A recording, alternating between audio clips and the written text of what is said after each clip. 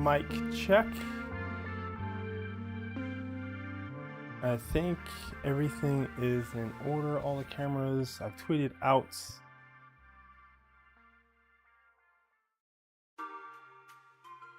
Turn down the music.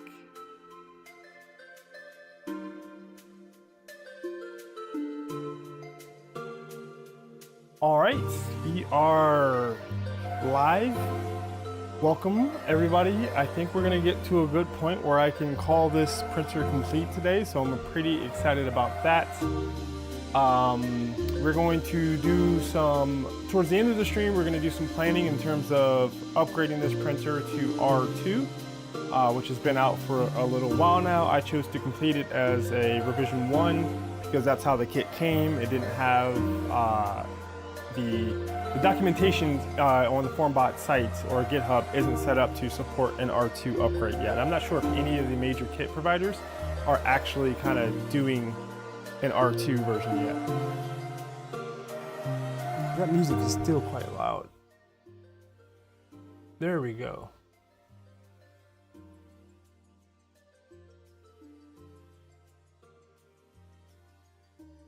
Where's my chat? I lost my chat. Welcome, Mad Dog Jeff. I forgot to turn down the music, but what I was saying is we're gonna get this to a nice stopping point. There's a couple things I have left to do in terms of getting it to where I would say it's complete, but we've been printing some ABS parts on there. You can see I've got a Logitech C920 camera mount on there. We also printed out these side skirt fan holders slash spacer holders. So these I didn't want to do on the V0s because I would have had to split them, and there's a heat set insert that goes on the top of them. So yeah, we just waited, and those are some of the first functional prints off this printer. They don't look bad. I've got a microscope. You can kind of take a look. There's a little stringiness because I think the filament is just absorbed a little bit of moisture, but overall they're not looking bad for not having finely tuned the printer.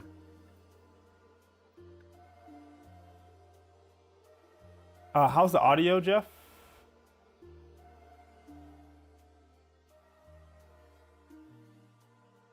So yes, we will kind of complete some of the stuff I'll mention in a second. We'll do some R2 planning. I need to figure out exactly which prints I need and parts I need to print for the R2. So I'll print some of the smaller stuff on my V0s, but the majority of it will be printed on here. Audio is perfect. Great. Good to hear. Thank you. I appreciate that. Because I know Steve redrew and remade a lot of the parts in the R2 revision. So if you go and look at the changes, it'll say like every single side skirt and almost every single part was redone. But I don't think you necessarily need to reprint. Like I'm not going to reprint all of the panel clips and things like that. I know we need to get the XY gantry, the AB motor mounts, all of the Z mounting, and I'm not sure what else, but I plan on copy your link into your Discord. I forgot to put it in your Discord this week. Thank you. I actually have your Discord up, but it's not scrolled into view.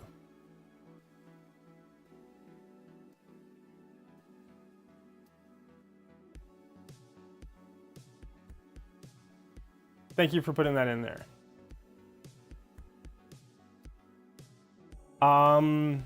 Yes, so off stream, I did some prep. I put some heat set inserts into certain parts, like the Nevermore has 1 or 2.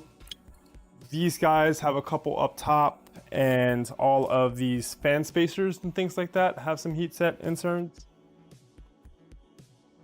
Let's see, I printed out a bunch of diffusers for the LEDs that I mounted in a previous stream, and I put them in 3, and I'll do the last one today, but this is just clear PETG. I think it's clear.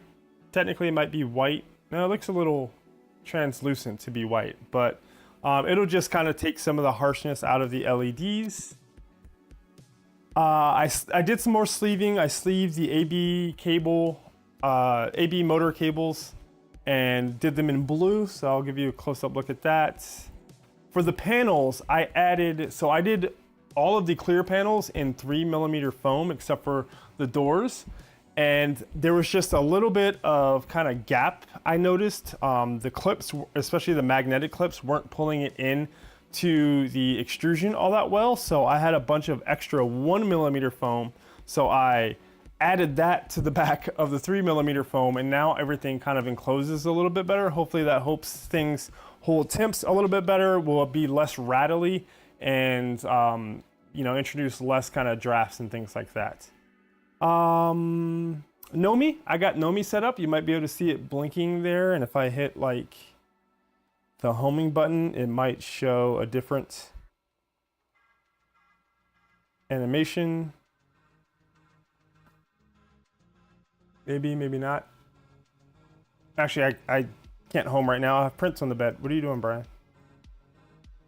But yeah, so Nomi is all set up now. It was actually pretty easy. I forgot to put the Wi-Fi antenna on the back of the PCB. So it came in the box and I set it up. I think I planned on redoing everything with the Nomi and the stealth burner, and I just forgot to put the antenna on there. Once I put the antenna on there, I was able to connect to my Wi-Fi without a problem, and I was able to add the macros to my printer.cfg. So that's pretty straightforward. Their instructions are actually pretty good. My hot-end fans. So this is the stock hot-end fan that came with the printer. It's kind of a no-name or their own brand, something they're able to get presumably for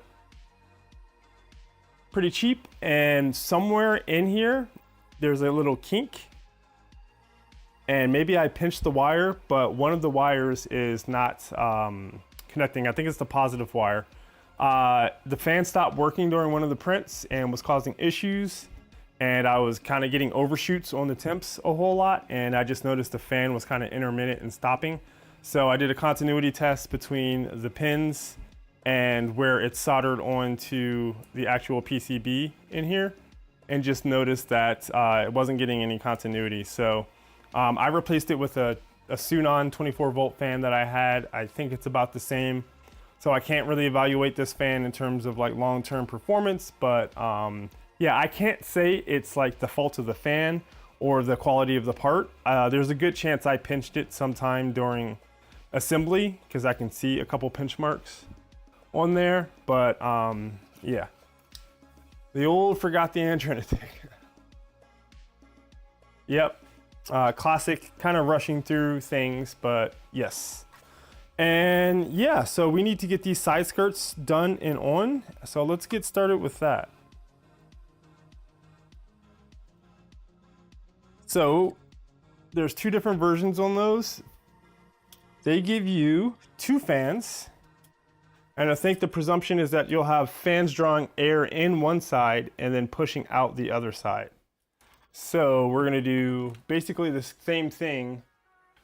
One side will be with these spacers and the other side will be with actual fans. But, oh, there's heat set inserts that also go into the fans. That's an interesting little trick. The first time I've seen that done.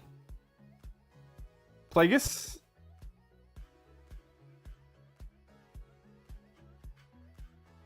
Is it Plague is Slim or Plagueis Slim? Like Darth Plagueis. I don't know if I've been saying that wrong the whole time. Thanks for hopping into the stream.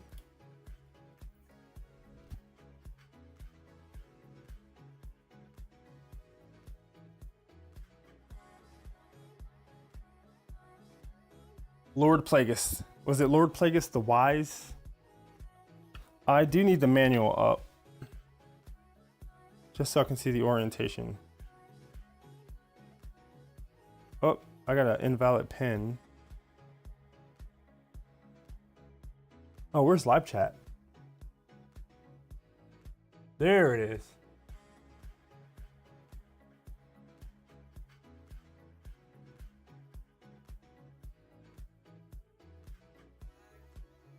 So I added that to test out the chamber thermistor.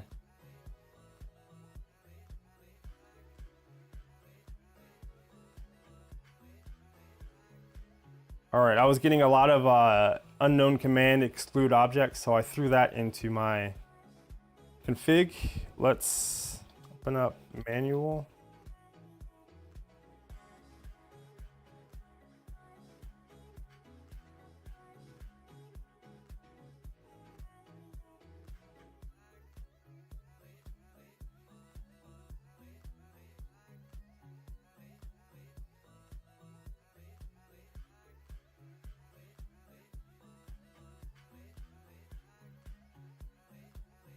Scroll all the way down to the part with the side skirts.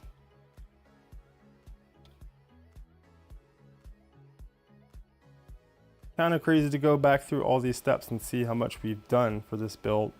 7 streams, I'm kind of happy with that number. I think this time around I've done quite a bit more prep off stream so that some of the more monotonous stuff I didn't have to like force you guys to sit through, like sleeving cables, doing heat set inserts on a lot of stuff. So hopefully people like that. So we've done all 4 of those. We don't have to worry about the display. Gotten that done.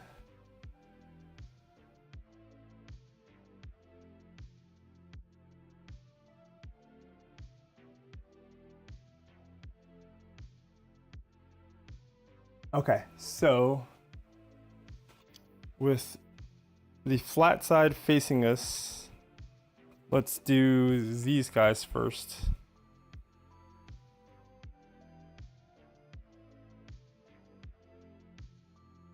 I guess I'm gonna put the fans on the side that reaches, oh, dropped a screw. That reaches the controller the easiest, or leaves the easiest amount of cable management. But looks like this is gonna go on the back side, and then there are 2 different versions of this part. Basically 3 of these corners are notched to fit into here. So this one actually goes on the left side. So you have to orient that the correct way if you want your Voron logo to show correctly. How are you guys doing tonight? Mad Dog and Plagueis?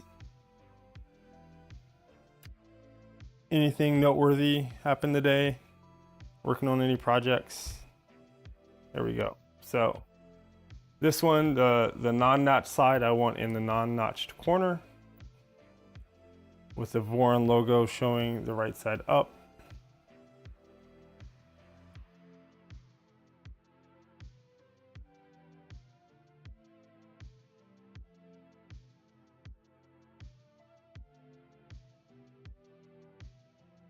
Do you control your fans with the heat bed or your steppers? I have it defaulted to whatever the config does.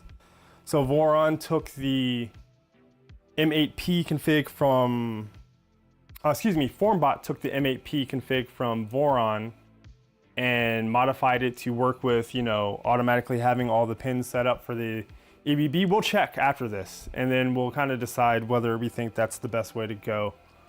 But I'm kind of just operating it as stock initially, and then making tweaks as I kind of think, that's not the optimal way. You finished your micron, congrats. I'm trying to decide if I want to do a micron before I build a 2.4. The micron is a little bit less expensive, I believe. I'd like to build, maybe I'll do a salad fork since I've just, you know, completed this Trident, and then I'll have a little bit more appreciation.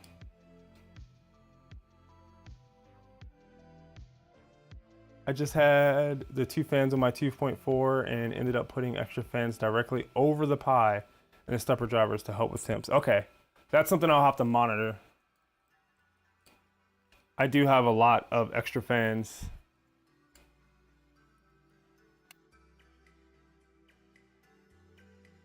Why aren't you threading all the way? I think I have a non-straight heat set insert.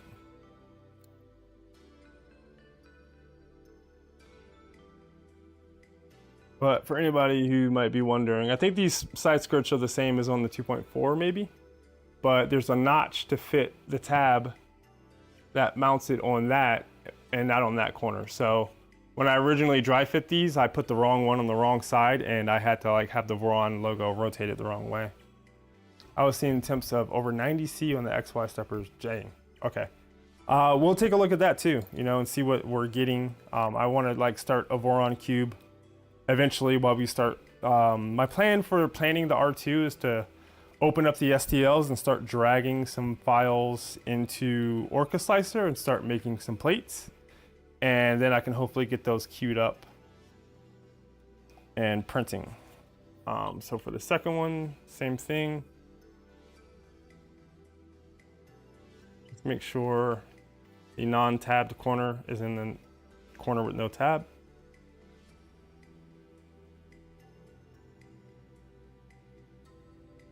Hopefully I can get this screw started by hand.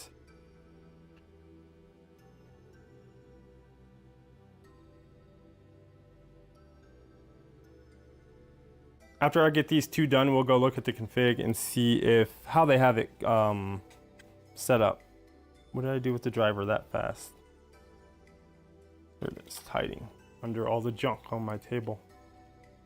I'll be a little glad once I get this done because I plan on taking stock of all the stuff that's left over that I didn't use. Some of it because I used mods or my own versions of stuff. Some of it because I just chose not to do it. Like I don't plan on putting the exhaust fan back here. But I just kind of want to, for the sake of doing a review on this kit eventually, just note how much stuff is left over in the hardware, how much stuff is kind of in the kit but maybe doesn't get used. There's some whole bag of screws I haven't touched yet that I don't know if they're like, a lot of the times these kits, when they have an upgrade like CANBus or something like that, then they basically include the entire BOM that Voron recommends, plus they'll throw in the stuff that their specific upgrades need. So you'll have some extra screws that just like are part of the stock build, but you don't end up using.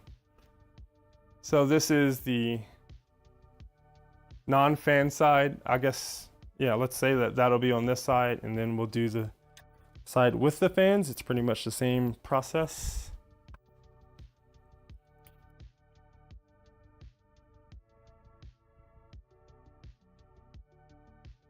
FORMBOT always sends me extra hardware, yeah.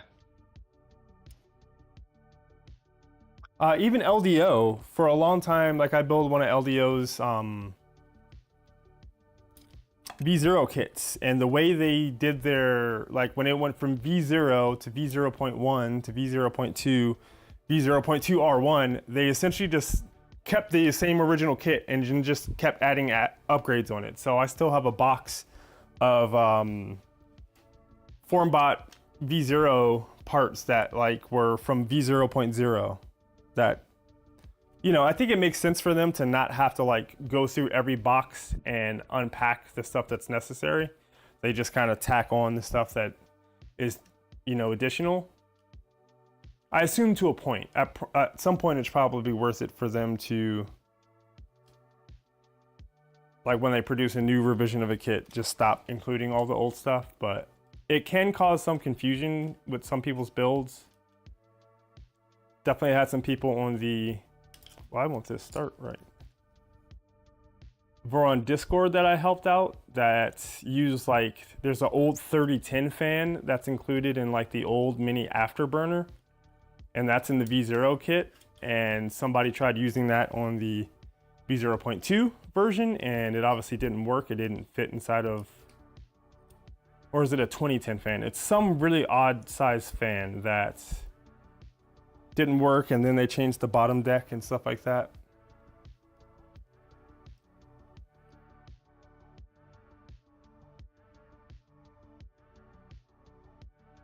I don't know if it matters what orientation where I have this fan sticking out. From memory, they run the fans off the heat bed, but it's been a while since you looked. Okay.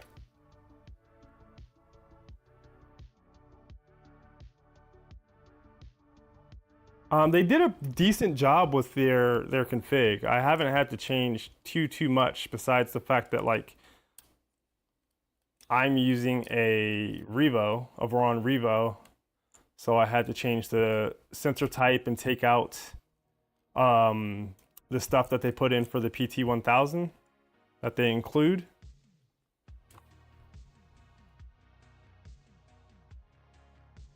Where is the second fan? Here it is.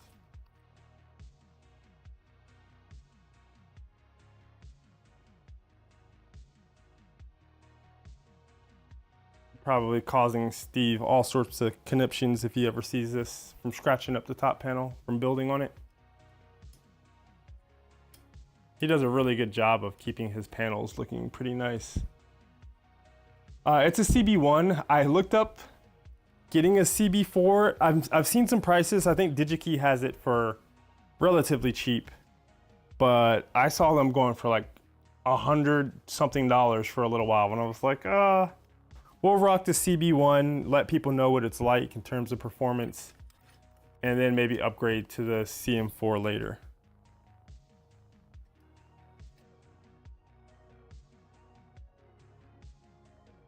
I wish I had kind of bought one when they were first coming out.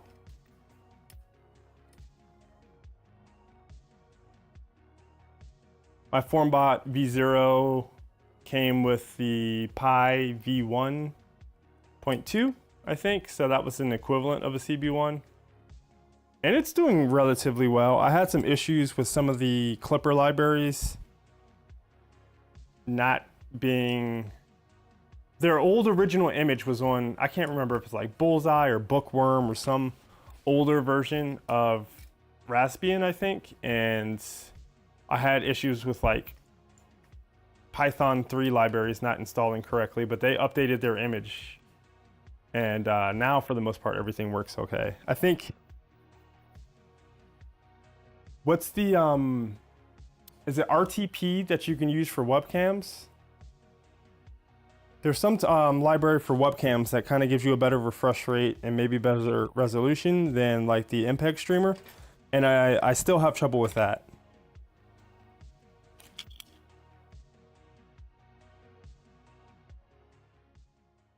I've had good luck with the CB1s in your builds. I know Phil down under Maker isn't a huge fan of the CB1s. You have the CB1 in your 2.4, it handles most things. It can do input shaping, but not do a belt comparison. It's just too much computing power. Can you somehow output that stuff? Is that, because that's after you run things, right? Or is that live while it's running the belt tuning?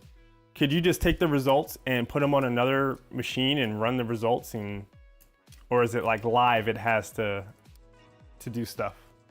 Do you know what I mean, Mad Dog? RTSP, that might be it. I had troubles getting that working on my machines that are running like a weird custom image, but on the LDO V0, I have 3 of them, so I have to get it straight in my head. The LDO V0, it doesn't have any problems running that, and the webcam does look noticeably clearer and refresh rate is better. I need to de-stress these parts. I don't know if you guys can see that. I don't.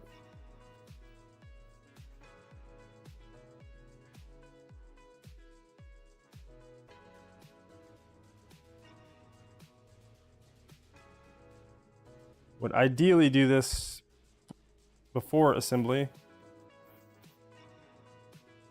but I kind of just literally pulled them off the print bed before the stream.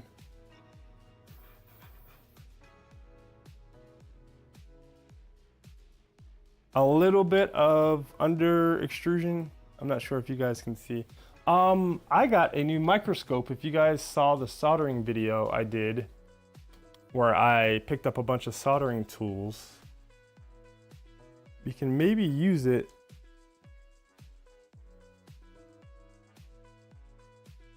Check out these prints. Ooh.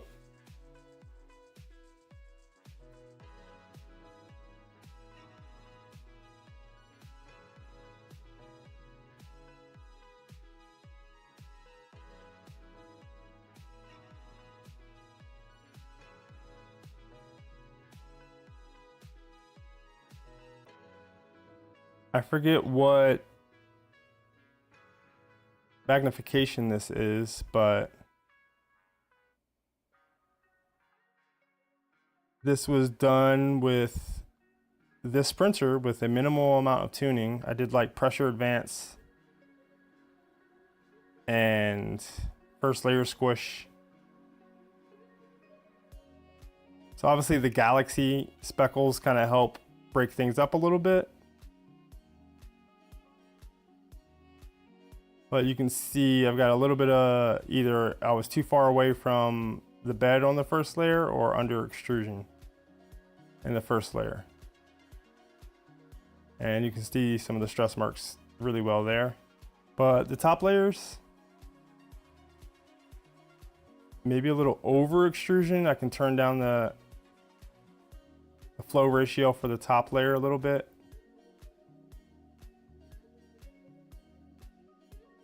But yeah, found a use for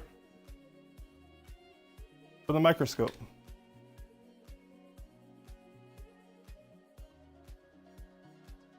Why is my mouse dead? There we go. It shuts down during the testing about halfway through and closes the printer to stop it from going into meltdown while it's going through shaker tune. Okay, gotcha. Very sparkly.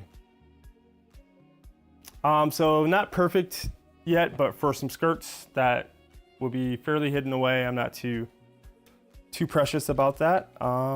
We need to figure out a way to install these.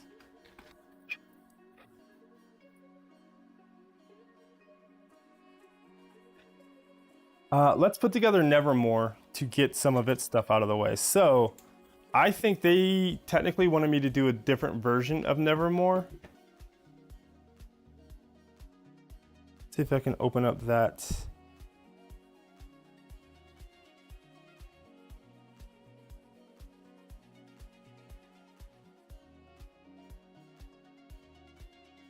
Where in the world did I save that?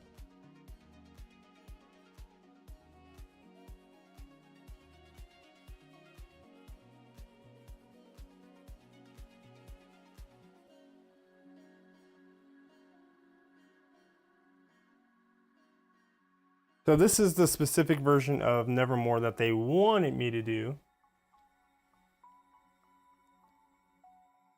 Maybe this is V5. I, for whatever reason, while I was sourcing stuff and printing out stuff, decided to do V6. So our instructions are going to be a little bit different. They have this bracket that goes under the bed, which is probably a good spot to put Nevermore, but I kind of want it off to the side on the side of the printer. So instead of using these 3 to 1 Wagos, we're going to use 2.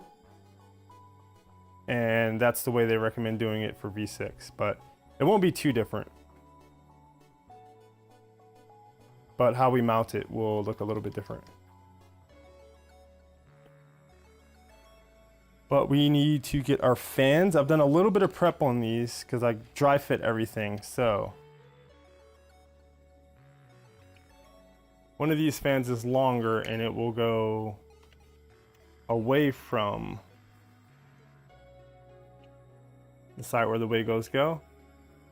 It's kind of nice they don't make you like completely disassemble these 5015s in order to do this.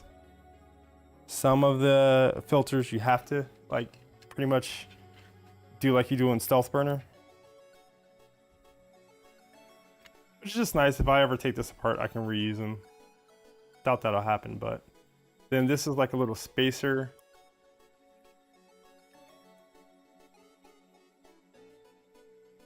That kind of compresses the fan into the right spot. If I can get it started. A little bit of elephant's foot on the print. Let's take this guy and just maybe coax it into place a little bit better.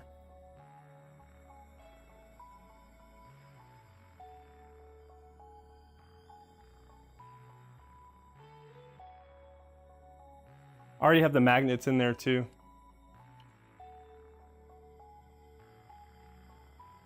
This is a little finicky. This feels like... I've been happy with the Trident. There wasn't a lot of finicky parts. There we go. In comparison to like a V0, which, you know, I've had a lot of experience building V0s now, but not much experience with any of the bigger printers. So the way to get this in, I'm finding, is to get this corner in first, kind of compress it a little bit, and then that corner will slide in, and then they've got these little dovetaily thingamabobbers.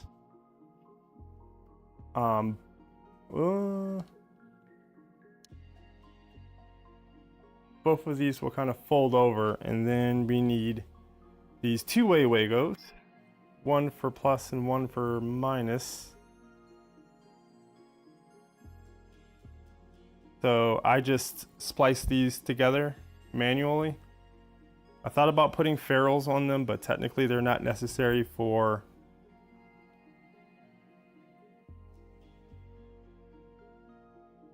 a Wago. I ended up getting rid of my Nevermore and just installed 4 bed fans for better chamber heating. I plan on putting some bed fans underneath, which is one of the reasons I'm thinking, or I'm going to be mounting the Nevermore off to the side. So it'll be easily accessible. I don't know if theirs was, I don't think theirs was magnetically put in, so like changing the media out seemed like it was a bit of a pain, but no, that's not right at all, you guys. Don't let me do stuff like that. We need to take our lead, which is pre-cut and pre-crimped, and I put a little bit of sleeving on it in the part that I plan on kind of sticking out into the chamber. And we need to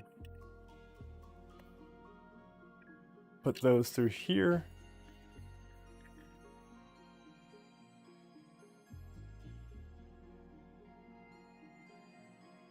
And this one would be negative. Shove that guy down there. Get our second Wago. And you can imagine this will be pretty much the same with the 3-way Wagos, except for you'll just put one fan into one corresponding Wago clamp. And it just pressure fits in there, which is kind of nice. Hey, Phil.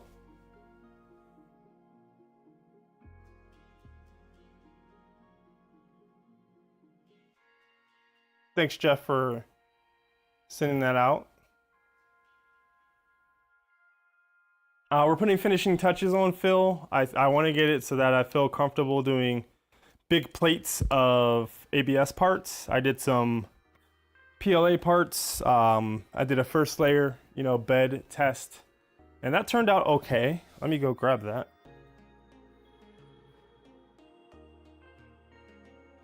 It was a little stringy in the first stream, so I readjusted it.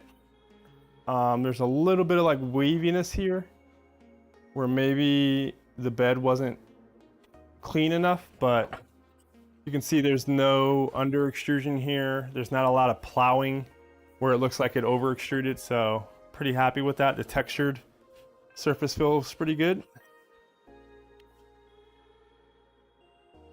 I'm repairing couch recliners and found a 5/8 and found that 5 out of 8 have blown ICs. That's fun. Anything repairable?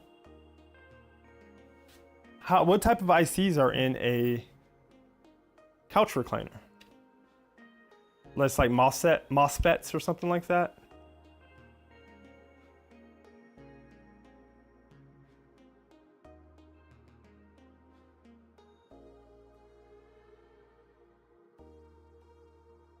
There's a little clip for these to go under, but it doesn't really hold all that well. But I don't think we need to. We've got this plenum, or this cover that I decided to do in a sort of contrasting color, and that pops in there pretty well. I think we need a M3x6 or 8 flat head or button head.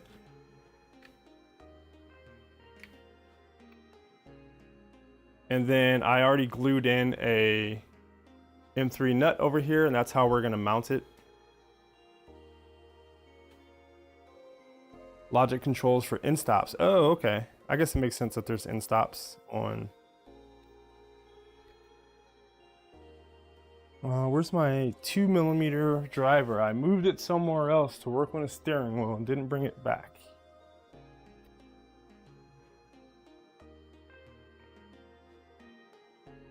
Shame, shame, shame.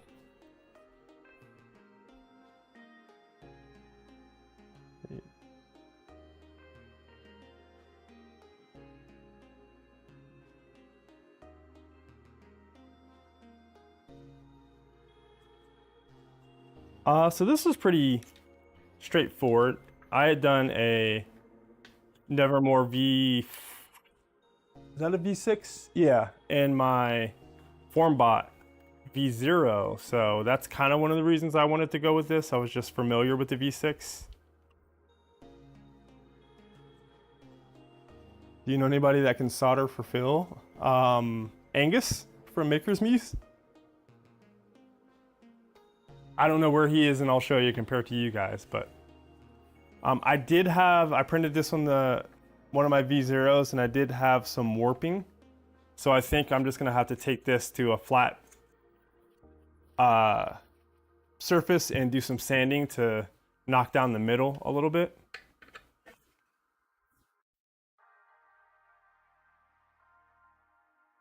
I can do these, they're easy, just need to source, yeah. What's the equivalent of something like DigiKey for you guys? I imagine they serve you, but it's probably at a premium. So I just want this heat shrink to kind of cover up the black and white a little bit.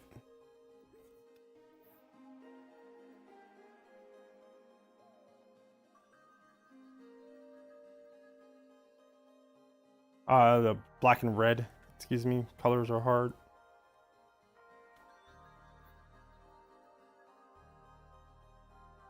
Words are hard.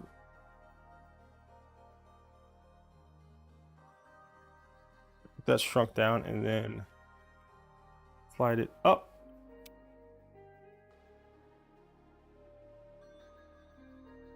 And then everything on this end should be inside of the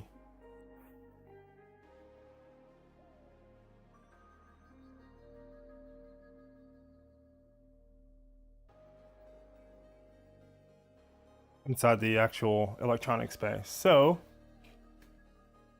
this will mount on a piece on the inside, and then we'll screw in through here, which will screw it into place, and then this attaches magnetically. This is also a mod that Chris from Chris's living room workshop did, and I don't have the part. But he did a mod. This is supposed to have this like accordion plenum that slides in order for you to be able to change the medium. I probably won't be changing the media much, but it's a pain in the butt to get that plenum out. It's over designed. So Chris from Chris's living room workbench made one because you want to stop the media from possibly falling into the fans. So he made this version that will have a little slot here and it'll slide in. But I forgot to print it, so we need to put it on the bed.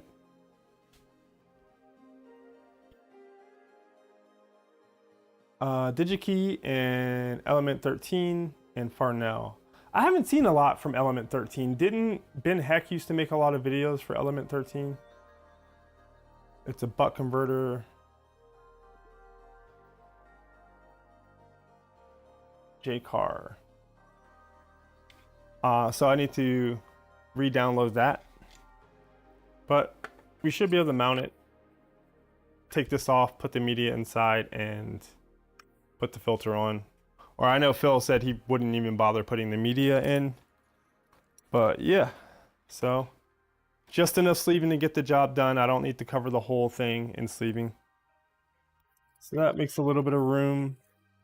I did grab a cheap thermistor from my box of extra parts and printed out this 2020 thermistor mount to do a chamber thermistor. I don't know if there's one on the SB2209 or not. If anybody does know that the SB2209 has a chamber or a thermistor which could act as a chamber thermistor, let me know. Because it is nice to kind of know what temperature the chamber's at before starting to print after doing a little heat soaking.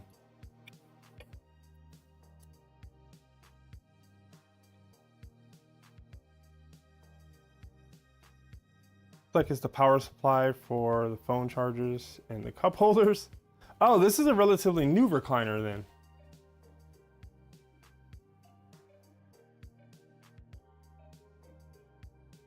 I never had media in mind. That's what made it easy decision to get rid of it. Yeah.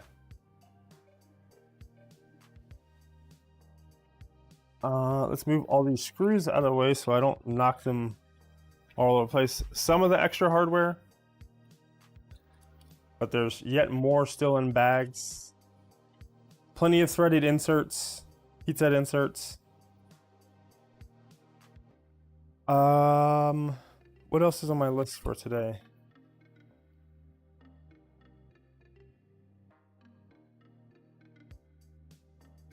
We need to do this last diffuser. So I am liking having these magnetic panels because I can easily just pop it off.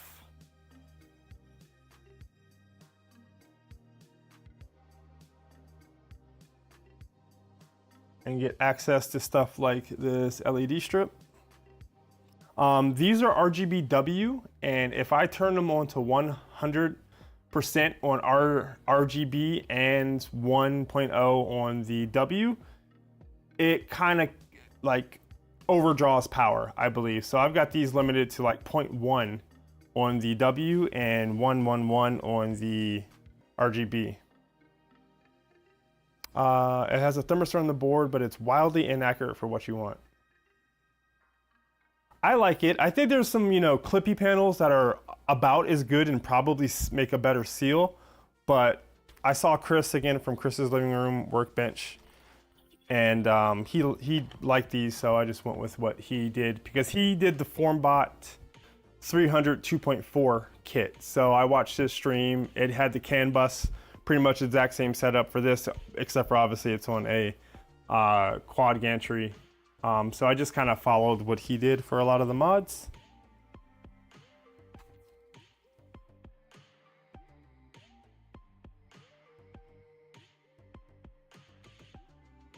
I did replace a lot of T-nuts, so I don't have a whole lot, there's not a whole lot of extra of these M3 roll-ins that come with the kit.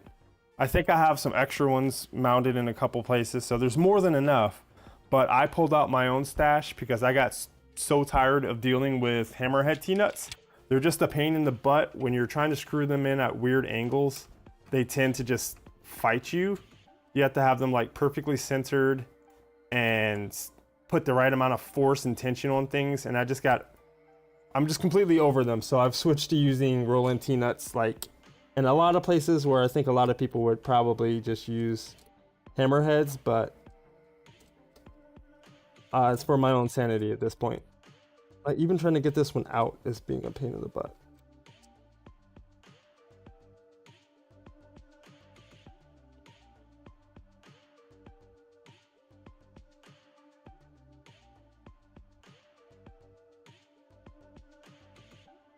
There we go.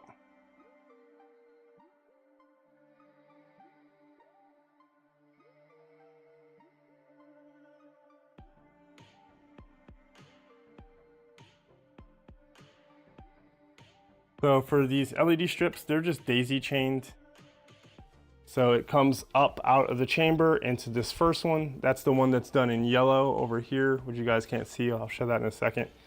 Goes out of the outs into the end of the next one, out and in, and out and in. And I did 4 discos that I got from KB3D.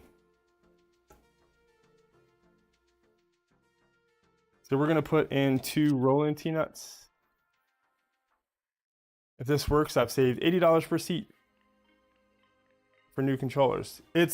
I'm kind of surprised you can get controllers for something as...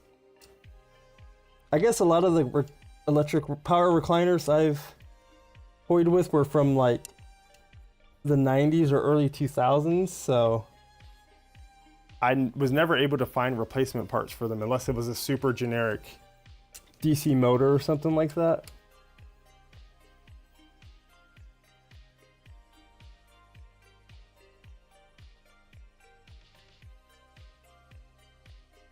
But we are at a point where, like, if it's kind of something out of China, it probably uses the same exact parts as 15 other pretty similar products, so maybe not too surprising.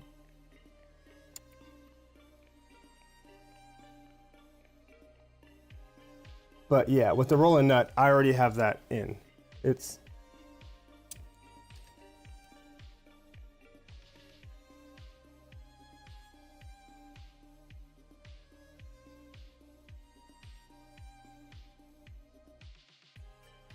oh, I didn't put the diffuser on. I'm gonna pop off one side. These just snap on and off with a little retention tab. Wait, Brian, I thought we had an agreement. You were going to do cable covers in 3-inch sections and alternate the colors. Oh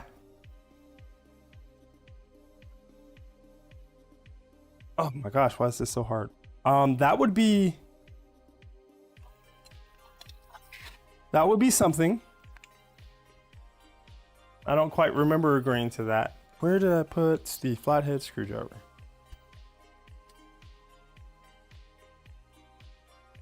You did me a pick of the chip. Chip pick.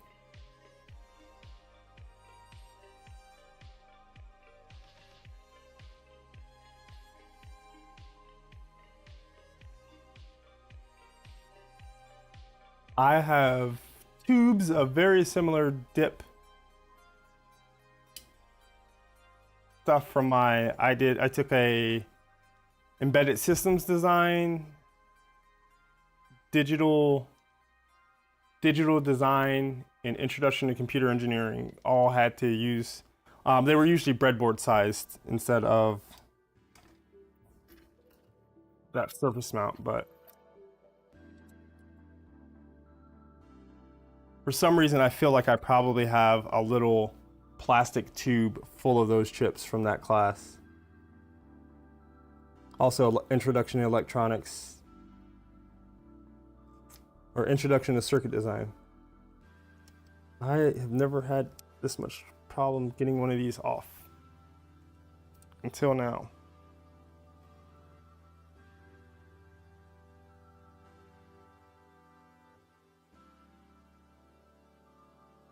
All right, we'll do the other side, hopefully.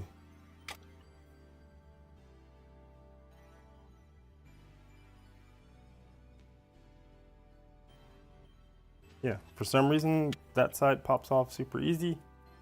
Some of these were a little hard to slide on, but you can see how bright and pointed that light is. And these diffusers just kill the kind of single point light aspect of them a little tiny bit. I printed these in 3 different parts on the V0, so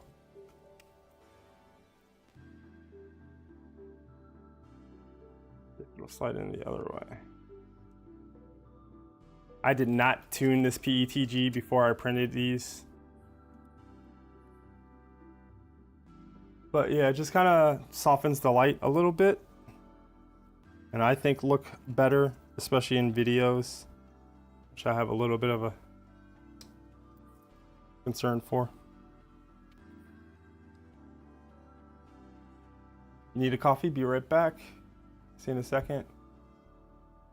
Thanks for showing me that I could run my EPB 36 V2 without an extra board. V0 is running CANBus with no errors. Thought that the USB board was required. How did you manage that? What is your what's your controller and Pi setup for your V0 build? My FORMBOT V0 has a little piggyback board. Ballistic Tech.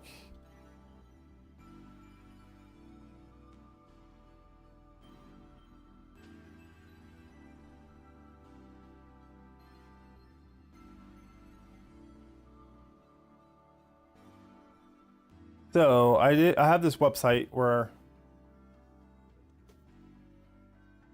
I post some of my stuff. So this is a review of the FORMBOT V0 in written formats. Like I always have my videos, but I also decided to do a written version just for people who might be like more into those old school type stuff. And I outlined how I went from the umbilical to CANBus.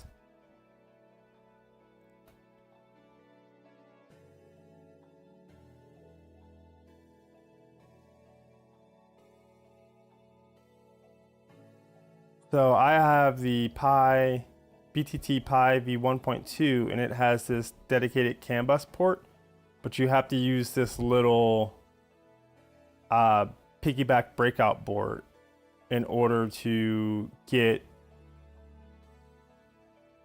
so that acts as like an extra MCU. And then I have an EBB36 Gen 2. Oh, you have an M5P, okay. That makes sense. If the M5P has a CAN port directly on it, that is definitely cleaner than having to do something like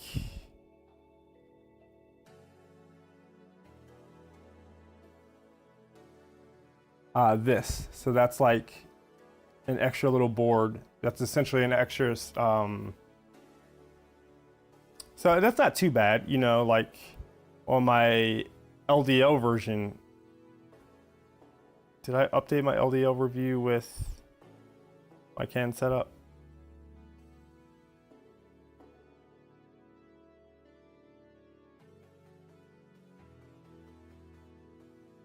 It's the same thing. I have a written version.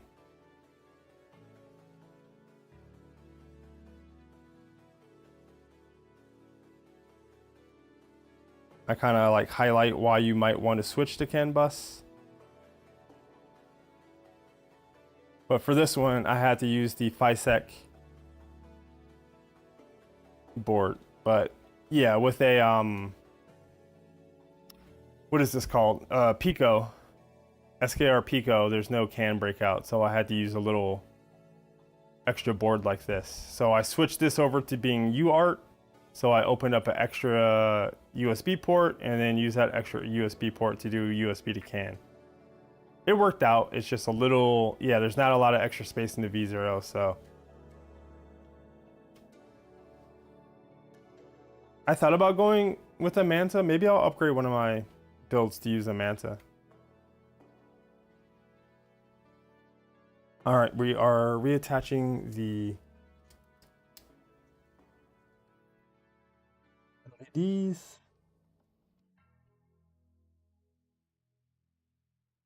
If anybody's super interested in actually like seeing me sleeve some cables to see what the process is, I kind of did one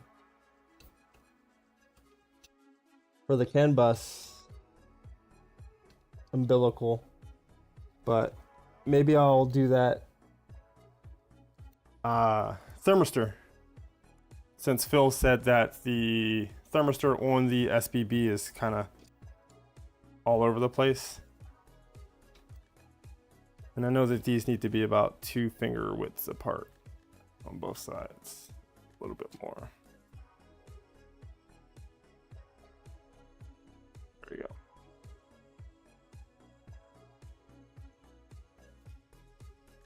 We are actually going to mount a camera later, so maybe I'll just leave all this off.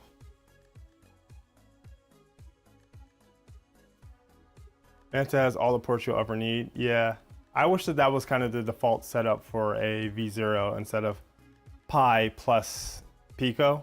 I think the Pico is a nice little board for a very small printer, but I think it would clean up the electronic space so much better with a Manta. Octopus Pro also has a lot of options and it's 24 volts. Will the Octopus fit inside of the back of a V0? What next? What next? We need to, let's shut down and do these skirts. I don't know if it was on the other side of the printer. I do like having the display to be able to shut down the printer. I know you could use like G-code shell commands and add a little thing to some of the other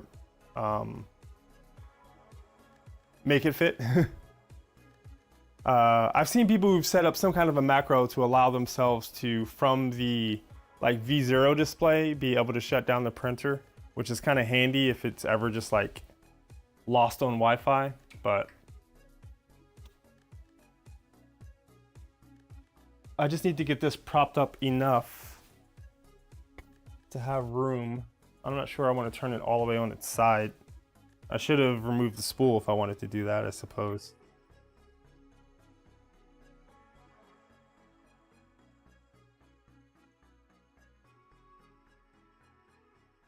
Remove the panel.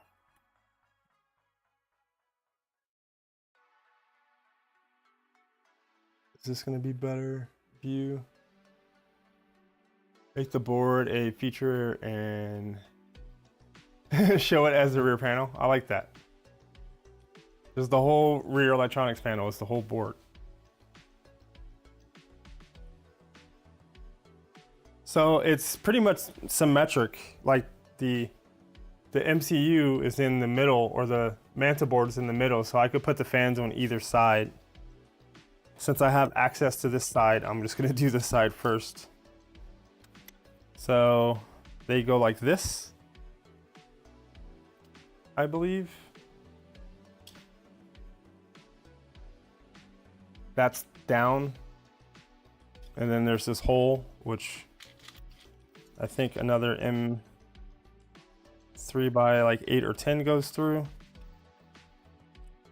We just have to make sure that these will make it over to, there's like 3 fan ports in a row.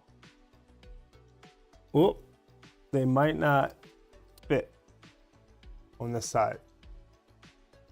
They have to make it cable managed all the way over to these headers. So we're actually going to put those on this side, on the opposite side. So the blank ones,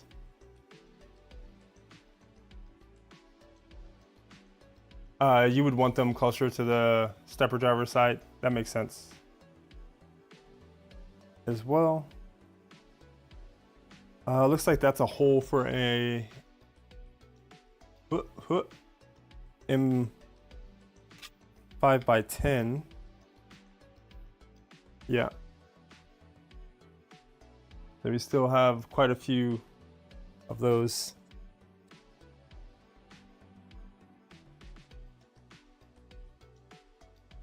Rolling T-nuts left over, so I will use them.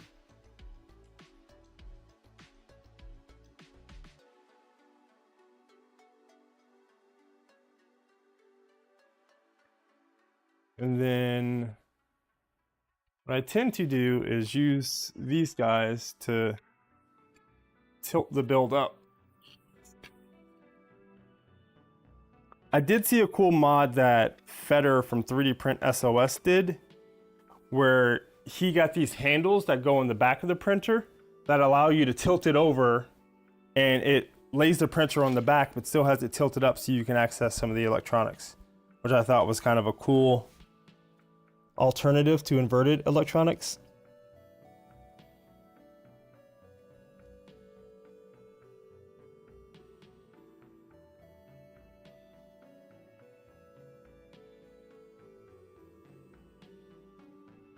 No, it goes this way.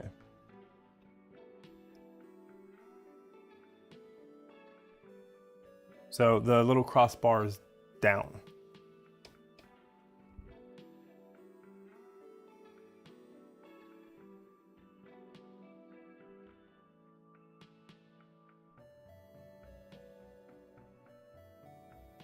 It's too big, isn't it? Yep. Need to get the driver.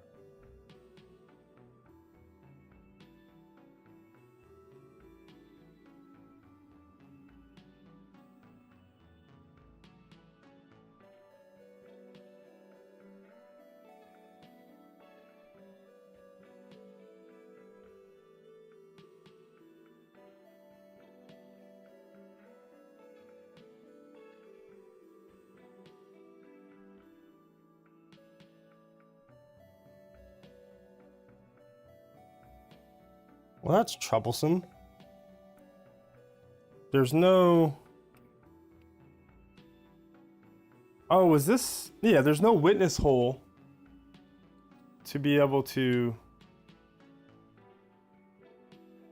Okay, back. Something else is dead on the board. Did you find a replacement part, or...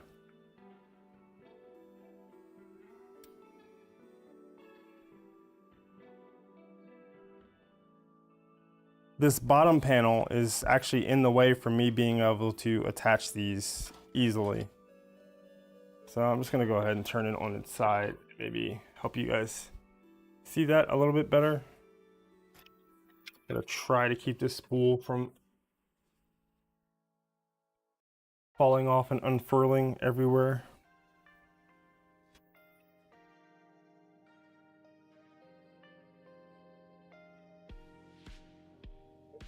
Not scratch up my panels on random hardware.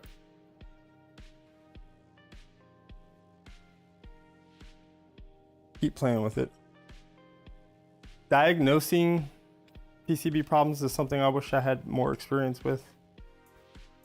So I need this panel to not be on there in order to actually screw this in.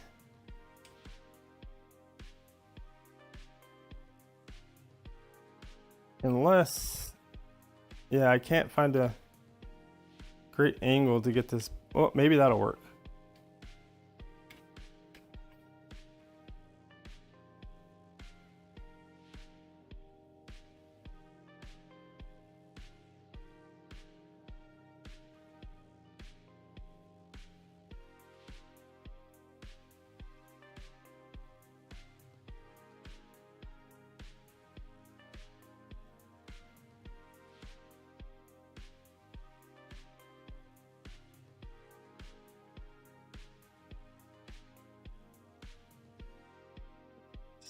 Peanut is askew.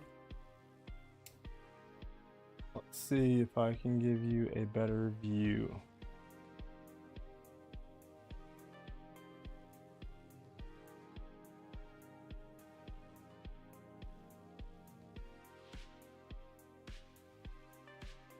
So I've got the roll-in T-nut.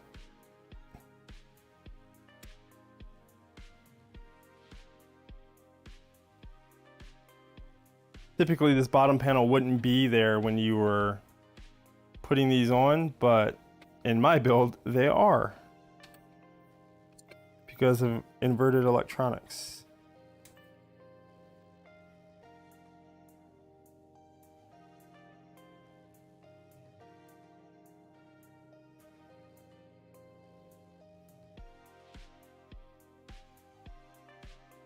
Do you guys have much of a gap between stuff like this? I've got, you know, a substantial... I think I was joking in a previous stream, it's got more gaps than a Tesla. But my skirts don't fit together like perfectly. Brian, I DM'd you the BetFan mods I did to give you an idea. Okay, I wonder if I already have those fans. Thank you. Ooh, they have a shroud.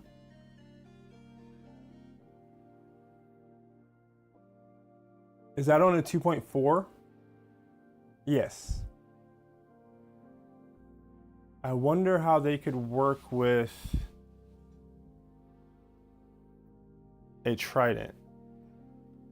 And those are just, are they 50-15s, Jeff?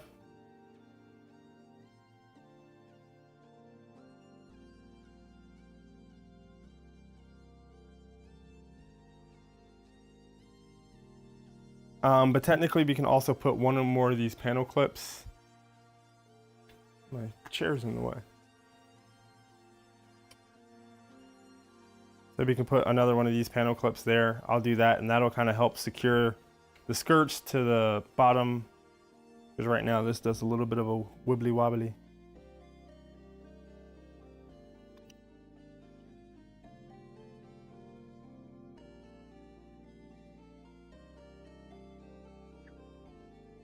I don't know where those clips are. I should have printed out enough, but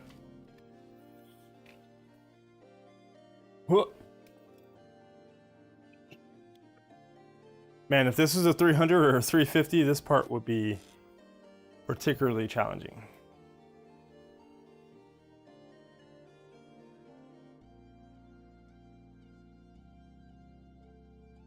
So we're gonna follow Jeff's advice and have the fans on the side that are closer to the stepper drivers to get more air on them. And I might ask you, Jeff, about the mod for directly blowing air onto the controller slash fan.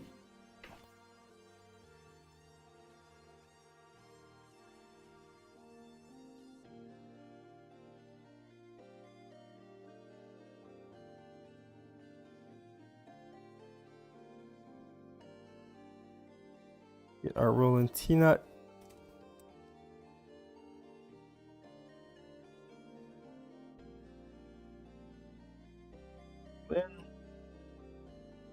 Close to center.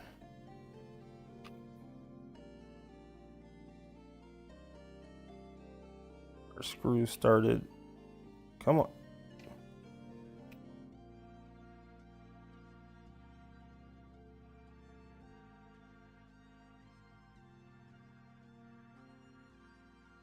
Feed our leads in there a little bit.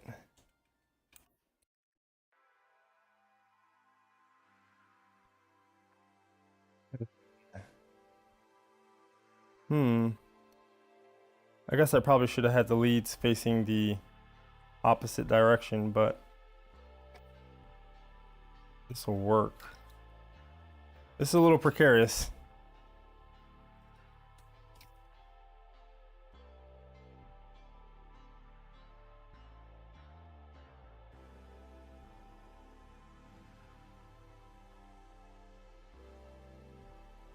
Get in your home. Okay.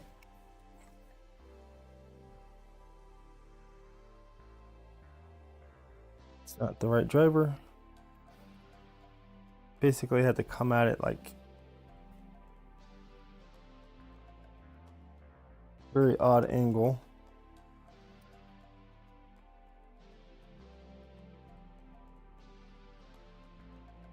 And I would not be able to do this without a ball end. I don't think, without taking that bottom panel off, which I don't want to do because all my cable management is attached to that bottom panel. So maybe a little bit of a order of operations. If you can get these side skirts done earlier, if you're doing inverted electronics, the better.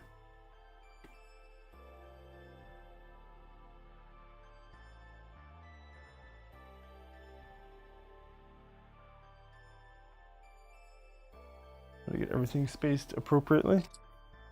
It's just a thing I drew up quick, which houses two 6010 fans. Okay, those are honking boys over the stepper drivers, and I put a 3010 blower fan over the CB1.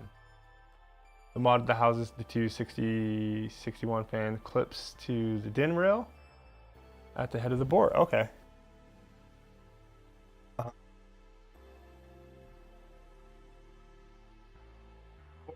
Just pop this panel off.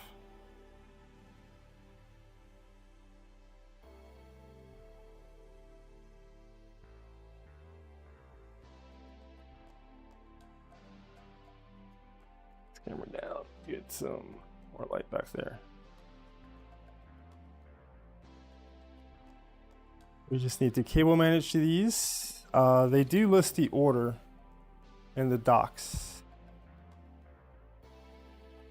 Or in the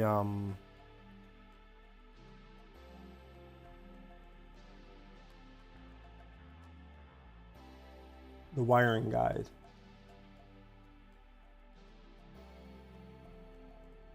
Not that one. Bump, bump, bump, bump, bump, bump. Instruction for Trident. Nope, not that one. Wiring diagram. So it looks like for their config, they recommend Nevermore to the left, then controller fan, the middle two.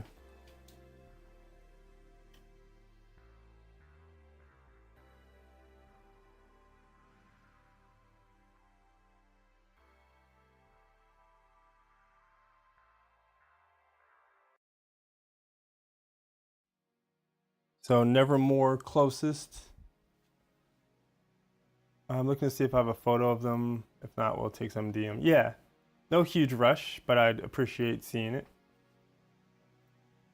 So Nevermore is the first, and then controller fan.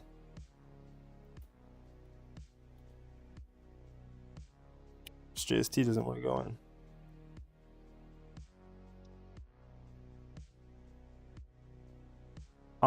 All of their fan connectors so far have been correctly polarized or pinned correctly so that none of them are backwards. I had some trouble on their V0 kit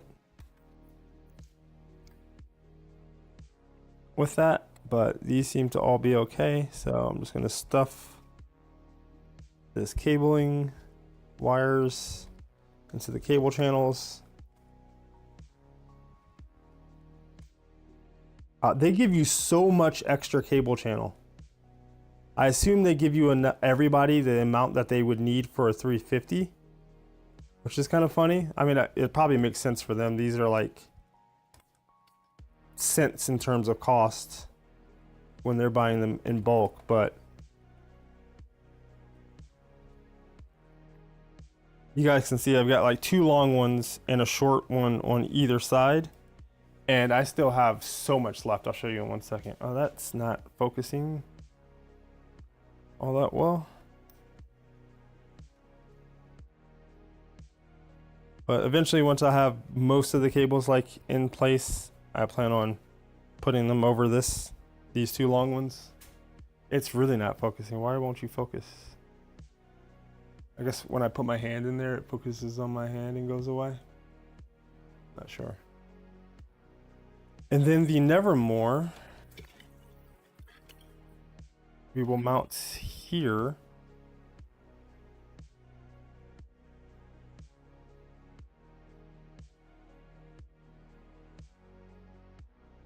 So they make this little mount that just screws through, and then we will screw a screw through both sides of these and into itself.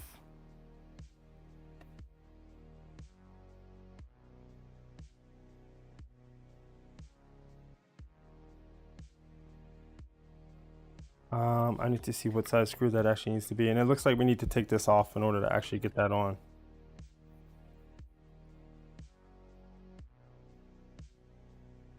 ABM2.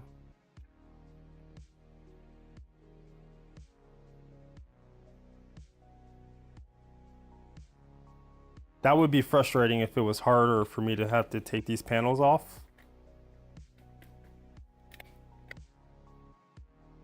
A flathead. They do have a little recess over here.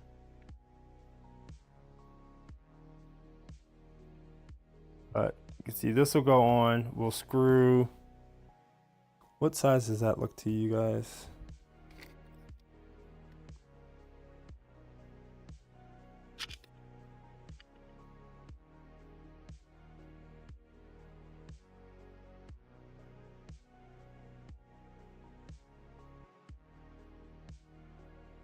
I'm going to use the Hodo to persuade this hole to be long or big enough.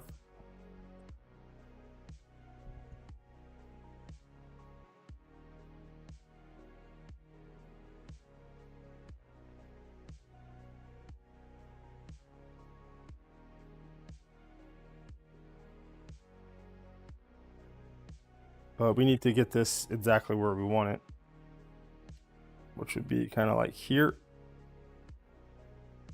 A little pressed up against those back cables.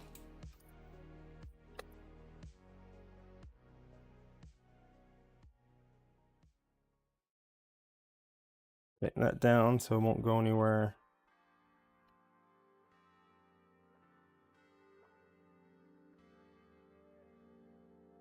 It looks like it needs to be like a let's try it, M3x10 button head, the last one I have in the kit.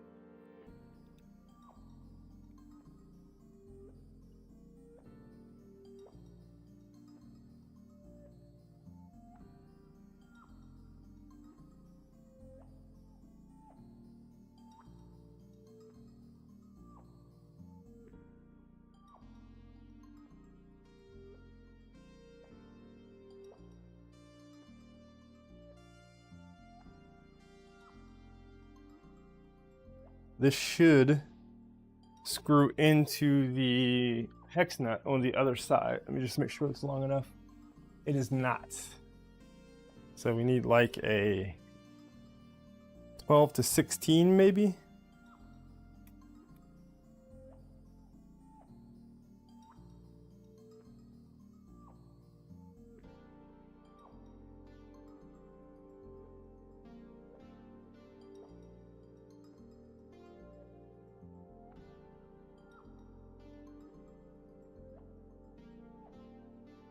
You can see some of the excess or extra hardware. It's a lot of the longer ones, like 30 millimeters, 25, M4x6.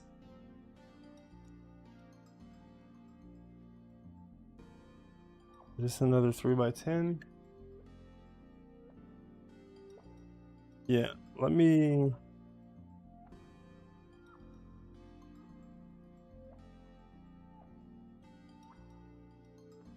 These are my V0 extra hardware. M3x12 button head might work.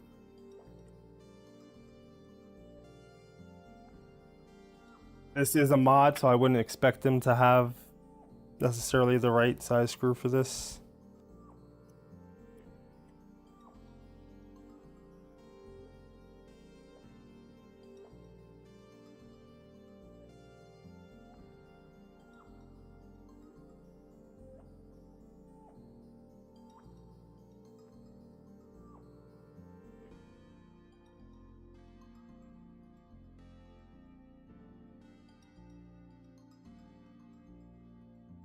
It screwing into the plastic is honestly holding it pretty securely. But no, that 3x12 still isn't making it all the way through.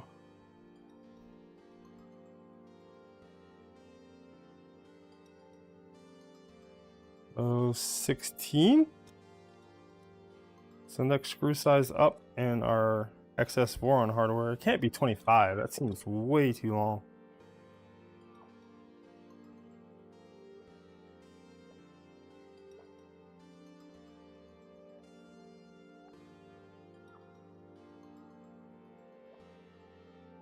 It probably says it in the Nevermore documentation. I kind of don't like their documentation.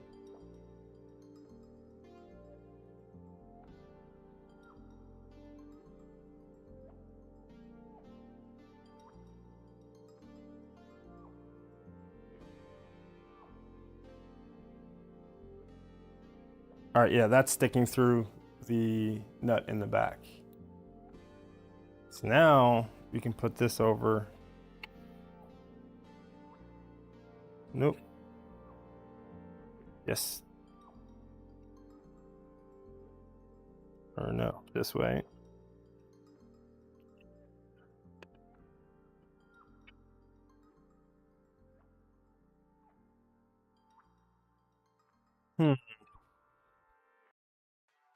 They give you enough room to actually nudge this?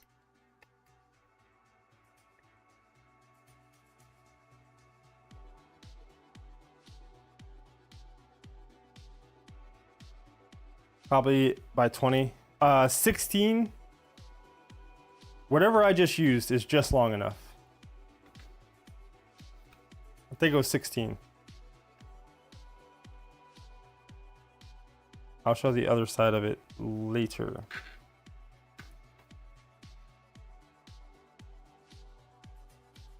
Part of the reasons I went with a mount over here is just to have slightly more colorful stuff in the chamber area, to be honest.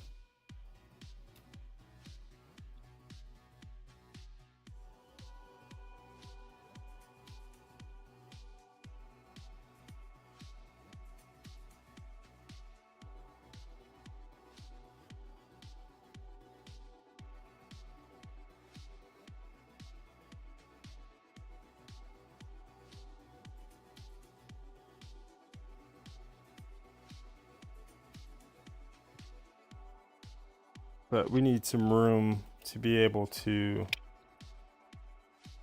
route this cable. So this will be here. Approximately, this cable will go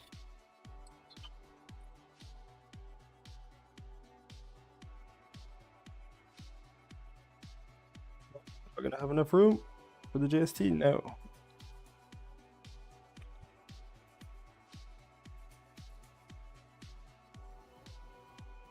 Is this still a T-nut, or did I change it to, or a hammerhead, or did I change it to a roll-in? I think it's a hammerhead.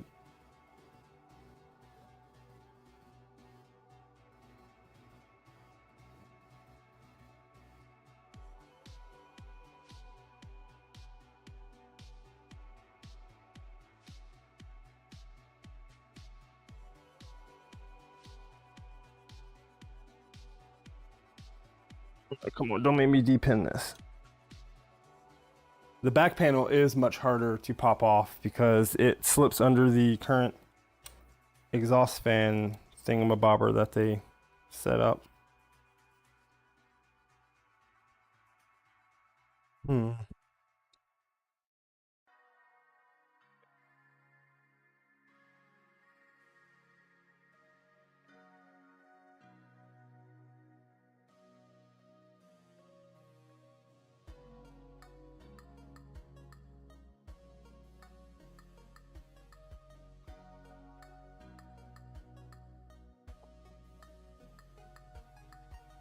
See, when you want the T-head or the hammerhead nuts to come undone, they won't. When you want them to tighten, they won't. Okay, I guess I loosened it up just enough to get this through. Nevermore will go in the closest port, and I will cable manage it. And I don't even think we're going to see any of this sleeving unless I purposely move this forward a little bit, kind of unnecessarily. I mean, I can move it over here just so we could see some of the sleeving. Would that be silly? Let's do it for now.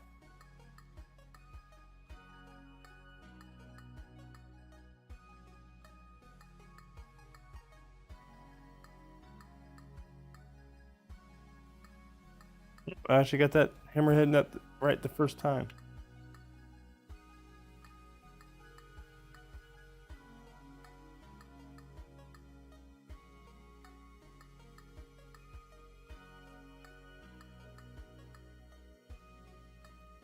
I don't actually think that this shield fence thing is necessary. Like I moved the bed up and down and I couldn't get this to actually fall into the travel area of the bed, so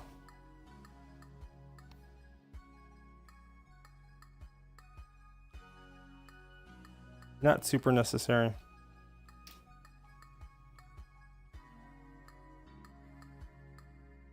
We're gonna put it right here just so you can see a little bit more of the sleeving, completely unnecessarily.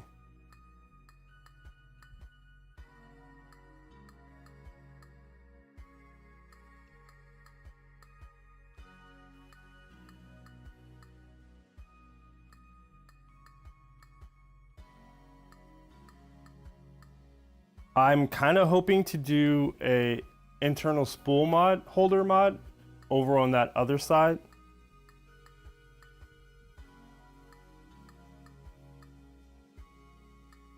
This might help balance it out visually, having something on the opposite side.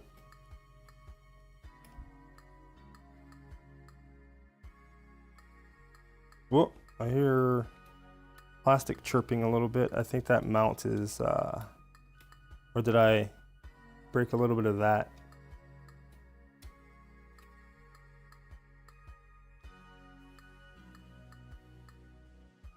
Bottoms first.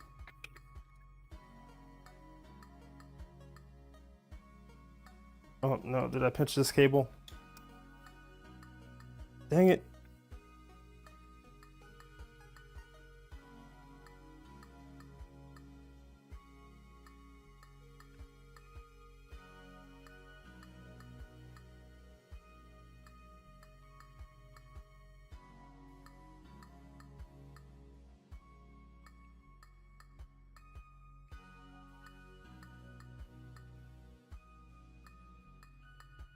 It got pinched. I don't know if it possibly severed it.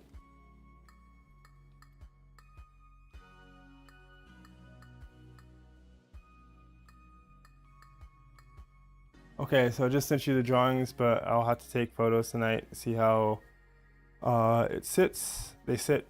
We'll give you a better idea. Gotcha. Appreciate it. It's always nice when you have like people who've done builds and experience stuff.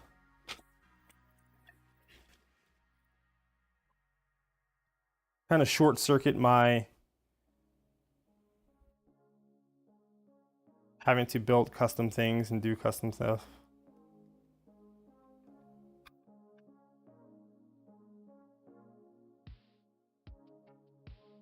I debated doing this sleeve in blue, but I'm okay with it in yellow for now.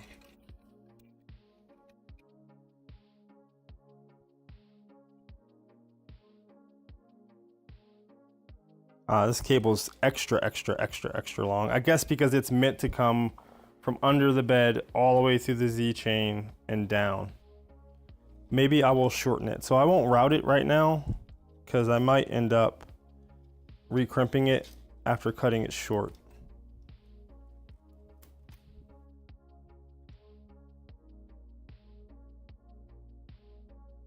What?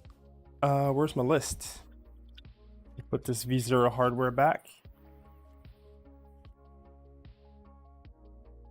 It is nice after you've done several custom printer builds and mods that you start to have extra hardware like that laying around.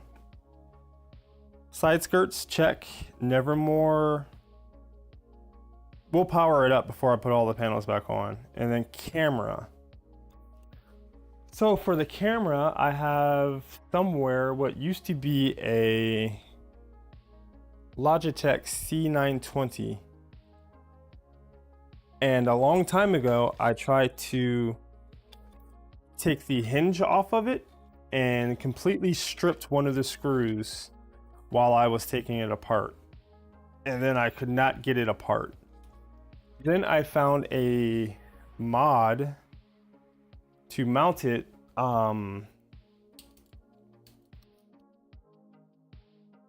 which basically uses just the internals.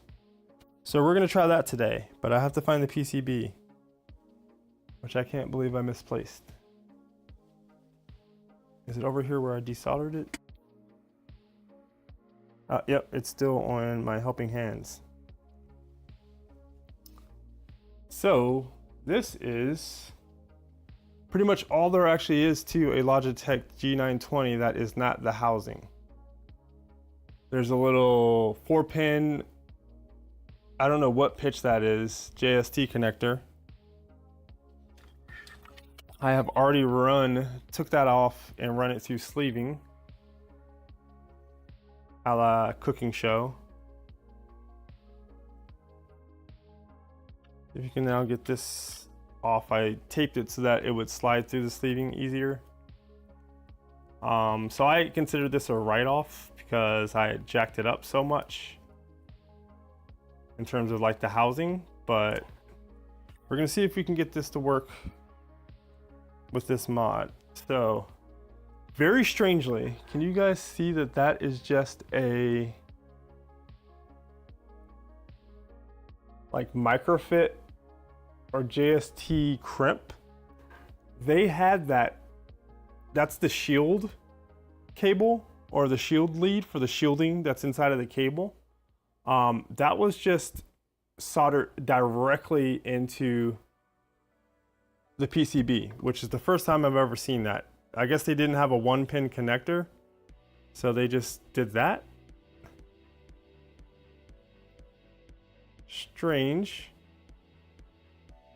but let's start to figure out this guy. I need to pop out all this support.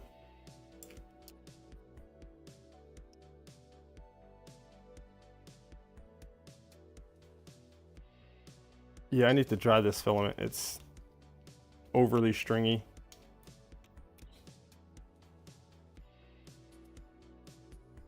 We're still under extruding a little bit on the first layer.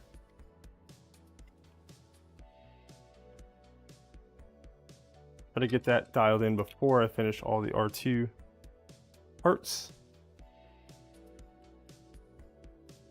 Has anybody on stream have a Trident? And if you do you happen to have already done the R2 upgrade?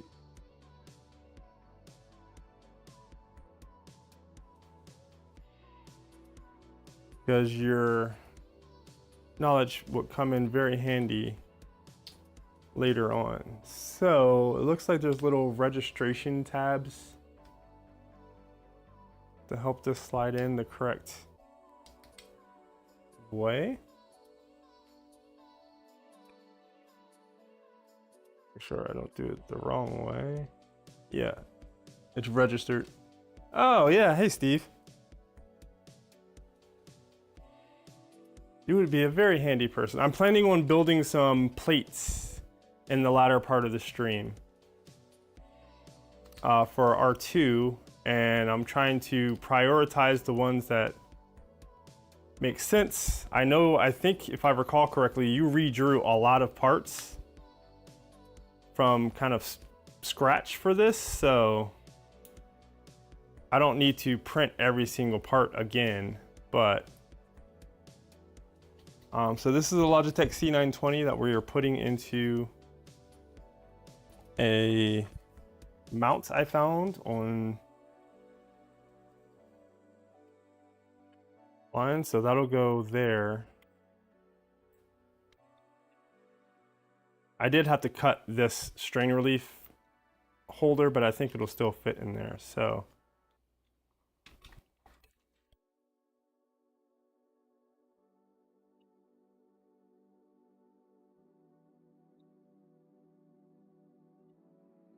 this is a C920 I had messed up when I was trying to take it apart previously. I wanted to remove this super bulky hinge. If you guys are familiar, where is it? This thing. I was trying to remove this previously, and one of the screws I had to do in the very beginning completely stripped out while I had it like half disassembled, so I couldn't put it back together completely, and I couldn't get it like completely disassembled. So I just kind of didn't use it for a long time, but then I found this model that we're gonna try. So tiny JST connector, 4-pin.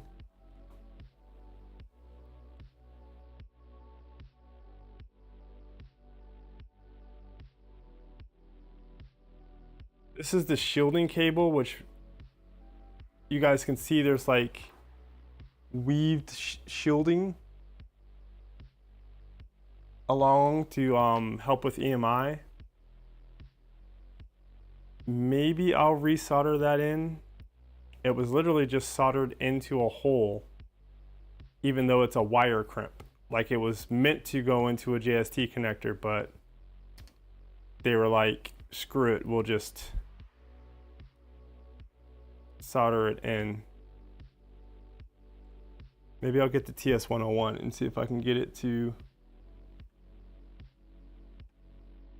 go back into his hole.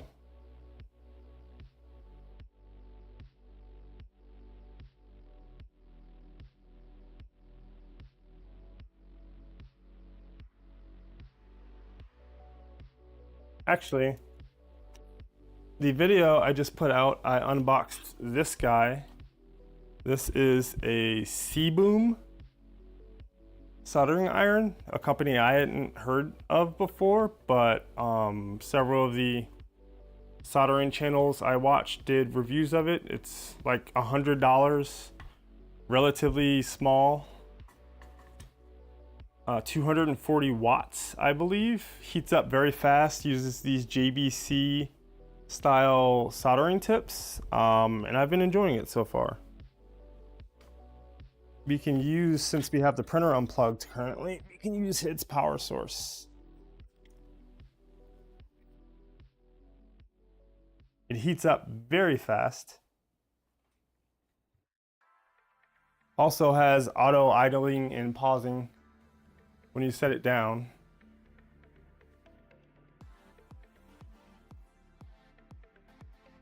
Into the wand holder. Let's see if you can do some minor surgery with this very, very quickly. The OmniFixo.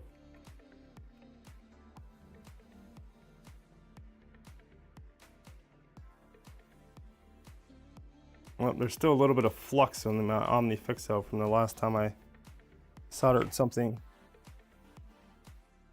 But one of the reasons I like these JB, so this is heated up right now, but with this holder, I can relatively easily pull that out.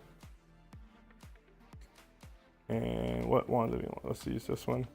Put in another one, and it will work again. And then when I put it in there, I don't know if you can hear it beep, but it automatically idles. Kind of like a TS101, but I think that's mostly time and accelerometer based.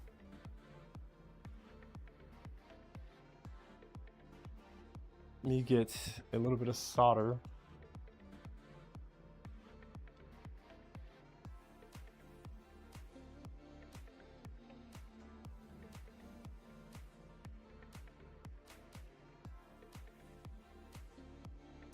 This tip has seen better days. I kind of mangled it a little bit. And it's a little oxidated. Got this stuff, ruby fluid. Nemesis, welcome.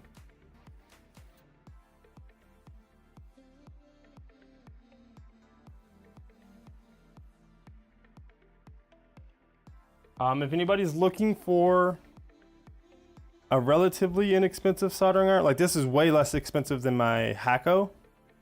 What is it, FX888 or something like that, but I'm kind of liking it better.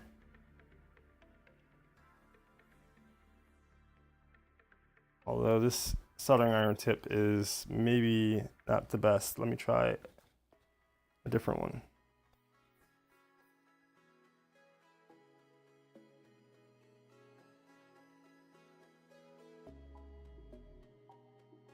So each one of these soldering iron tips has its own thermistor inside of it. The Wellers are very nice, especially their stations.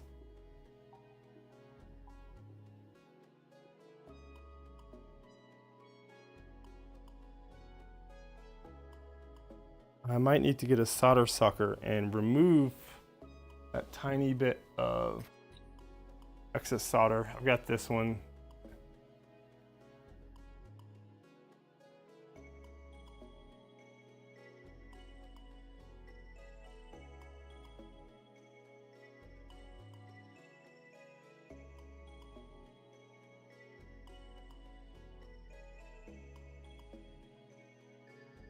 Very unusual way to ground this, though, I will say.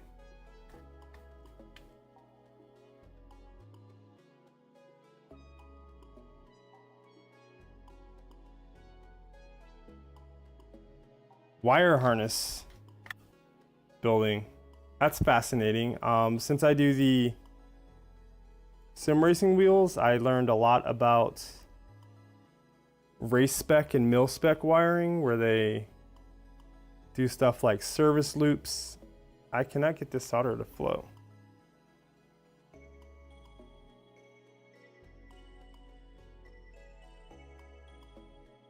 I was hoping I wasn't gonna have to remove the printer and do this, or do this somewhere else.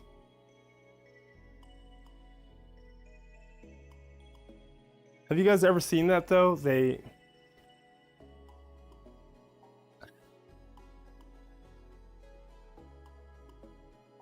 took a crimp for like a JST and just stuck it through a through hole and soldered it. I mean, it works. It's just very not premium seeming.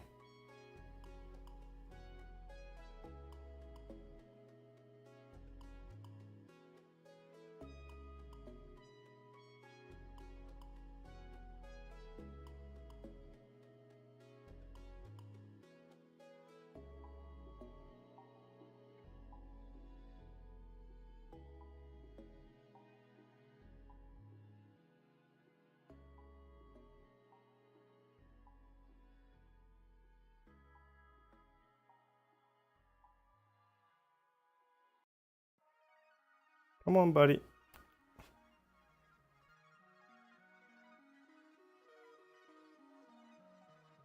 I solder wicked it about as much as I could get off.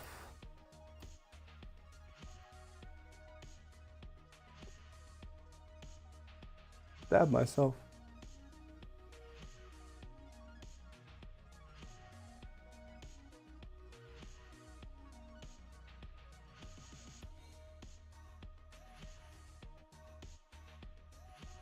I might need to add a little bit of solder to get it to flow.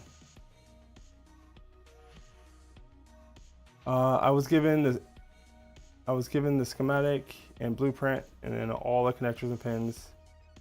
Did you have to do the concentric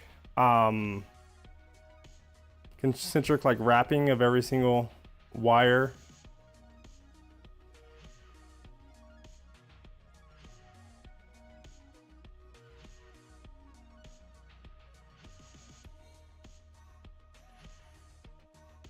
I'm sort of ruining this pen. I have to grab a set of tweezers. This is gonna get hot.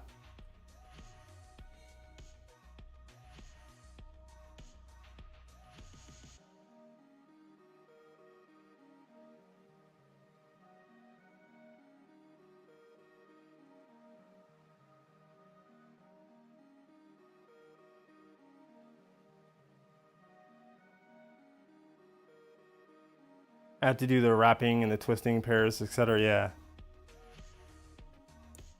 Fascinating, very tedious, and I can understand why people who do it get paid a pretty decent amount, from my understanding.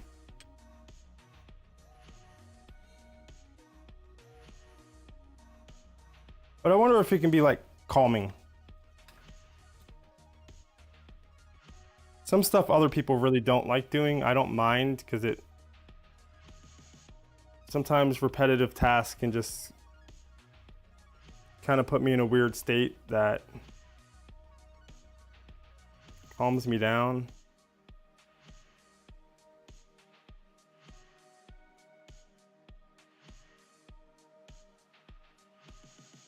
I think this is the ground plane, and I'm having a hard time getting it heated up enough.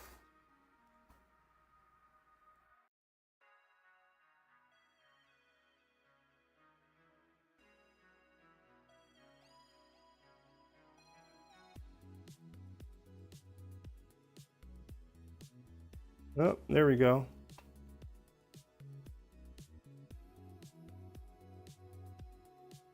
Yeah, just a really awkward, like I did not expect to open up a, oh, you guys can't see.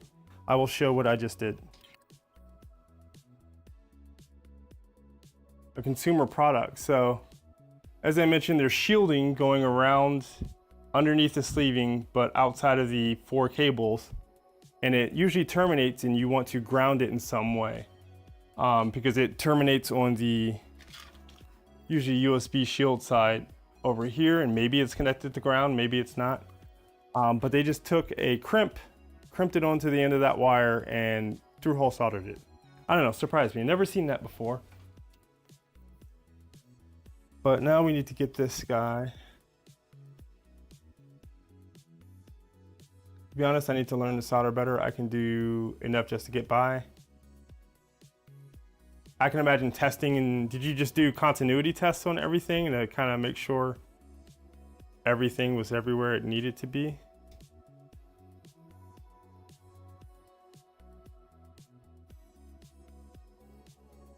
So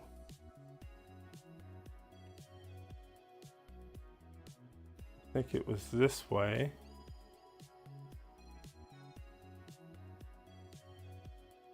Probably going around like that.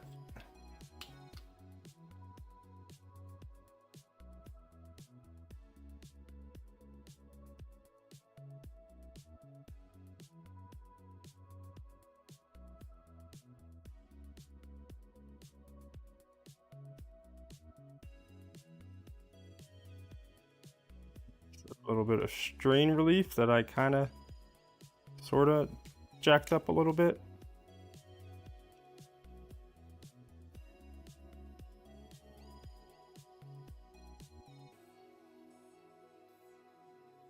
Got to coax it all together.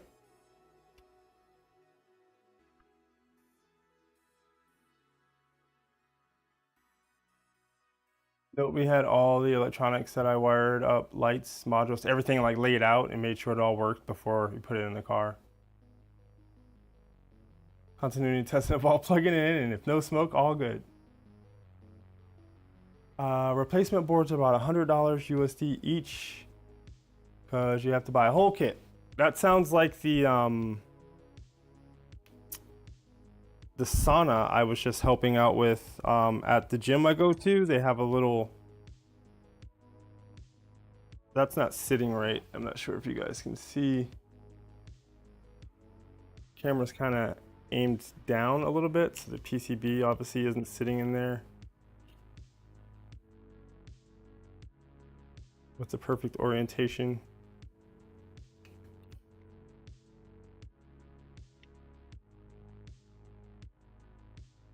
I wish this had some type of screws.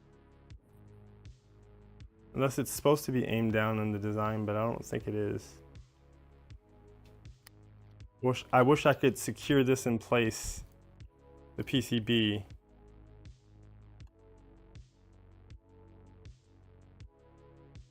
Make sure it was all oriented correctly before I closed it up.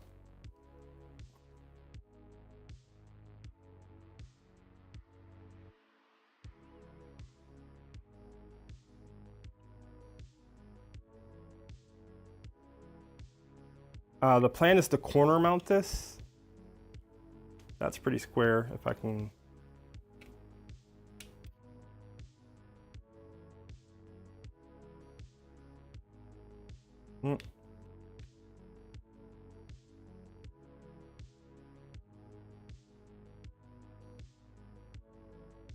All right, I already put some cable sleeves on this. I shouldn't have done that because I'm gonna have to route this.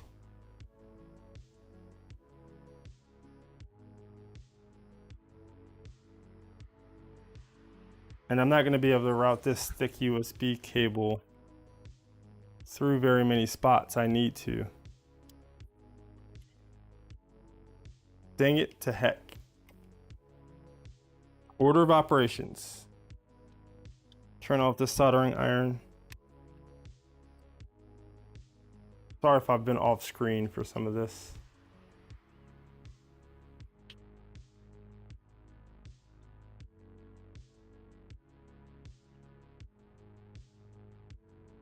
All right, I guess we've proven it out, but now I need to desolder. I'm gonna cut this stupid shielding pin. And if I need to deal with it later, I will.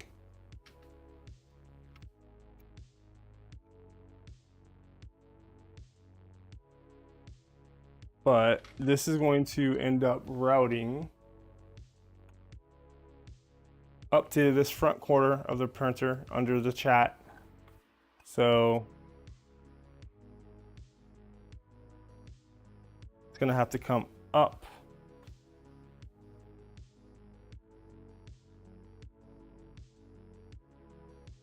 Hopefully through this gap behind the B motor.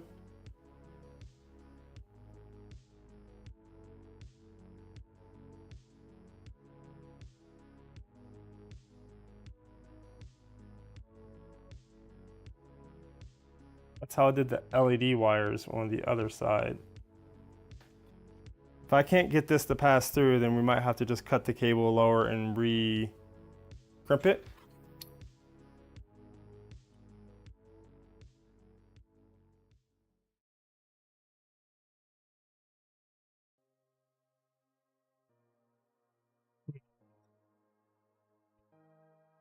I'll have to take the back panel off.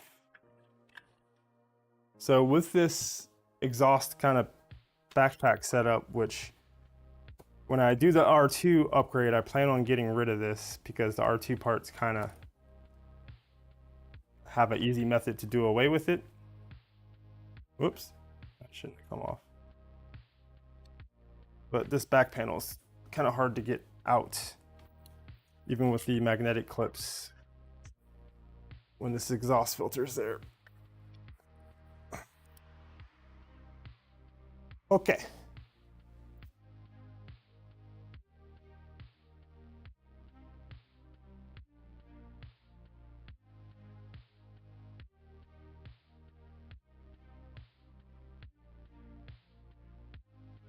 We are trying to route this cable in the 2020 extrusion gap that goes behind this A motor.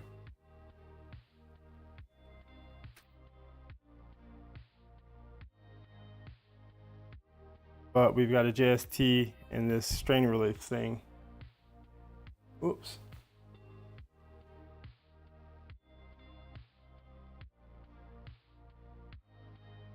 Turn off autofocus for a little while. I'm also working on a camera for my Trident. My current one will work for a bit. It just stopped working. What type of camera? I did think about picking up one of those kind of more generic Raspberry Pi 4K, what are they called, like ELP cameras. Oh, I think we got it. Tweezers, scalpel. Losing them.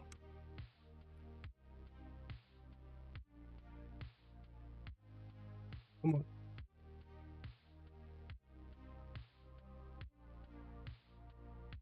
Kind of. Why would you go that far and not further? Yeah, I need tweezers. I had a pair out and I set them down. Where?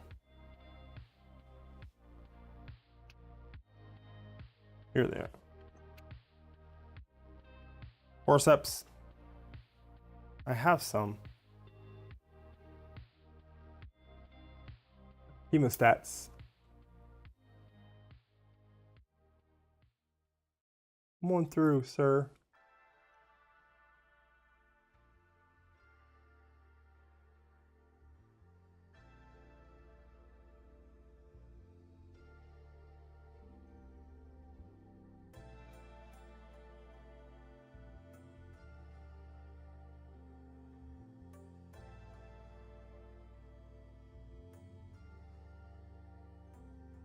Like teasing me. He's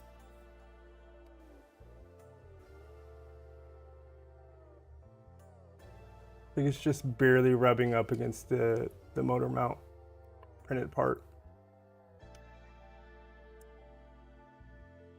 The purge bucket nozzle wiper is working okay. I don't know if I showed that off last stream. I think I was fine-tuning the macro in one of the streams, but the only sort of issue is that it is with tap and the placement of the bed, everything's just a little too far backwards, or the nozzle is too far to the front, the bed is too far back. Right now it's the strain relief. Whoops. That is causing the issue. I might have to trim it down more because it won't be moving around.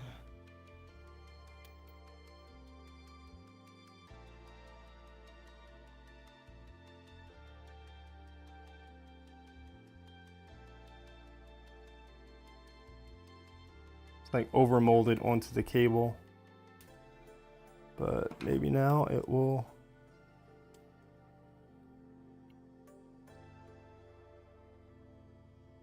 Very kindly pass through.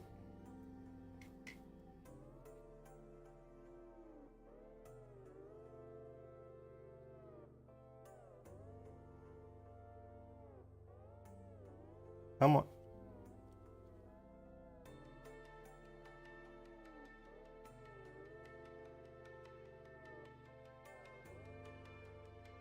The sleeving is getting a little caught up. I haven't heat shrunk it yet. Maybe I need to.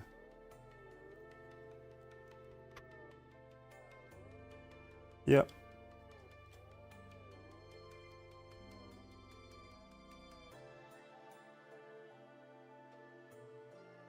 The frayed ends are not complying. Catch up with chat. Armor 3D, welcome to the stream. Thanks for hopping in. I have one of those generic Pi cameras, but can't run them off the CB1. Yeah. It is an 8 megapixel USB camera module with a wide angle lens on it, 4-pin mini JST, and a USB on the other end. I have one of those in my V0s. Nemesis. Also have a 4 megapixel USB, which won't connect to the CB1. Yeah, camera problems with the CB1. I don't know if like the image just doesn't have some of the pre-installed dependencies and libraries, but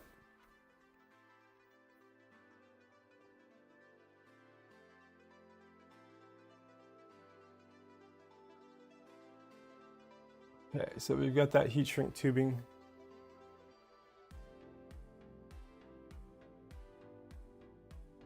And I'm just going to shrink it down so that the frayed cable sleeving won't be as much of an issue.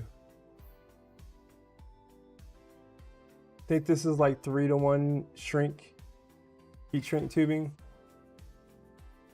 So even though it starts out pretty big, it should be, well, unless I melt it. Don't do that.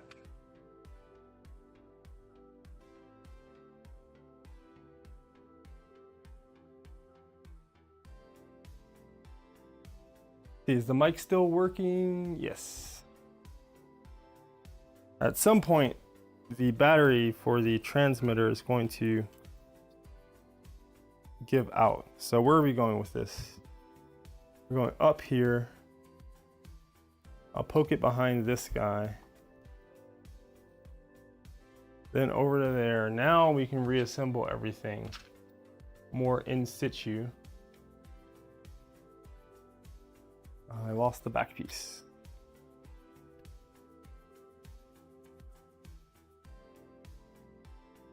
Yeah, but we've got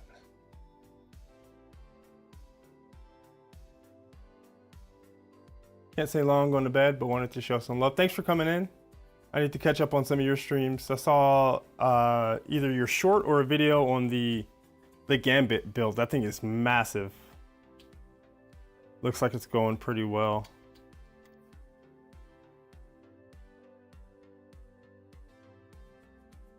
Order of operations, Brian. JST connector. wrap around.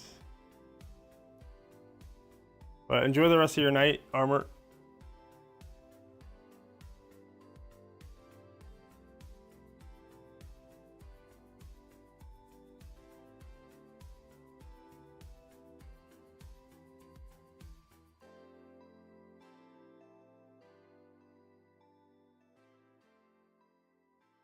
Place in here. Back piece. And the plan is to mount it here. You guys can't see that because of the chat. And it's got a little pivot mount that should not interfere with the path of the tool head or the can mount. The other option I saw was here, but that would be a much longer run. So it's got these two little side pieces that use M3 T-nuts. He's 6'4", that's an inch taller than me.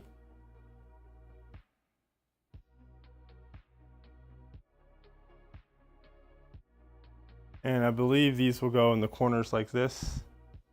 And then you just slide them in and it just uses a little notch as a pivot point. So going to my collection of Roland M3 T-nuts, because I can't stand hammerheads.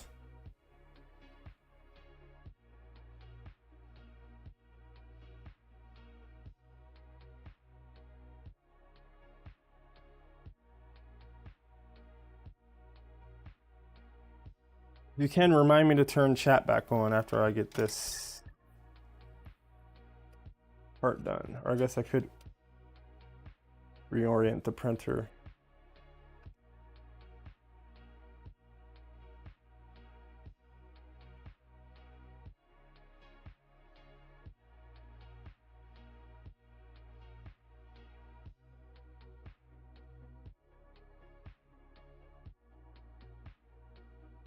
I don't know if I need these lower or higher. Let's try lower first.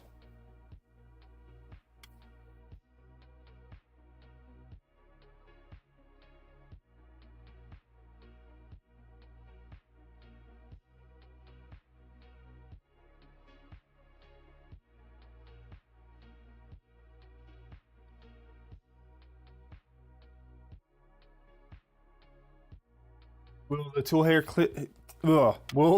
head clear it? I believe so. We'll dry fit it and manually move it around.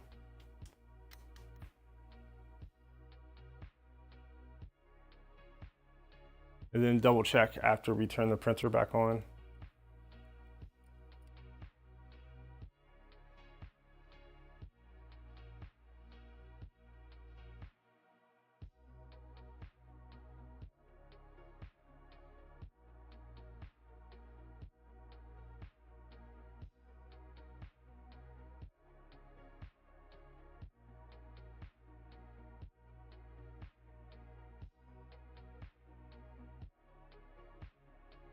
And let me bring up the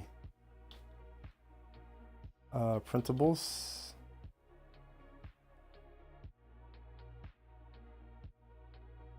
Go to recently downloaded. It should be near the top of the list. This guy from Lukey 80DE.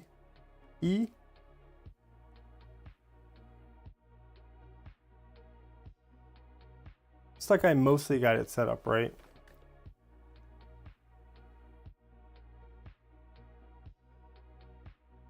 We'll see if we have to like invert it later.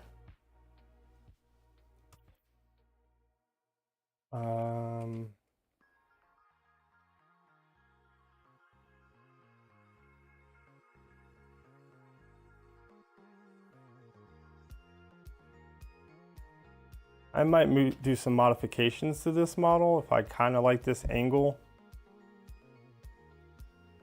just to try to make it feel a little bit more secure. I'm worried that it might rattle a little bit out of place over time with just those two short posts. Like that's not, I can use the kind of flex of the cable a little bit to hold in place. I think I want this to actually go up and over.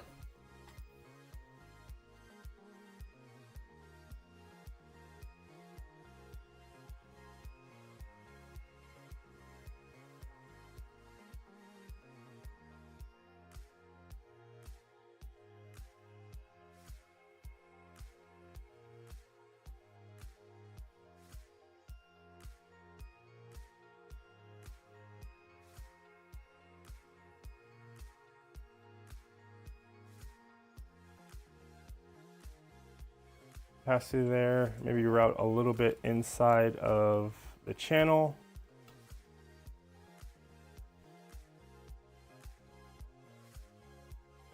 Down, and eventually it will go into the, let me get this a little taut and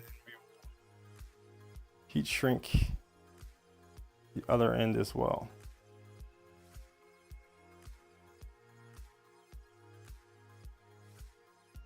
Which I have apparently like really gotten this camera out of whack. It's not square to my, or maybe I've gotten my workbench unsquare to the camera. More accurate.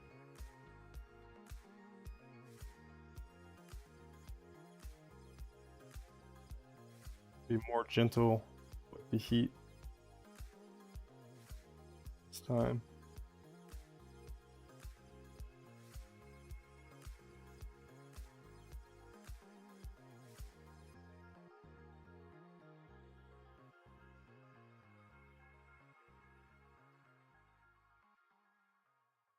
Okay.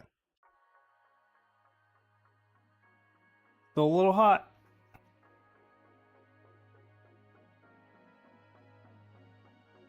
How about this camera?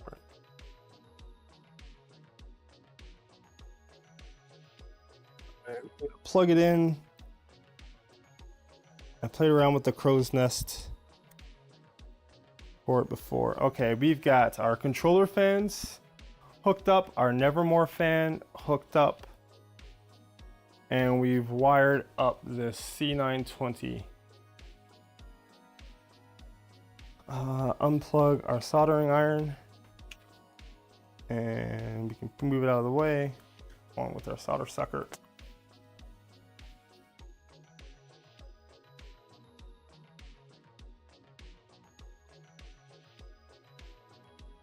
Oh.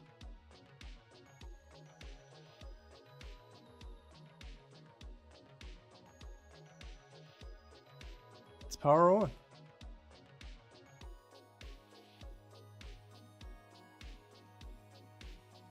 Oh, this board is a masterclass in bad trace setup. No wonder it blew up. Or the trace is just not thick enough to handle the current.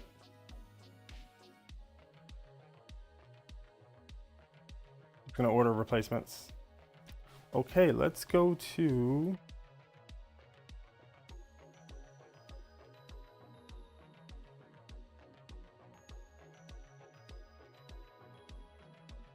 when the LEDs turn on, generally I know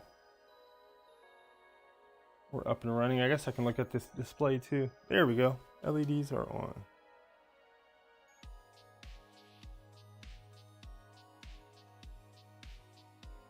We need to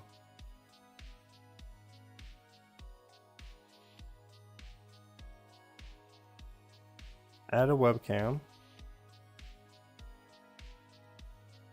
Chamber.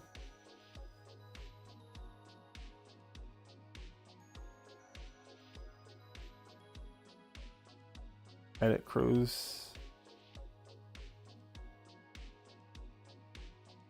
I love this little devices thing that they have in here now. I wish that you can get to this from anywhere. Like this only pops up when you are in the text editor. Like I wish I could easily get to those devices even when I'm looking at this interface. I wonder if I can do a plugin or a PR to add that, because I often want to see. Oh, you can get to it here. Almost as good. So it shows up in USB. Oh, I think I have the path by ID instead of the device path in the config.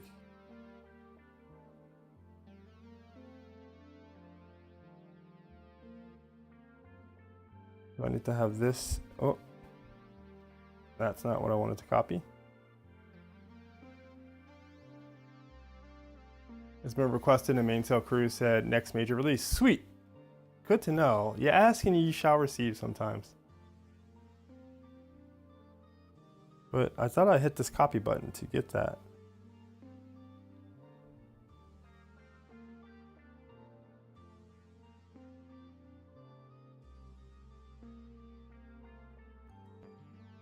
Why am I having so much trouble with this? Highlight.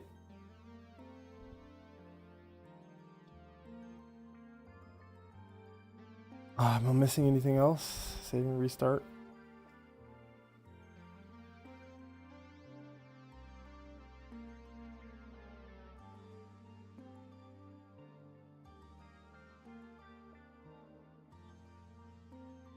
Still not getting.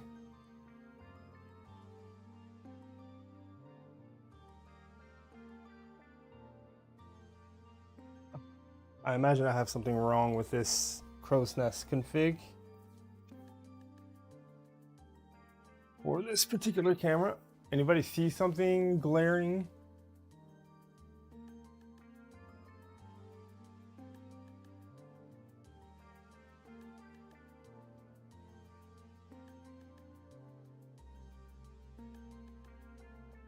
Is it that I don't have this?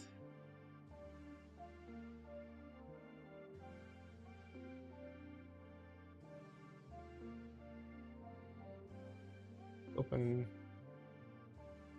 2 tabs. Split side by side with this guy.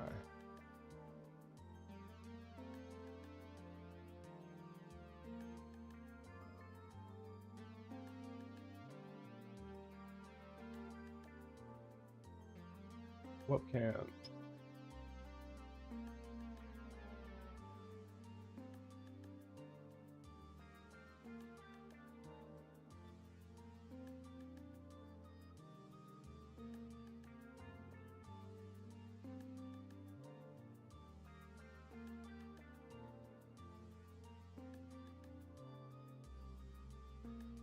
Maybe I don't have these settings match the best.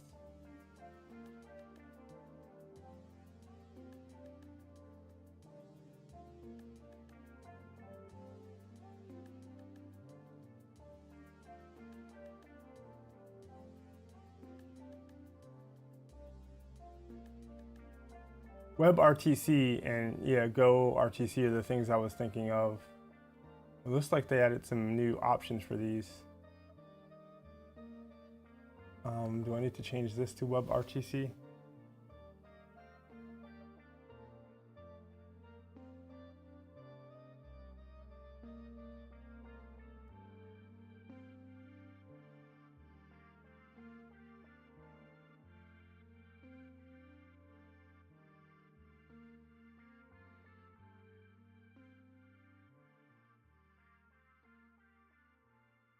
Is action equals stream with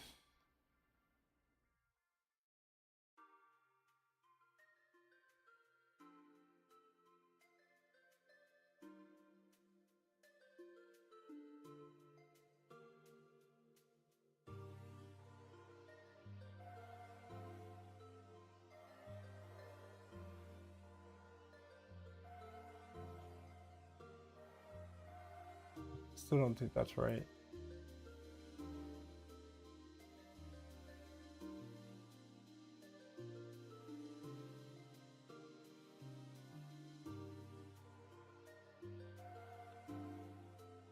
Again, I don't know if WebRTC even works with the TV1. Maybe I need to change it back to Ustream.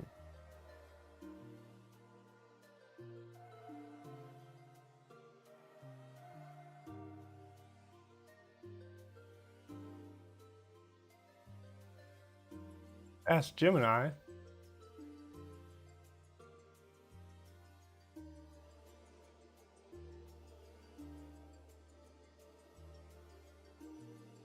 Restarting Crow's Nest might be worth a shout.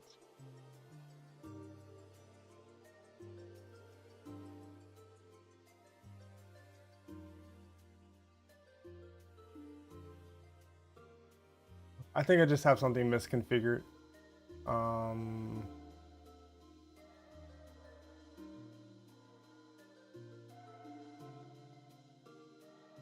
Might be. Why isn't the device? Oh, it's responsive. If you have it too thin, the device tab runs away.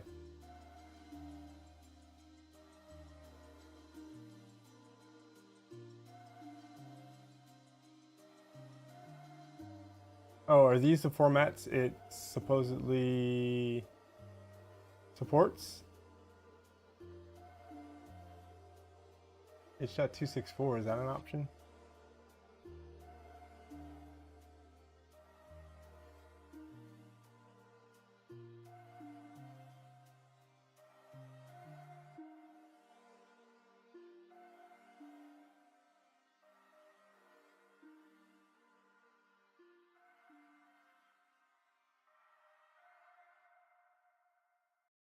Let's ask Gemini. Waste some water. BTT CB1 Logitech B920 Crow's Nest Clipper setup.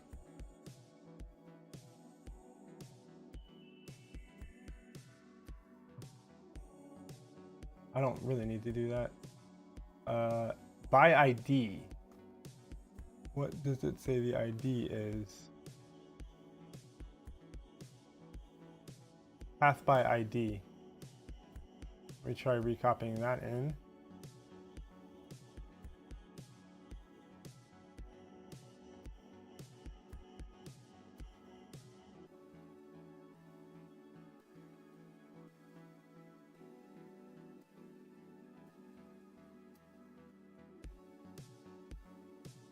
Oops, wrong spot. What, did I put something in the wrong place?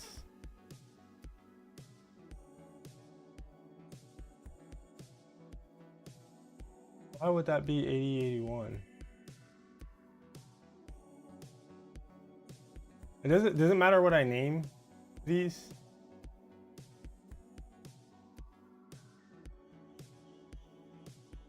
Add the feed to Manta or fluid. It says to use Ustreamer.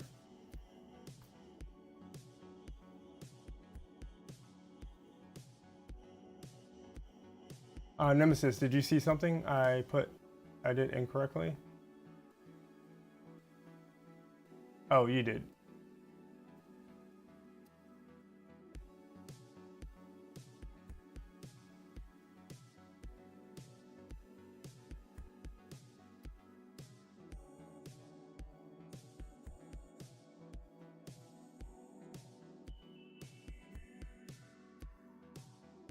Let's go back to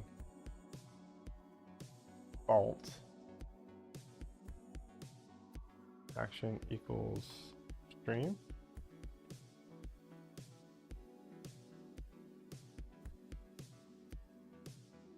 Equals Ustreamer.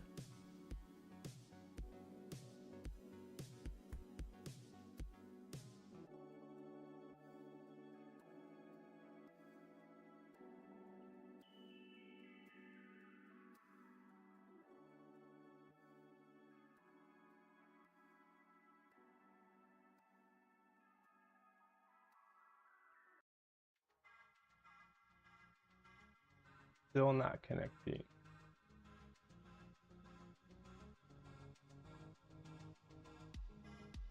Have you checked what the native sensor settings are for the camera? If you use those, drastically lower CPU usage. I haven't. I was just trying to get it set up with kind of default stuff.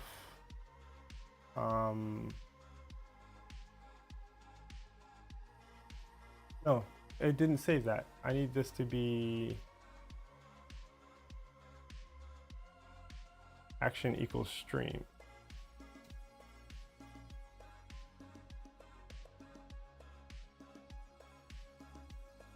Update.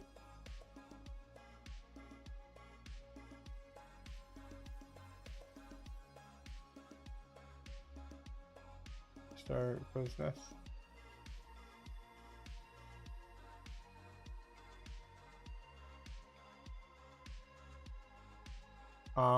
Gemini recommended 720 instead of 1080. I can try that.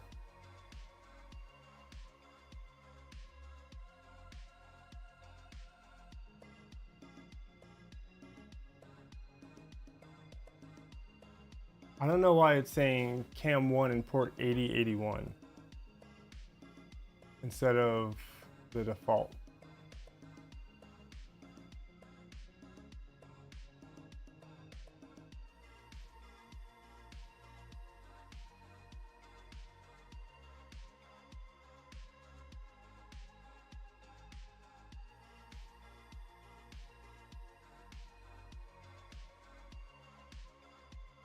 Yeah, but I don't know why they would recommend port 8081. The default is 8080, right?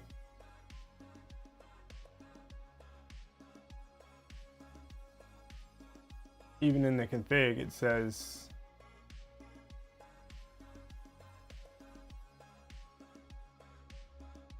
like I would assume.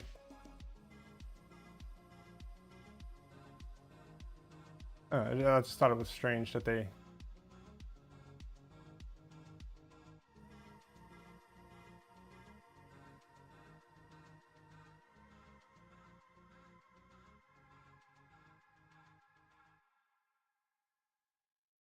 Haven't been able to get any camera working on your CB1.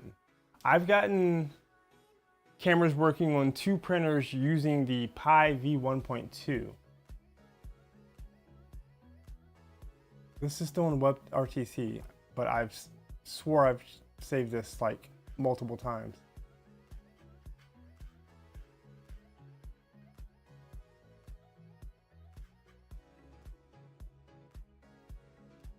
Let's 192. It's not a.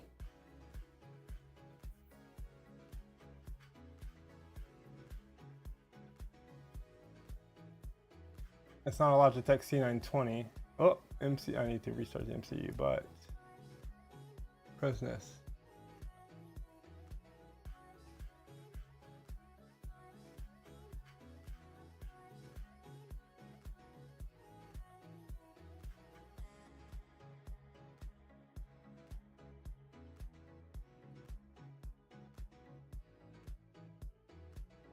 See, like this just uses dev video 0 instead of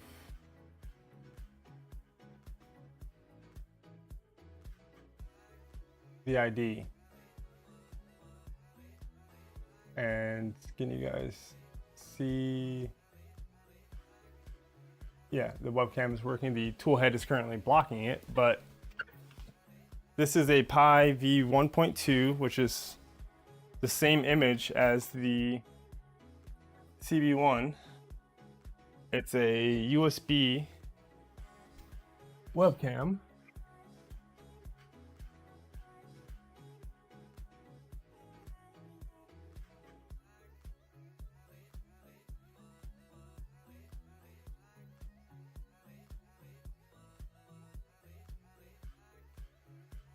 Pop this guy here.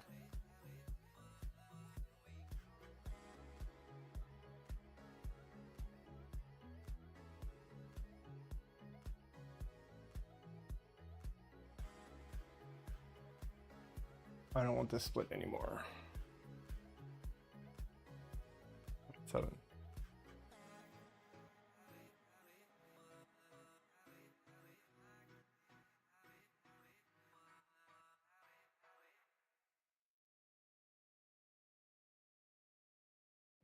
The webcam I have in the FORMBOT is a 4K. Verbose false cam 1 Ustreamer. Enable RTSP false. That should be the default. And I don't need these. I'm just gonna copy it over to make them all the same.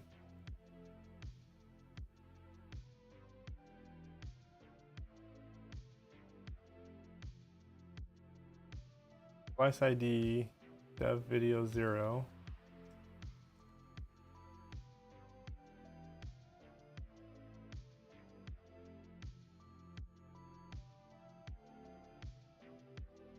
Max FPS, I'll change it to 15.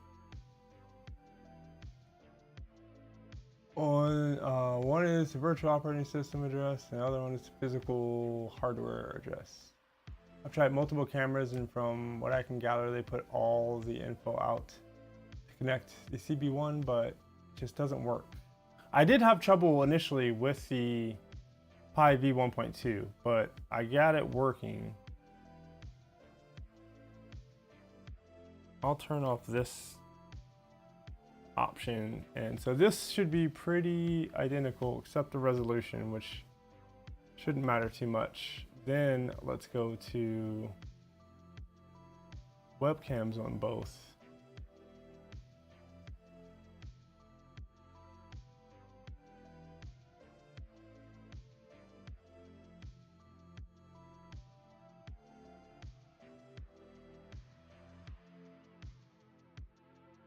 That is not pointed down at the bed.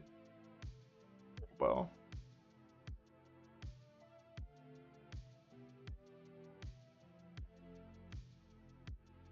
for a while I had a ridiculous overkill OBSBot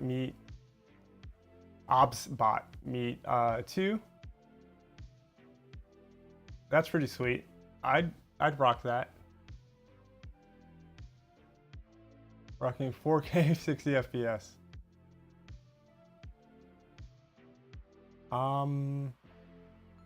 What do you guys think of that angle?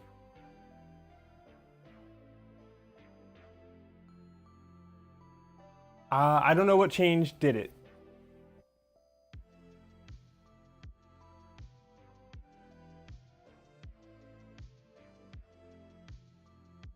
Update webcam, go back out to the main.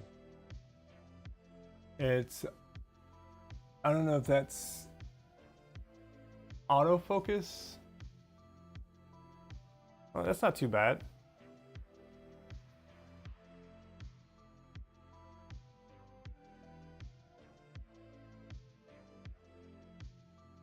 I just looked at my crow's nest and that looks about identical to what you have. All right, Jeff, thanks for hopping in. Good luck with the setup. I will send you the photos. Thank you. At your convenience. I still have quite a few, little tidbits I need to do. I wish it pointed a little bit more this way. I might be able to loosen both sides and convince it to point more in the directions I want. Damn, how did that work? I need to see a copy of that config, see if you can get yours going. Yeah, I'll send it to you, and I'm eventually going to use Clipper Backup and have it up on GitHub so that any and everyone can see it. But yeah, we'll trade things and stuff.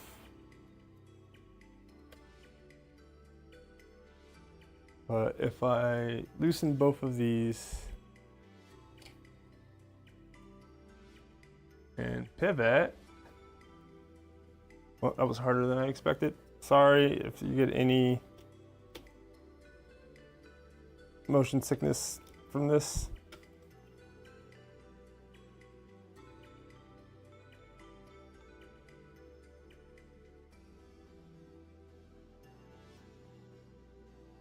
This one does not want to slide whatsoever. What is wrong with you?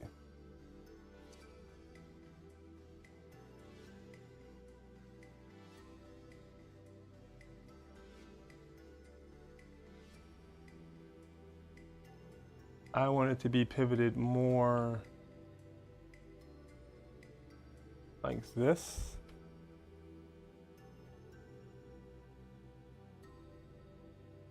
Yeah, articulating this isn't the easiest.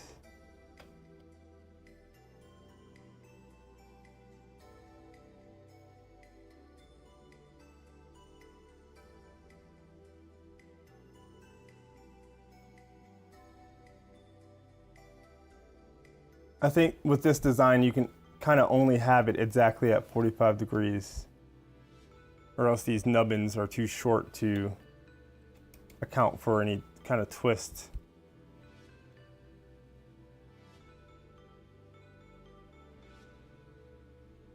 That might be something I'll look to do when I modify it.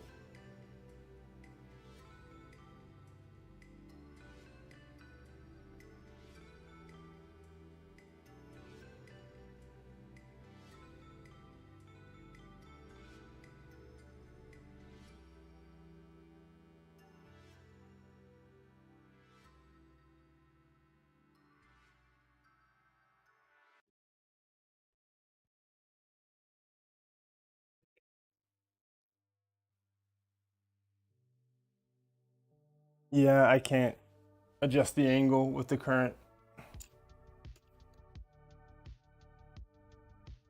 way it's set up, so we're just gonna have to get it so you can see most of the middle of the bed. Maybe twist it a tiny bit and go down.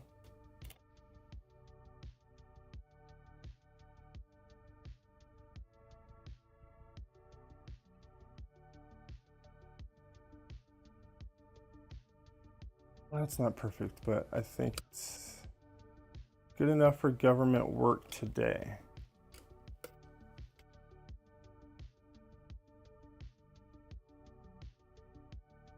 We wanted to check and make sure that the tool head wouldn't interfere.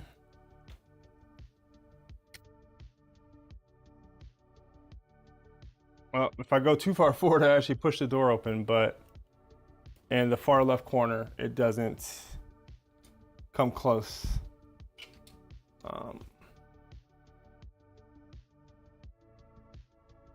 That's not a good angle either. What about this guy?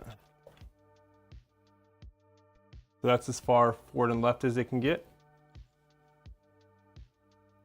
You can see most of the bed in a camera. For me, is for a spaghetti detector. Sorry. I could have switched to this view earlier. Sorry, guys.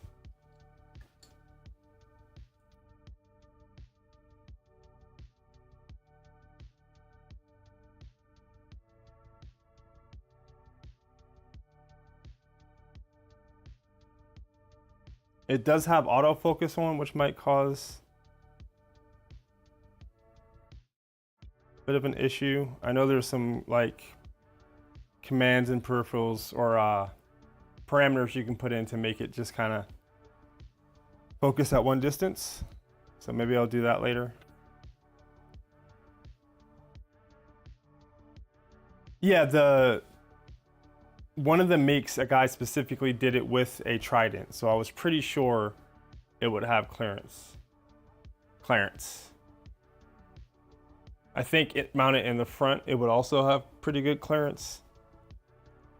If it was mounted here and pointed down, it might get a little bit close to the filament runout sensor, which we'll probably end up removing, but what else do we have for today?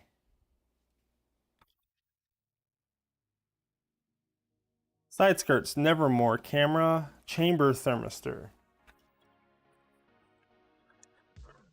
So apparently there is a thermistor on the tool head, but it is not what Phil would call dependable. Would you be interested in seeing a print I did? Sure. Can you DM it to me? Or I need to get a Discord set up or put it in a chat. Where do you guys think would be a good spot to mount a thermistor?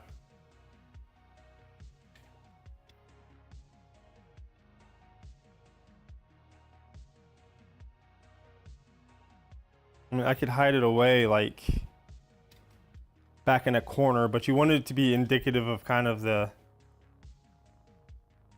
middle of the chamber, I would think.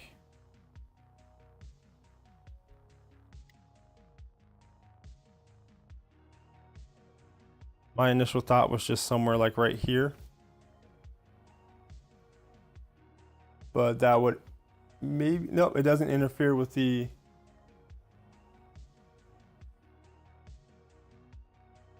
Z thermistor at the exhaust port or back gantry.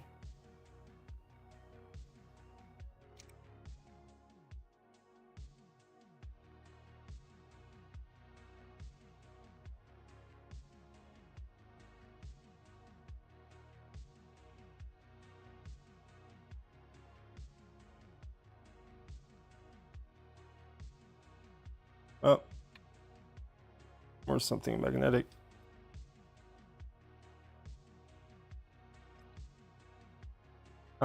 And then I need to check.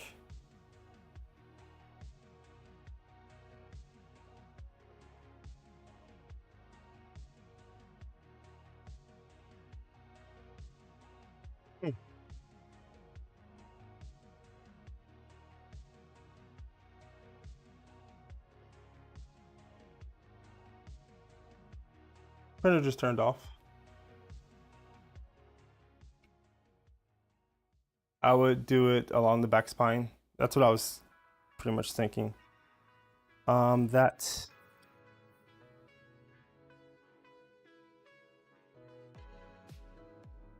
T-nut just fell below the PSU, but shouldn't have touched anything. I need to get the panel back on.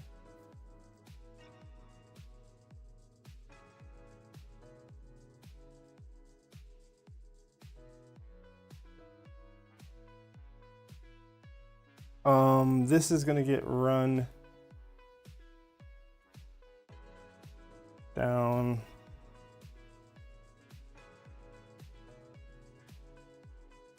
Where are my cable ties?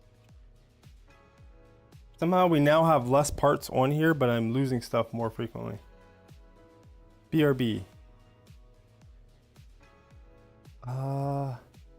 Here they are.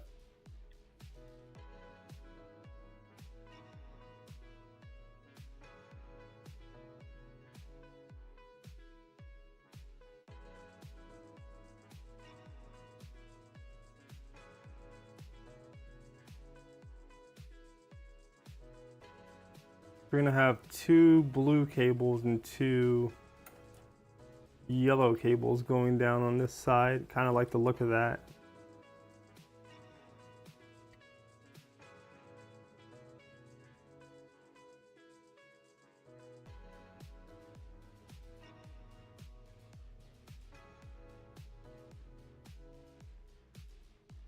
I'll redo these later.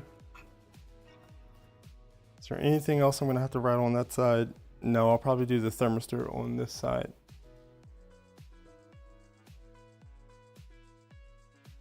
This guy needs to go back on.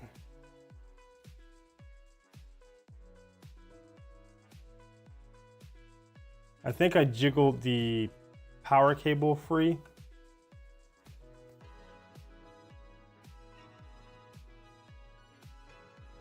Which may have browned out the control board.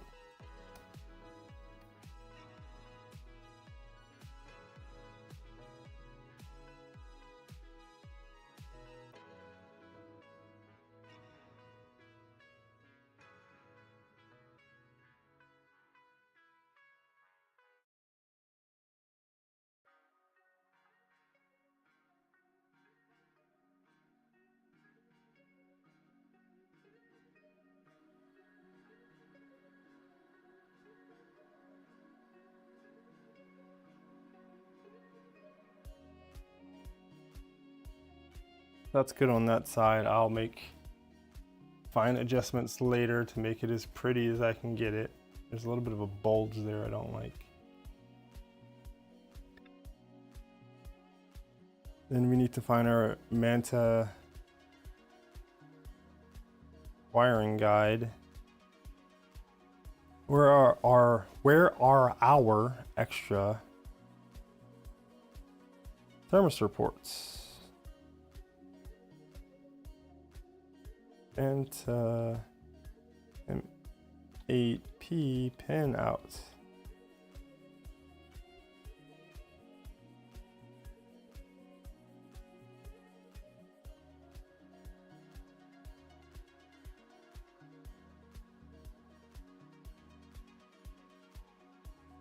We're looking for thermistor ports.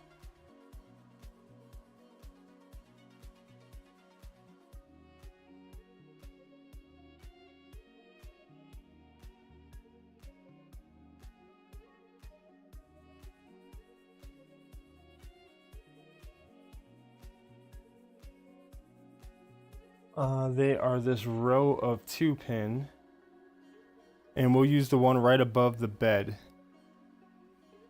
You guys probably cannot see that.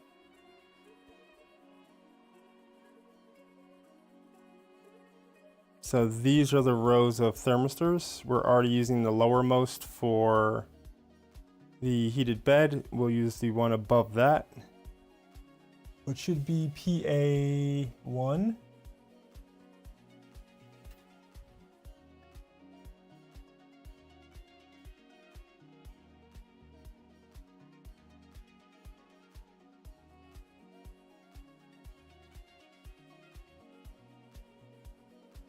That will route down and around.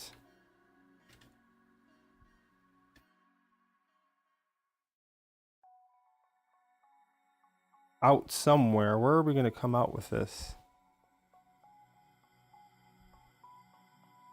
You come up here, out and around, and hang it upside down.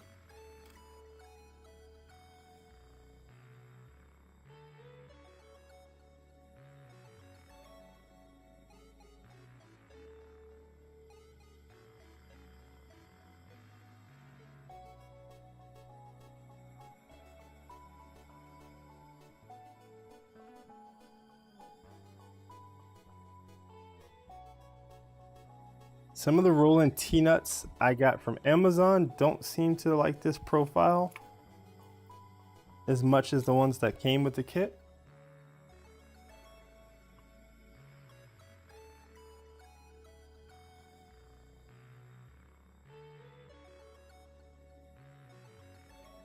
So I'm thinking we'll go up through here.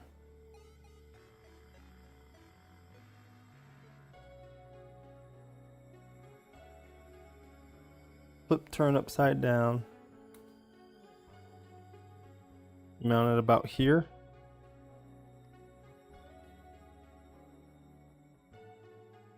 I will sleeve off stream unless people really want to see.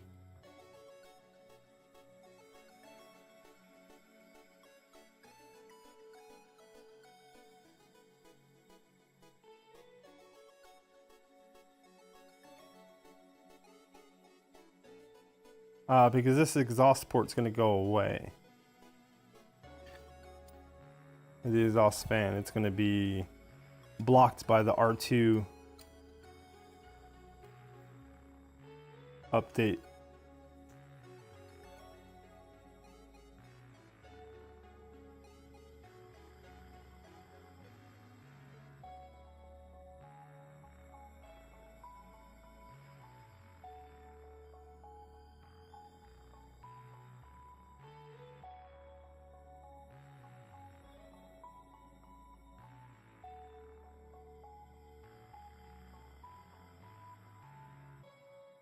I have to undo this again.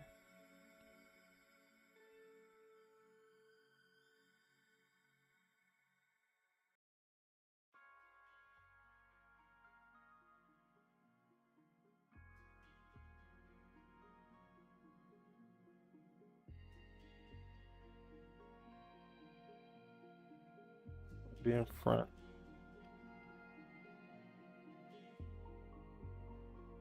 A lot of cables passing through this when we're done. Yeah, I will sleeve off stream.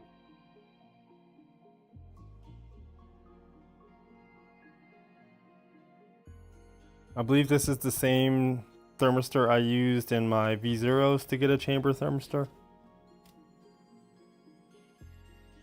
Since I got rid of the umbilical and pico-umbilical that were acting as the chamber thermistors.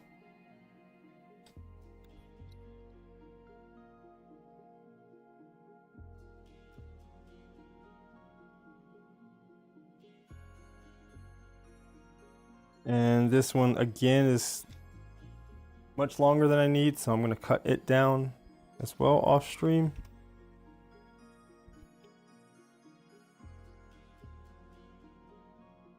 I think that'll be the last main thing we wire. Oh, we need to check the controller fans too.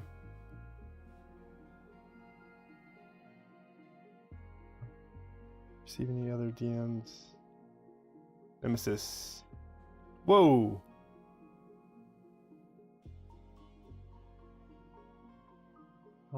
I hope you're okay with me showing that. I'm gonna try not to show all my... Oh, I can open in a browser, can I?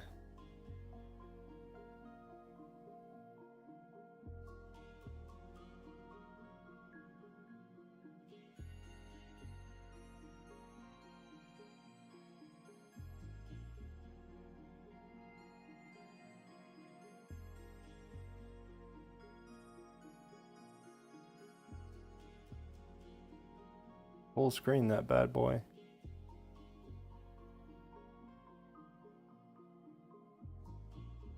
We were talking about Nemesis's handle.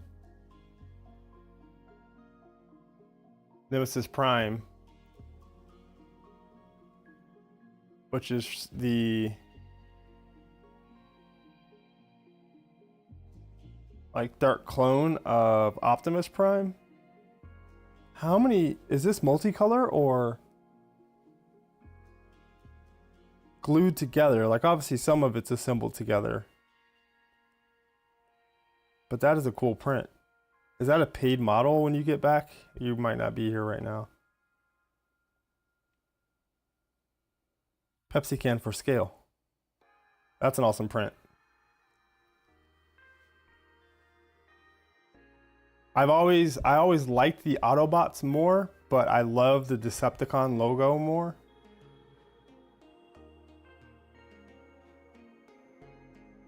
We'll talk about that when Nemesis gets back.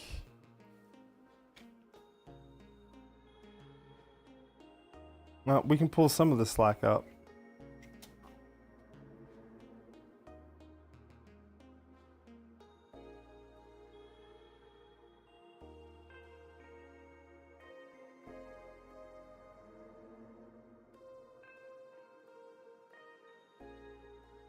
Broken nail.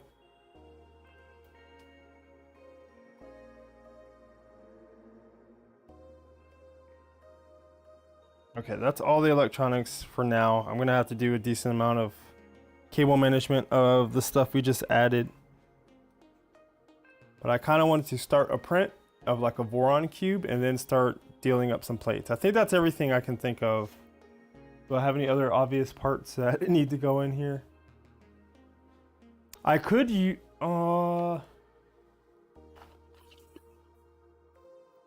we have this PT1000 they gave us, but it's on a very short lead that I already cut.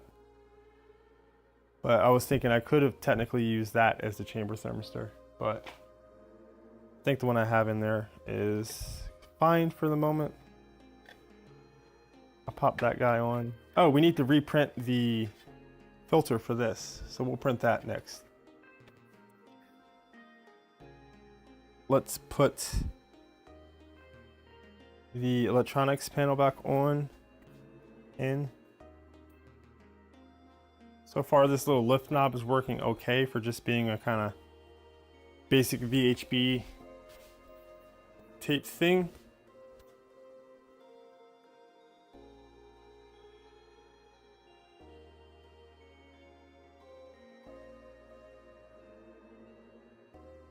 I should have done it the opposite way with the back facing down first.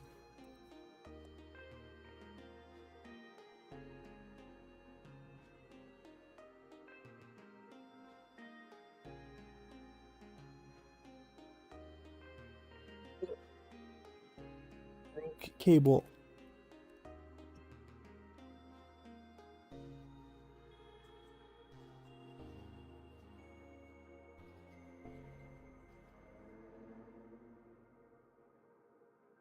Something's interfering.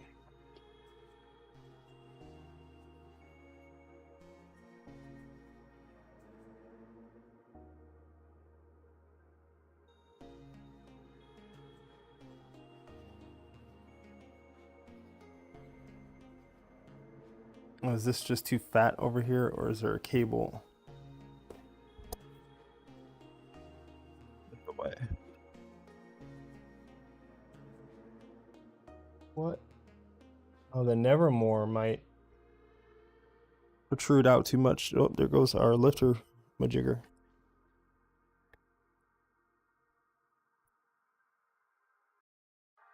I thought the Nevermore was meant to be kind of flush with, but we got the panel out. Like packing a suitcase on a trip. Or repacking a suitcase.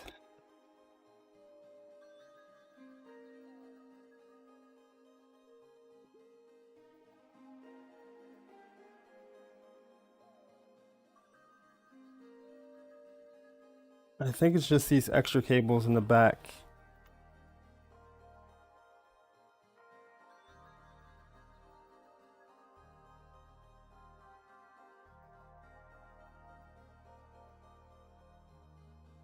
I don't think it's able to push up against there. It seems strange I added like 2.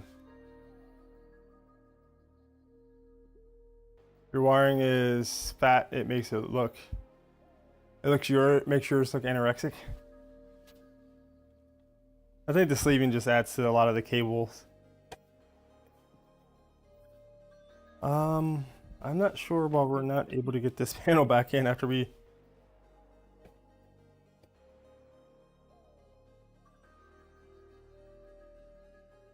basically added 2 skinny cables to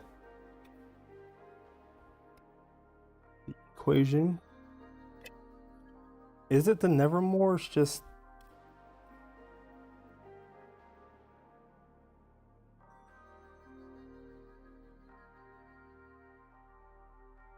yeah, there's a little bit of the protrusion where it's just like a little visually interesting bit of Nevermore sticks out, and that is kind of running into this side panel. Hey Steve, welcome. Nemesis, when you get back, let me know, because I want to show that print that you, or talk about that print that you showed. Okay, this is good enough for now. Let's see if you can get the fans, the Nevermore, and everything else running.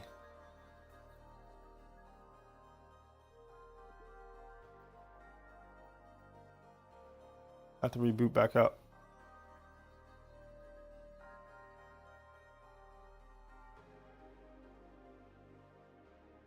My computer CPU just took a bit of a dump.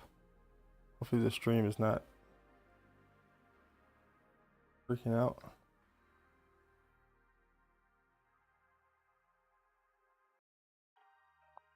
Still booting, put some tools away.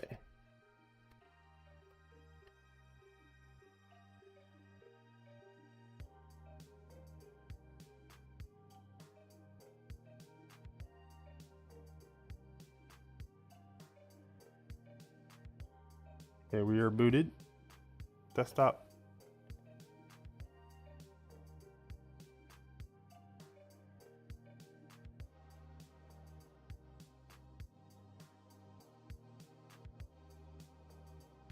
We wanted to look at how the controller fans were controlled.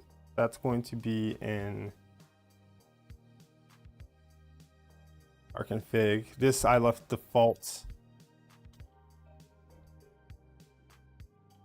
Controller fan 1, controller fan 2. Interesting to have them separate. They are based on the one is based on the heated bed, and the other is based on PF9.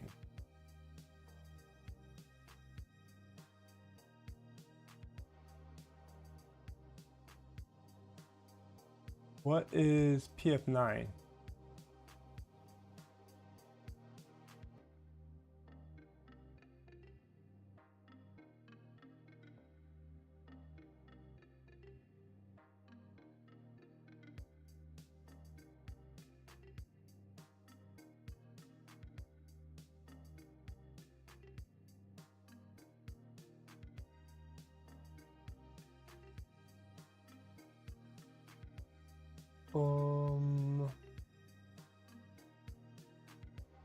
There's no PF11.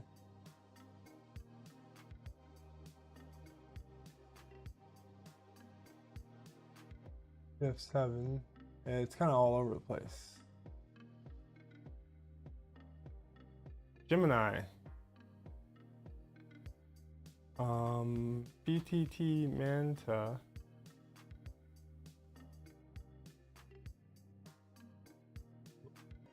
Oh man, my computer's really...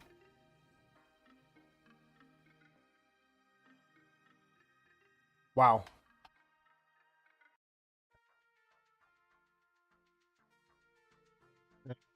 P PF 11 pin. Double check that. PF9. Yeah, it'd be 1.2.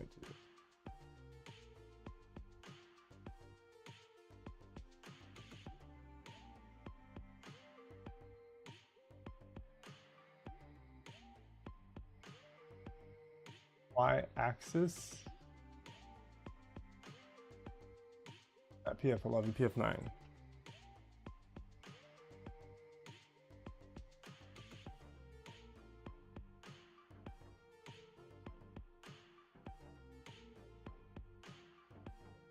Corresponds to fan 1.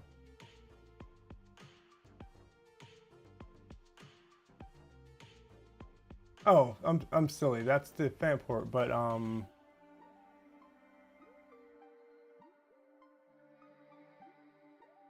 what controls this controller fan?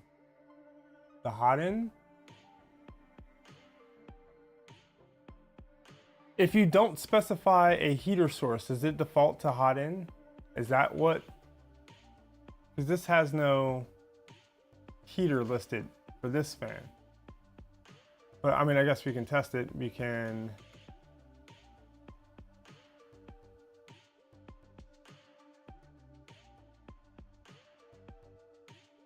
Set this to 200. Yep.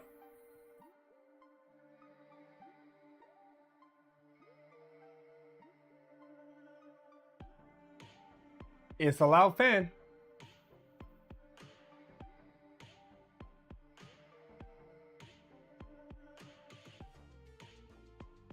So yeah, when I heated this up to 200, that's when the fan came on.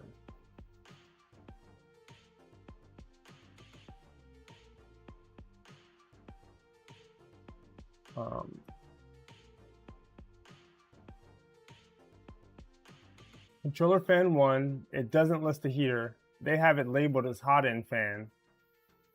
CNC fan 1.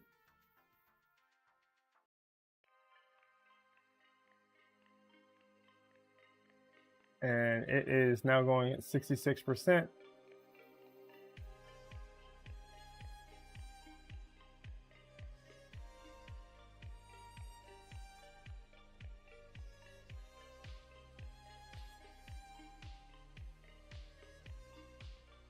So it's the rightmost fan.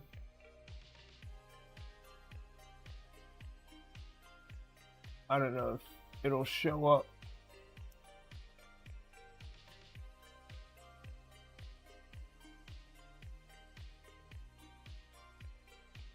You can actually see it spinning.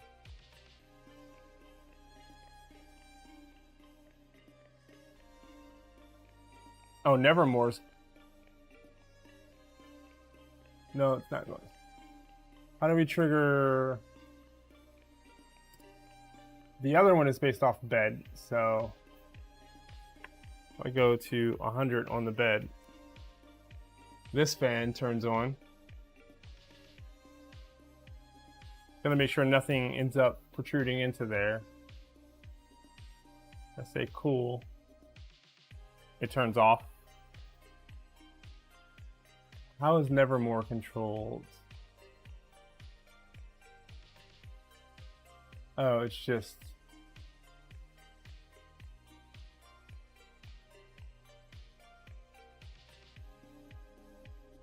not turning on. Where did I plug Nevermore into?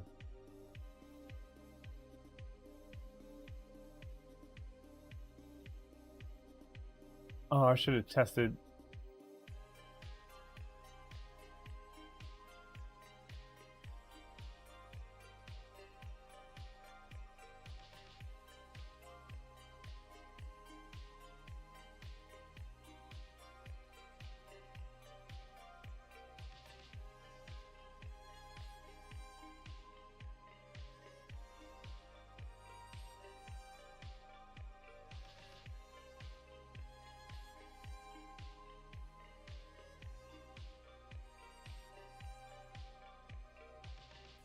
Nevermore is plugged into Nevermore. But when I told Nevermore to turn on, Nevermore did not turn on.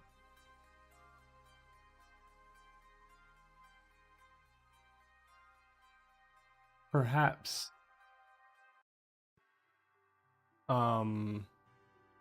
Perhaps the Nevermore and the exhaust fan are switched.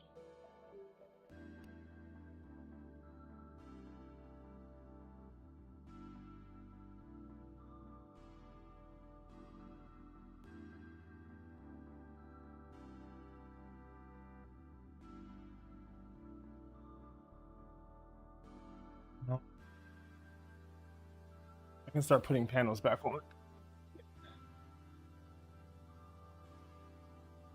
But yeah, it seems that controller fan that didn't have a source listed, like a heater listed, just defaulted to the hot end, which is something I did not know about Clipper.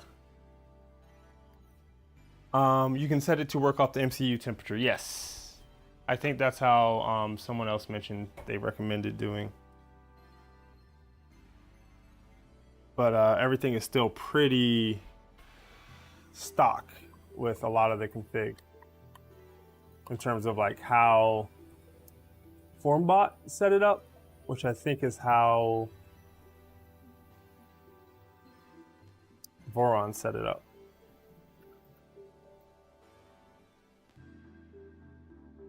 With this, dang it.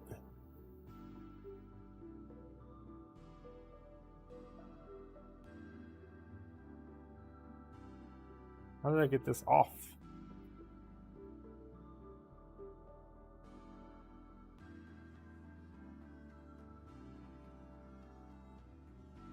Yeah, this spool holder makes it so the back panel is very difficult to get back on.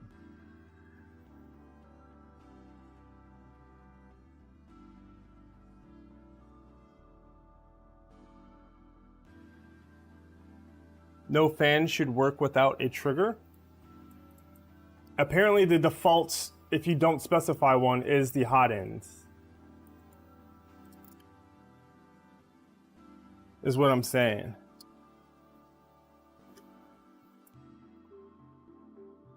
Like if I go look at the Clipper documentation for a controller fan, there'll be a listing for heater, and if you don't list a heater, like give it a specific one, I guess it falls back to the hot end. Which is a bit strange and not what I would expect, but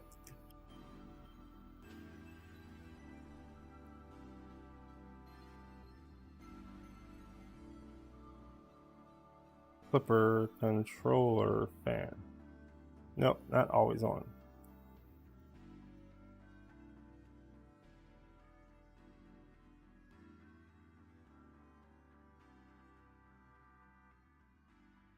Nope. It turns on when the hot end.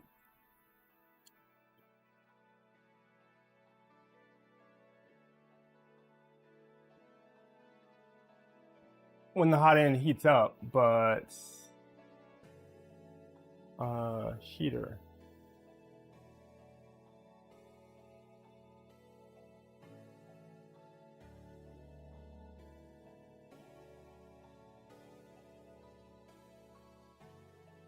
Name of the specific heater stepper fan associated with, if a comma separated list. Oh, you can do a comma separated list there.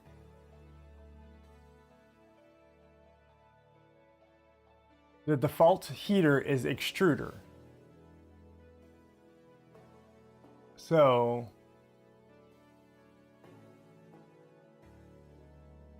in this config, by leaving out a heater for the controller fan, why did you turn off? The printer just shut down. Like it was drawing too much power. Again.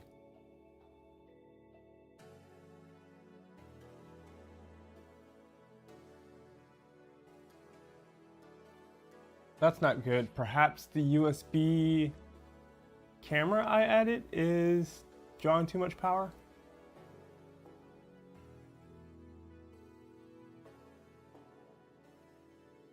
Seems a bit strange that it's doing this now.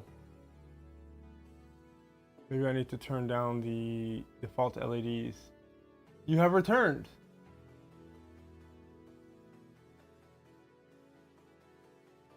So we were discussing the controller fan's default configuration. In this config.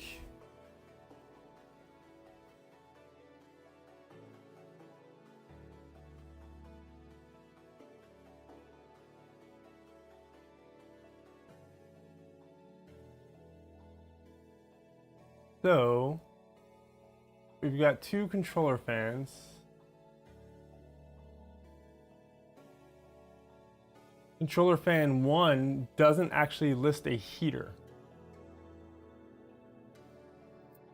So looking at the Clipper documentation, if you don't list a heater, it seems that it automatically defaults to the extruder, which matches up because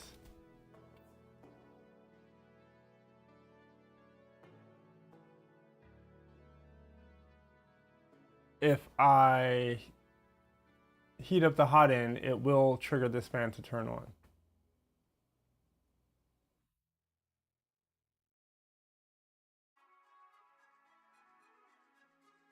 What am I doing?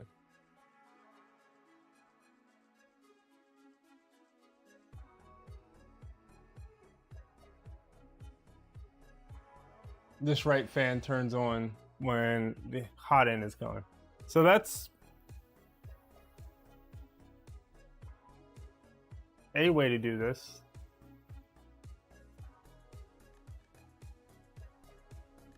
And then once it gets back below 50, it should turn off.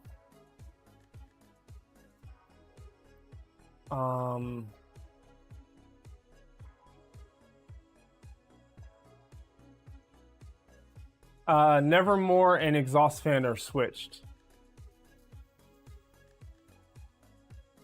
based on their recommended. Oh, yeah, talk about that.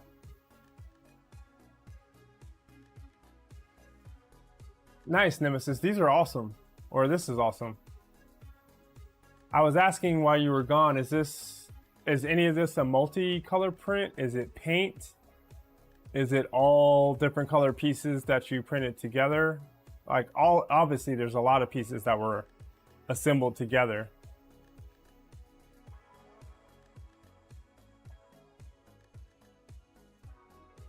That looks great.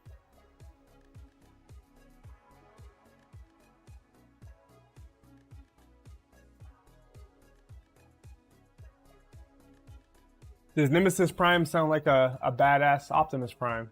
A more badass Optimus Prime? But yes, the Nevermore fans turn on when I don't think you'll be able to see them when I turn on the exhaust fan. So that is switched, those two pins. I'm not gonna have an exhaust fan.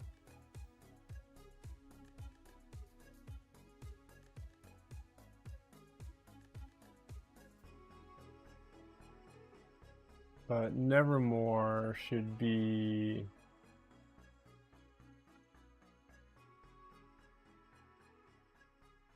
cut that, paste that, cut that, and paste that back. Save and restart.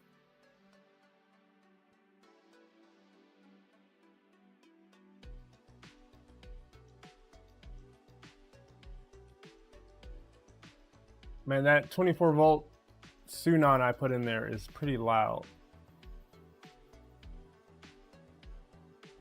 But now if I trigger Nevermore, Nevermore does in fact turn on.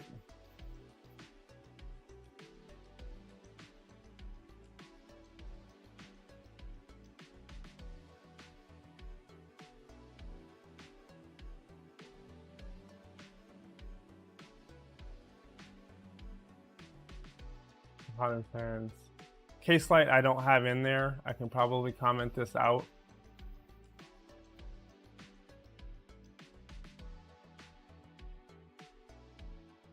Case light is that rinky-dink 24 volt LED that they gave me.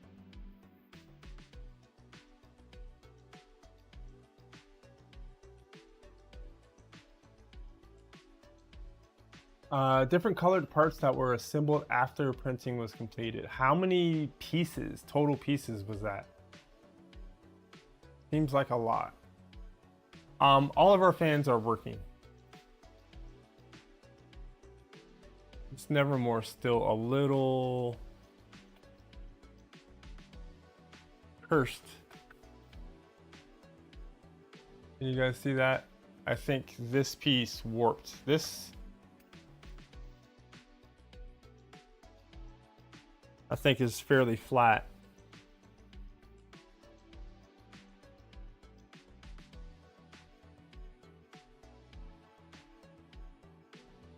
And didn't warp too much. It actually warped on the bottom here, but it's straight up there. But this piece has a noticeable bow. So I'm either gonna have to reprint it and replace it, or put it down on a flat piece of sandpaper and just try to get that bow knocked down a little bit. We'll see which I end up doing.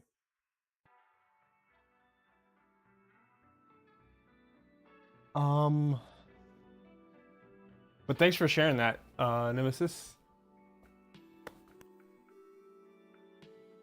Put our ruby fluid away.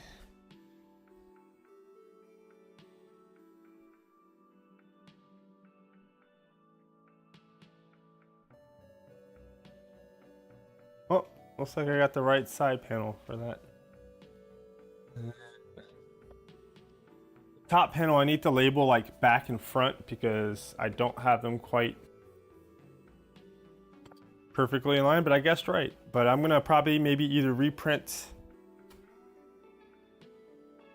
a couple of these pieces with like a B and an F embossed on them. I might Sharpie them for now and then replace that. And then do the same thing like a R and F or B and F on the side, front and back, just so I know which orientation they go in. Assuming the printer stops turning off randomly. I think we can start a print, and then I'm gonna start making some plates. I'm not sure if Steve is still around.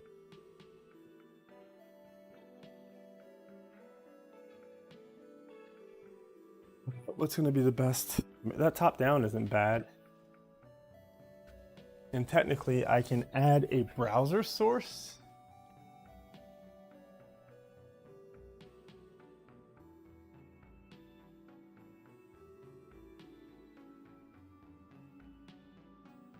Add new browser. And what's our stream link? It's this plus 8080.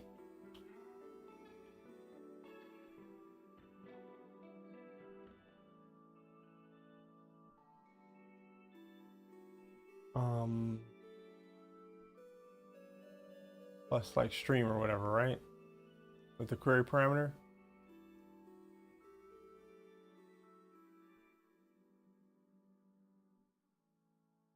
Webcams. Edit. Oh, / webcam action equals stream.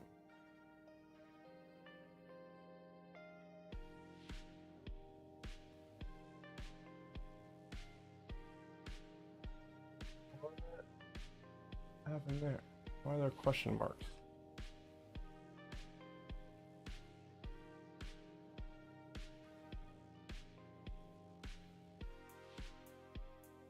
Oh, there we go.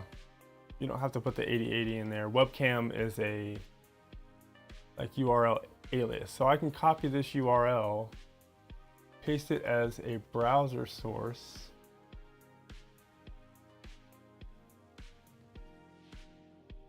I mean, I guess it's the same as having this page up, but the printer just turned off again. I've run many like hours of printing without that happening. I'm not getting any like brownouts on my computer. Around 150 parts. The problem turned out better than you expected. I definitely think it turned out great.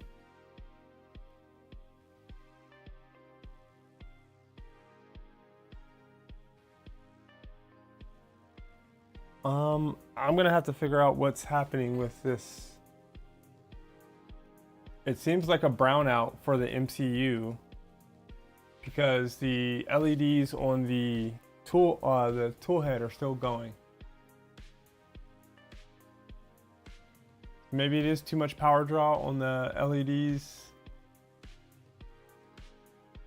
When I can get back to the config, I'll turn those down and see if you have any trouble with it.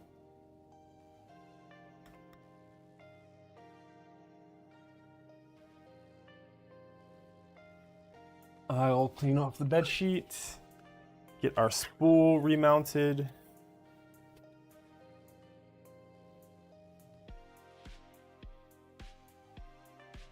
Get our spool holder or guide cable remounted. Where did I put all of those T-nuts?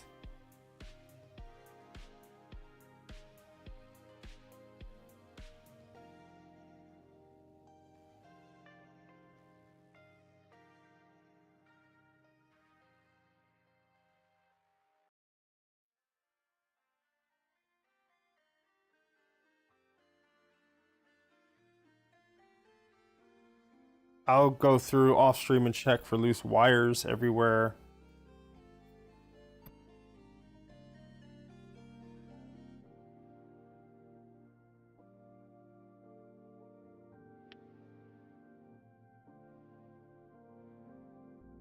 These T-nuts do not like this extrusion.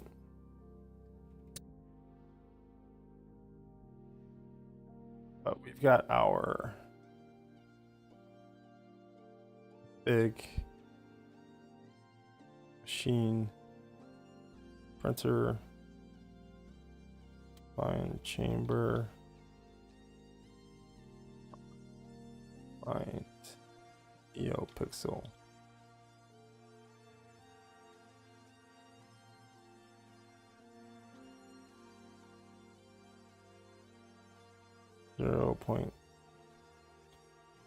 .75. Save and restart. Try using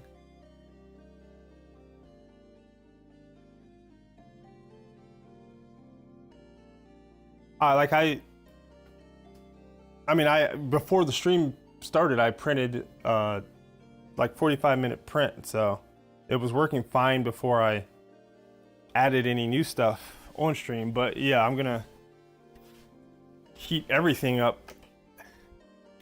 Oh, we need to config the chamber thermistor as well. These couple parts off.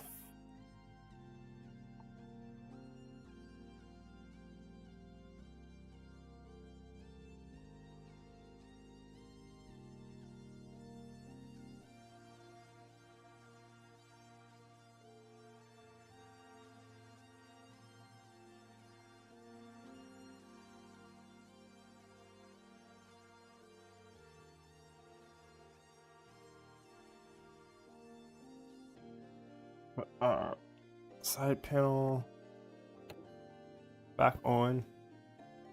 I think these magnetic ones are pretty nifty. Not perfect. Much better than screwing it, but maybe not better than some of the other options out there. Let's go back to our config.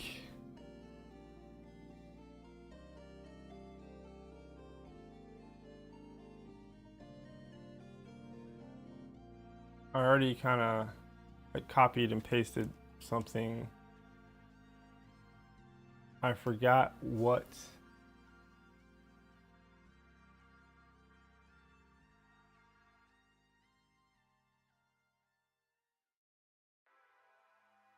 Here. The first one is PA0, the next one is PA1. I said that, but I forgot. PA1.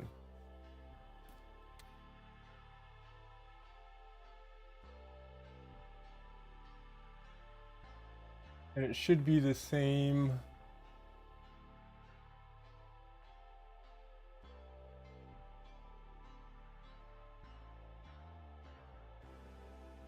What was that error?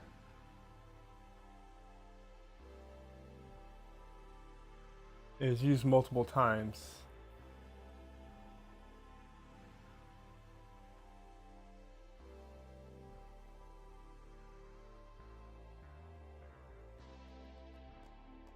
Your bed is PA1. Hmm?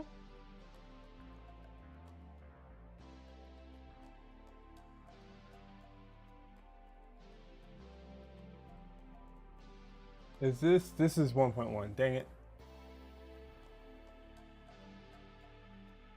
Where's 1.2?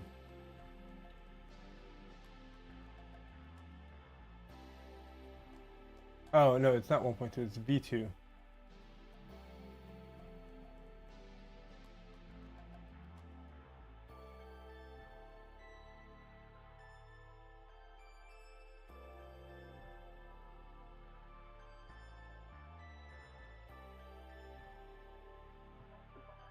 Thermistors PB1,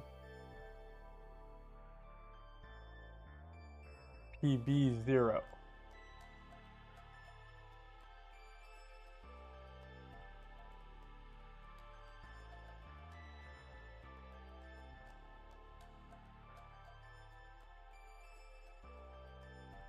Maybe.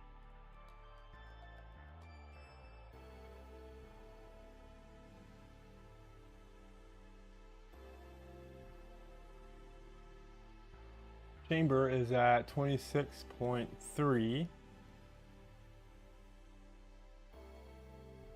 Let's heat the bed to 105. Our controller fan automatically turns on. We'll see if we want to change that to work off the MCU. We'll turn Nevermore full blast.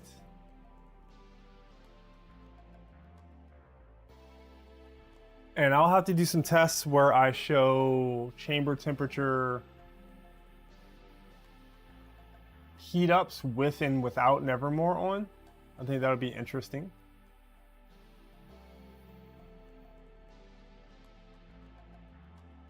Heat. I'm having such like browser delays. Heat that to 150. And then let's open up Orca Slicer and start looking at the R1 STLs and what we actually need to print out. So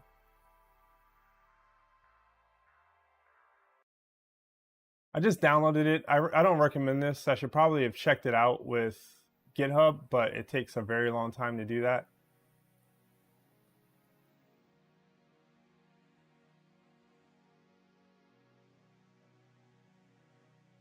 But I downloaded it today, so it should be up to date.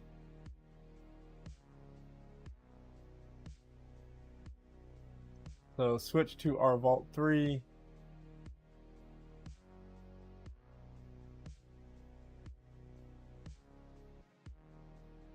Home all, like Phil suggested.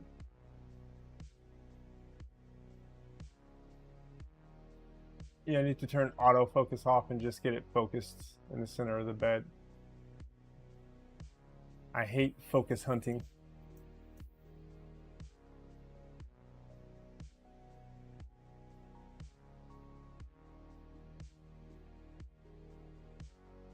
The nozzle whopping macro I wrote is working like 90%. It moves back there, heats up the extruder, purges a little bit, retracts like 10 millimeters.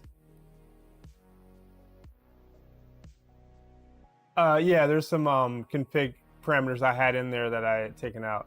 It retracts about 10 millimeters of filament, but a little bit of ooze still drips out like a runny nose. So I need to figure that out. Like after the nozzle wipe is done, a little bit of ooze still kind of oozes out. Chambers up to 27. Boom, boom, boom, boom. What were we doing? Preparing plates. Let's add about 4.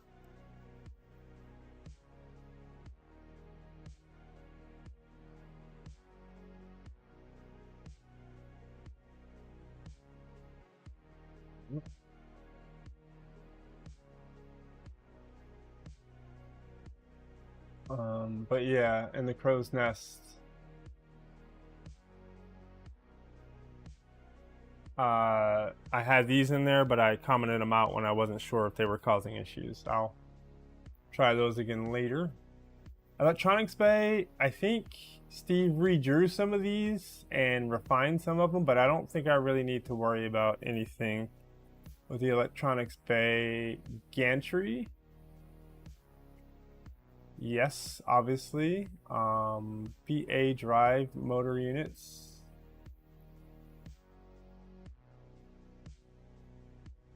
So let's do a plate of yellow. We'll add a filament. And this is not necessarily like, this is obviously isn't a multi-color setup I have going, so I'll manually do filament swaps. And blue is the primary color. We needed 2.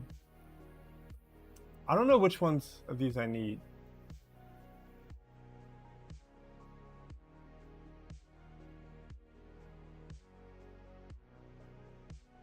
And then bumper and end stop pod. No. Auto arrange. When did it start doing this? Showing the file names. Can I toggle that off somehow?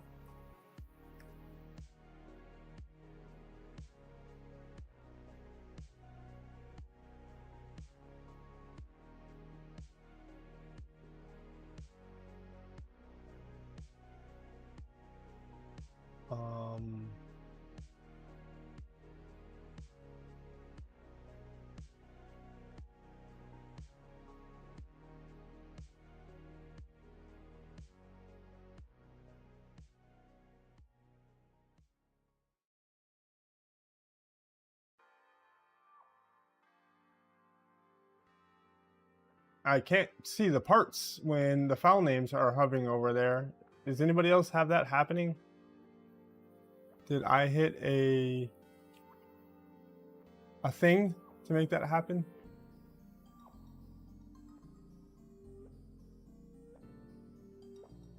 That's one bed's worth of parts. Need 2 of these circlips.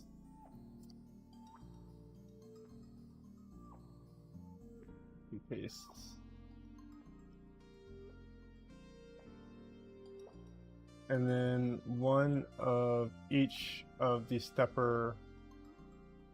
Oh, there goes my monitors. It's that time of the night.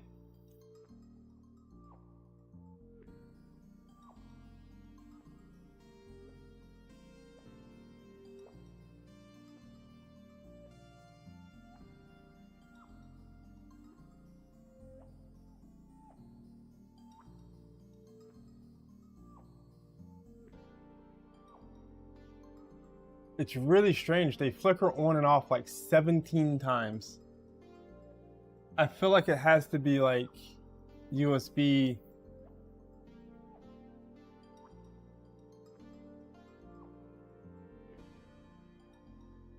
Because if the display drivers crashed, then it would probably crash OBS.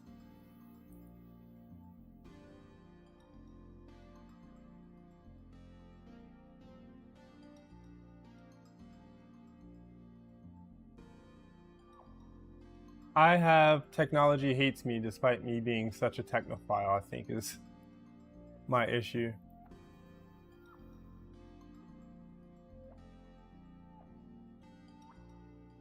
And it moved my windows around for reasons, but I was trying to drag these in here. No.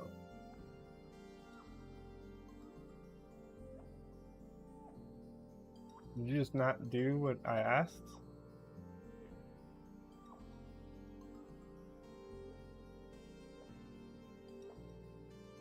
I have to reset up my monitor capture.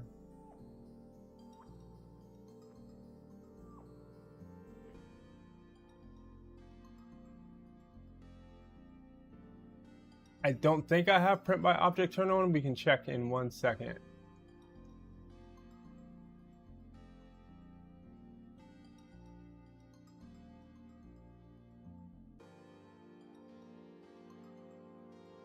Yeah, Phil, it's frustrating though. I don't know why.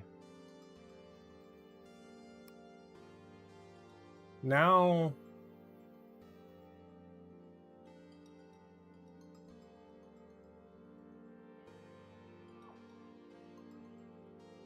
this has been happening with my Orca slicer too. Like, this window just doesn't respond to anything.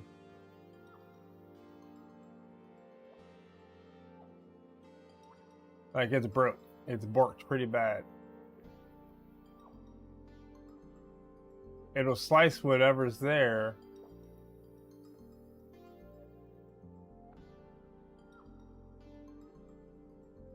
Do we have drop frames? Oh, we have 78 drop frames now, so something happened. But if I go back to prepare, I can't do anything here. And the only thing I can figure out to do is just close Orca Slicer and open it again. But maybe I will try saving this project.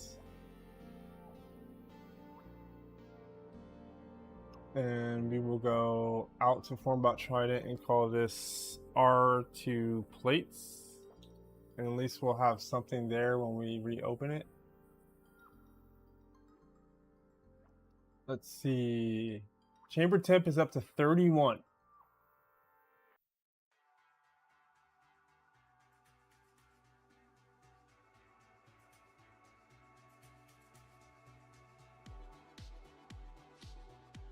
Orca.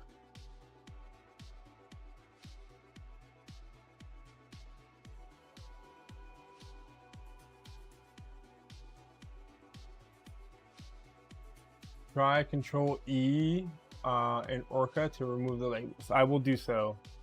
Did you happen to know that, Steve 3D Builder, or did you look it up? Either way, thank you, but nope, that doesn't. I had no idea that was a shortcut.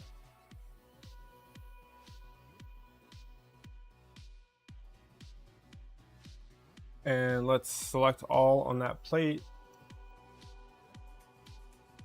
Set filament color to blue. I don't like how it auto arranges sometimes. I would kind of want them to be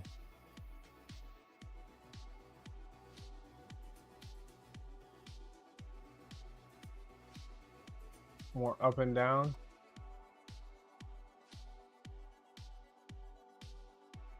But what else?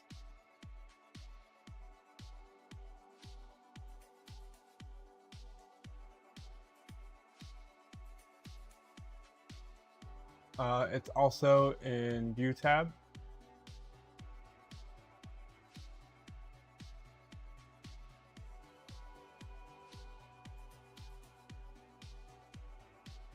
Go labels, Control E, there you go. You learn something every day. So that is the BA drives, all the parts.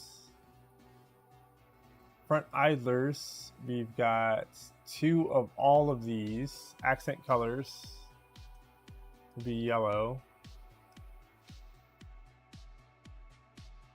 No.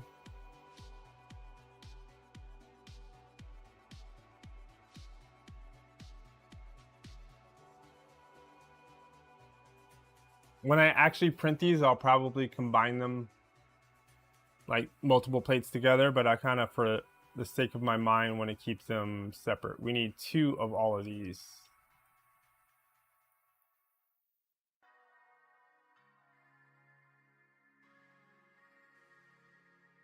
And 1 idler housing in blue,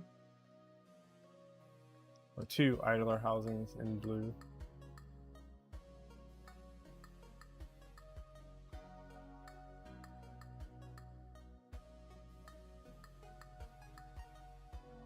Nemesis Prime, when you did your transformer build, did you kind of create a project and create plates like this to help you organize stuff?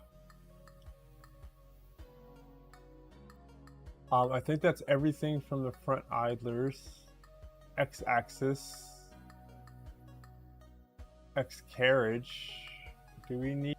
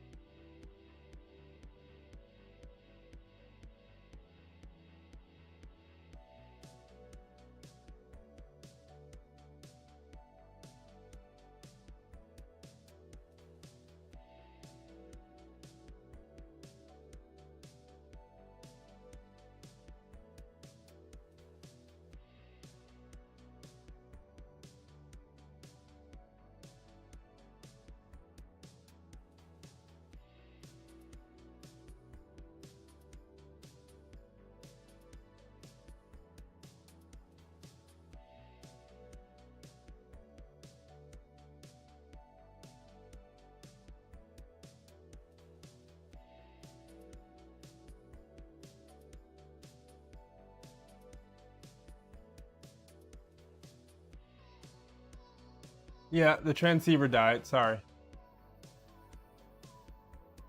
Mic died on me. I was just kind of talking through, I need, you know, 2 of X parts, 1 of Y. This is interesting. Are these multiple parts? These Z plates.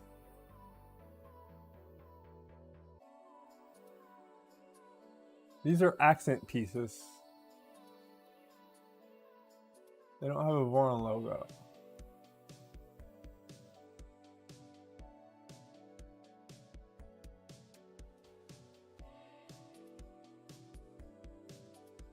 Thanks for letting me know.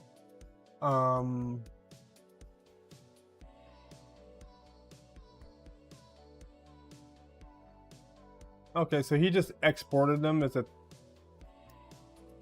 Are these 3MF or STLs? They're STLs, but they have 2 parts. Better than your stream last week. It suddenly ended and I kept talking for 4 minutes and wrapped up your stream. I wonder what happened there. I was like, oh, did I miss him saying bye? But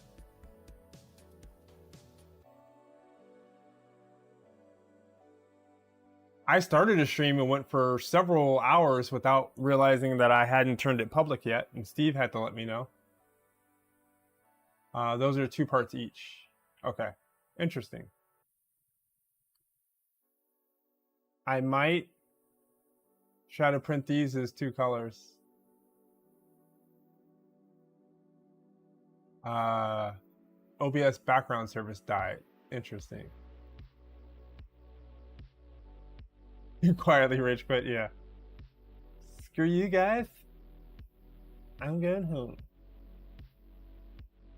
Those were all accent, and we might need 2 plates for the rest of these blue parts.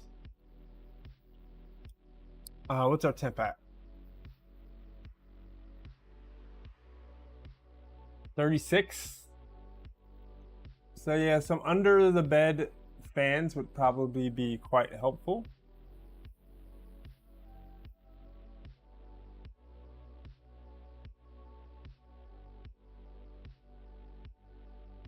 This is one thing I'm not used to with all of my V0s. They heat up so quickly.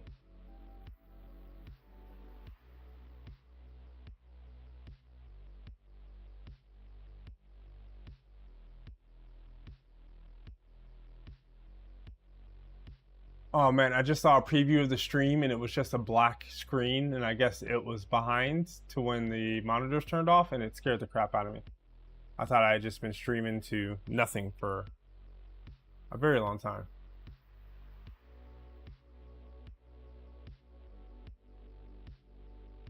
Okay, so my general flow has been, when I get to a color, I try to identify anything that needs multiple and pull it in first and make all the instances I need. And then anything that only needs singular, wiggle mount. I don't know if you need that.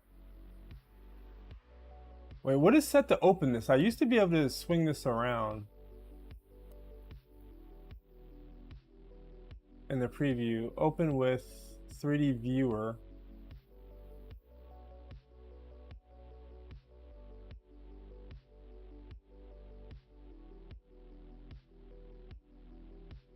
Oh, they've deprecated 3D viewer.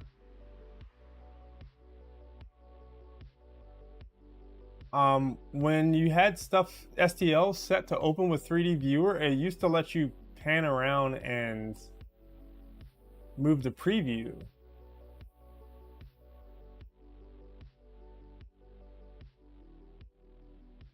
Three D viewer always.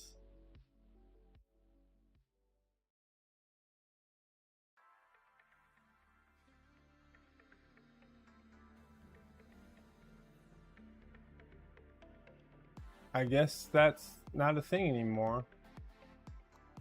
You guys know what I'm talking about. The preview pane used to allow you to pan and inspect.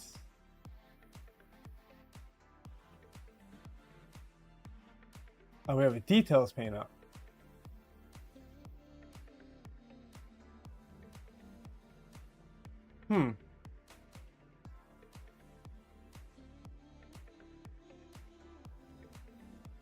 I love it when Windows makes weird random changes.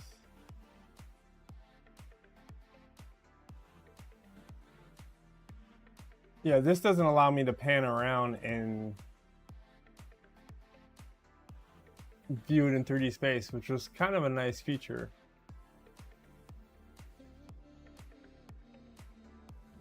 The Nevermore is on. Going at 100%. There's no media in it, but let me turn it off. Yep. Definitely on. Let's save. And we are about to dump a bunch of files. And then we might need to rearrange some stuff. Negatory. Okay, we don't need these chain mounts because we have our Z umbilical. All of these need to be blue.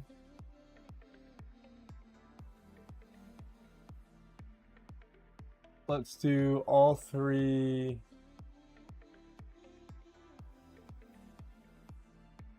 Of these on one screen. I need to remix this. I think. Oh yeah, this is a very, very different part. So for R2, we have to relocate the back Z rail to the side. So I have to see what that's going to do to my umbilical mod. So I'm gonna have to pull this into Fusion 360. Okay, to help with my chamber chips, I have two 60mm fans in the bed that run at 10%. Then have the back fume pack with, okay.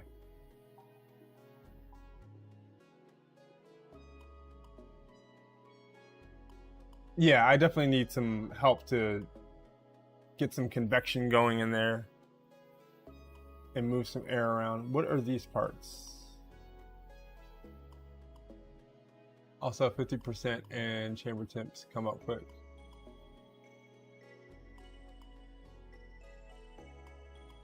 Oh, you only have the Nevermore run at 50%? Does it make a difference? Or is that just to kind of keep the noise down?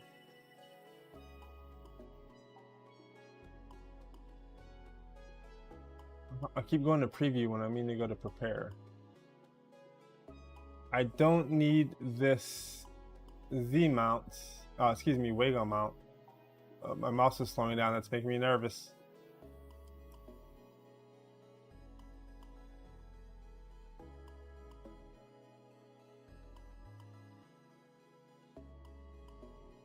I don't think I need that. I already have one of those on there.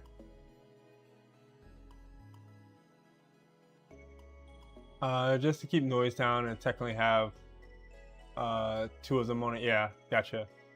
Yeah, I'm gonna get some. I have mini fans. Nope, I don't know if I have any 60mm.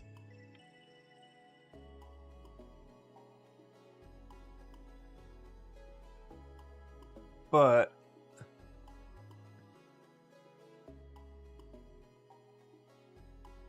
I might have some 60mm. I've got lots of 4010s, various 5015s, 12 volt, 5015 24 volt,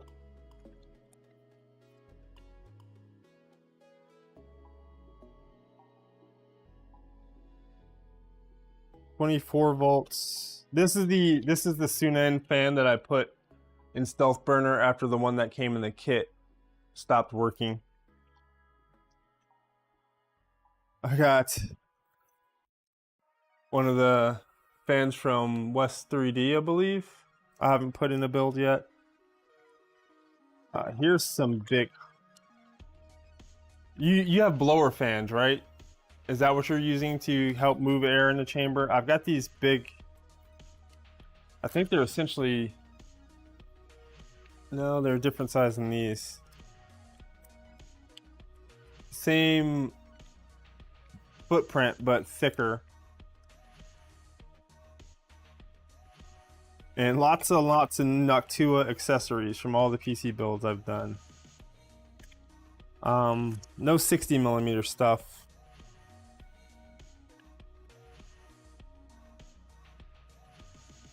I guess these are 60mm, but not blowers. I'm not Steve Builder. I can't guarantee that I didn't do it. Or that it's the fan of the a problem with the fan. I talked about it a little bit. There's a pinch on these wires, and it could have been from where I closed it, but basically I noticed the fan was kind of kicking on and off during prints. So I did a continuity test between the DuPont connector and the solder joint, and saw that either the red or the black wire wasn't making continuity.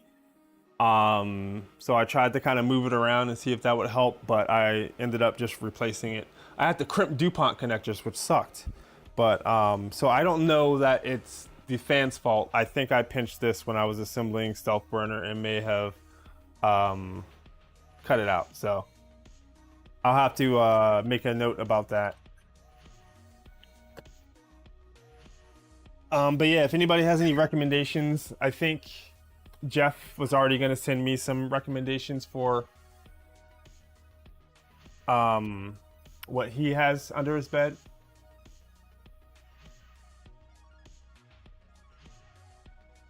Ended up having to replace the fans. I will say that I replaced the V0 kit fans pretty quickly with GDS time, which I heard aren't really like considered the best fan anymore necessarily, but does it make sense to have these 6 parts all in the same bed?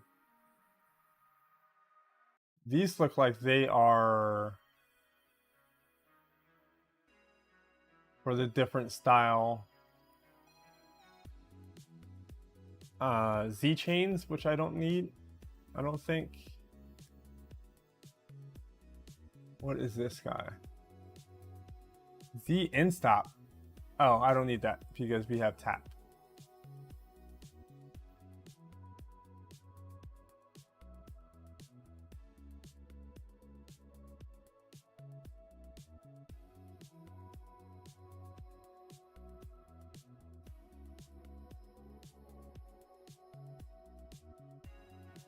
Delta Z even better. I have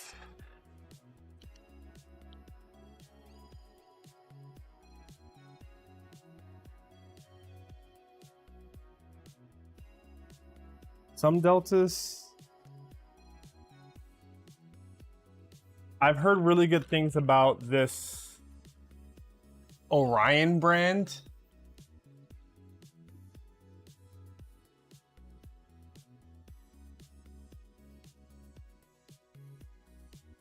I was looking through all of the different offerings on, what's the site called, DigiKey, and sorting them all by, you know, voltage and CFM and noise levels and all that kind of stuff. And I noticed a lot of this brand popping up. They don't make every single size, but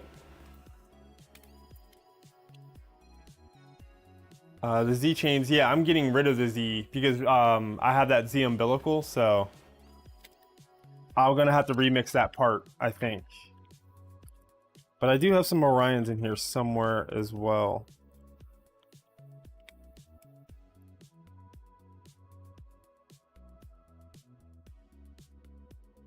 Oh, excuse me, some Deltas.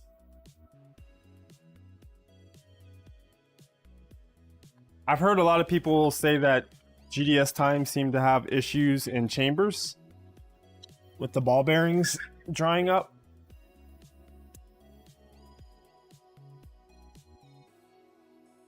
How many other parts do we need to plate? The assembly, we're done.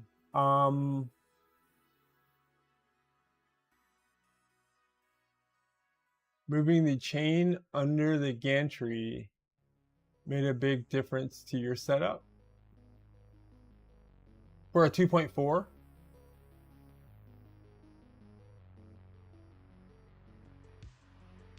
Am I forgetting anything?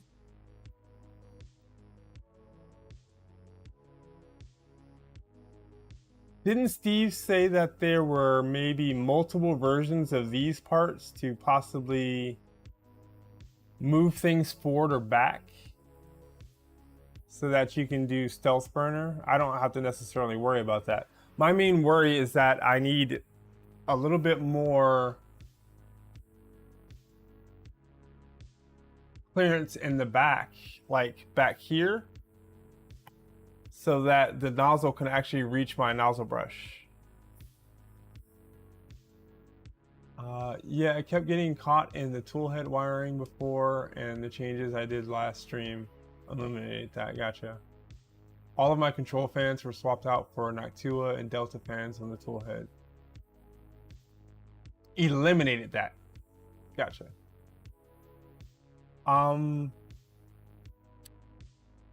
The only other part I know I need to do that I'm going to start up as we kind of bring this to a close is Chris's living room.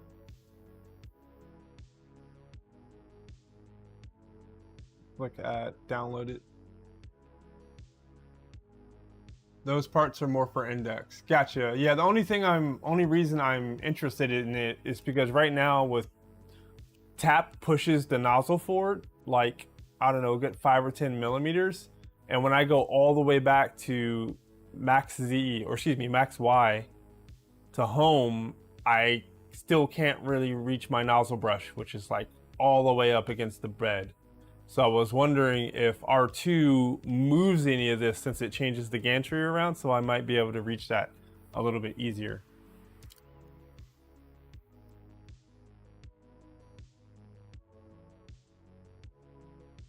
I'm searching for Nevermore. So this is Chris's living room workbench. He is the maintainer of Octo app. Cool guy. He streams a lot of stuff. I don't know if his YouTube is up. I believe he lives in Amsterdam.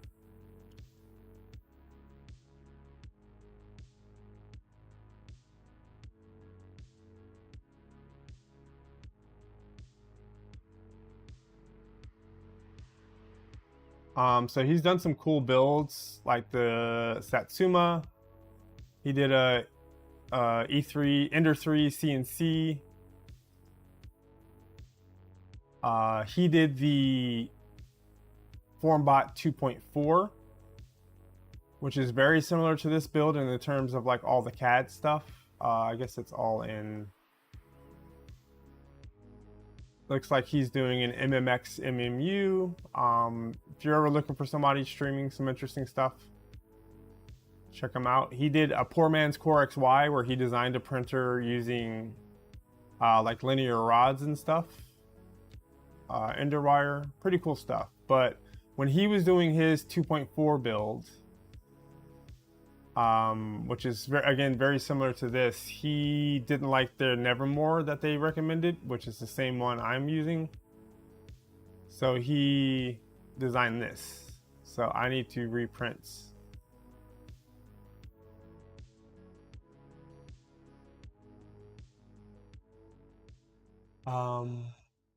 Do you have room to move your bed a little? I can't really move the bed on the Trident. There's a extrusion going this way and it hard mounts to that, so I'm not aware of any way to move that back.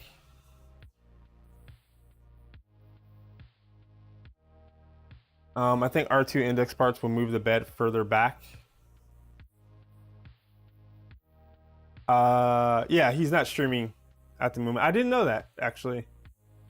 I was wondering why I hadn't seen them. Anyone know if ADXL 345 can be wired into the EBB36? What communication protocol does the ADXL 345 use? Like I2C, CANBus, SPI? Most EBB36 have a accelerometer built in. Also, hello Wayne. Branikowski.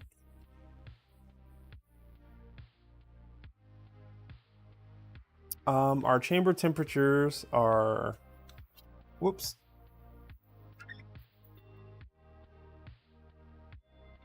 But yes, he designed this mod that makes it much easier to kind of change this out.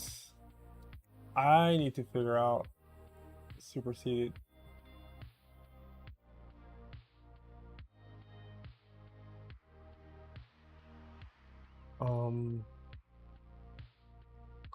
Nevermore. Which one did I download?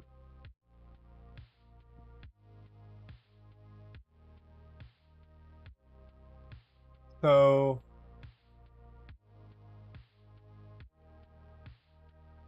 this guy did this version, which was kind of a pain in the butt. With, well, I won't say a pain in the butt. Just had a lot of screws, and I really like Chris's variation where it just slides in and out and has magnets, because magnets make everything better. But we're going to one's a step. Download.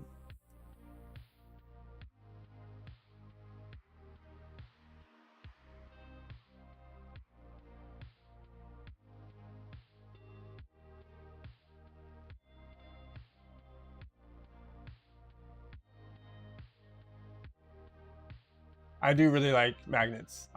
That's a trick. Maybe everybody knows about that, but when you download a file in the browser and it comes up here, you can just click this, drag it to the app you want it to go to, and drop, and it'll drop in there. They have the slice in Orca Slicer, but a lot of times when I use that, it'll open up a new instance of Orca Slicer instead of opening it in the instance I already have. So I tend to do that. Also, if you ever need to get to something, you can hit Windows E, and if you've just downloaded a file, it should be in the recent, unless you have some of the indexing stuff turned off in Windows, which I wouldn't blame you for. But I've found those tricks nice for being able to find files that I downloaded and sometimes I don't know where I put them.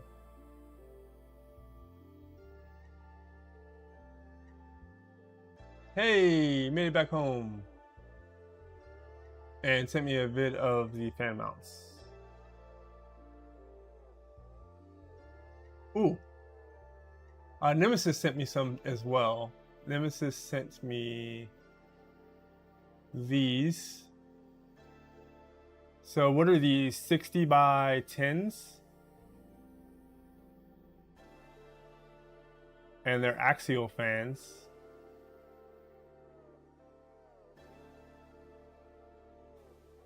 Open image link. Okay. And then your nozzle brush setup. Oh, you got a little Autobots. So you use one that's gantry mounted, or that's mounted to this backlight T-bar. I looked at one of those. You don't have tap, do you, Nemesis? You have a filament cutter. Is this a tool head changer?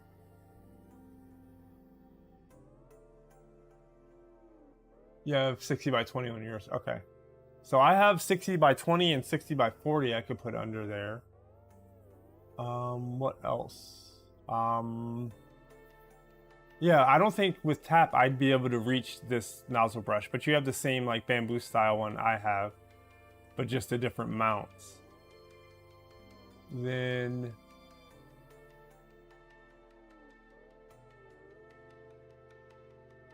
is this all R2'd out?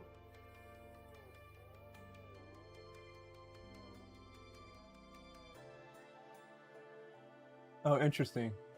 So that's your contact point for the... Are you using an NMU on this? Is that why you need the filament cutter?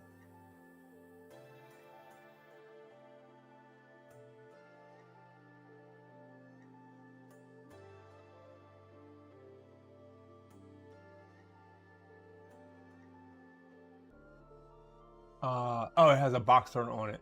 Makes sense. Gotcha. And then let me see what Jeff sent. Thank you guys for sending over stuff.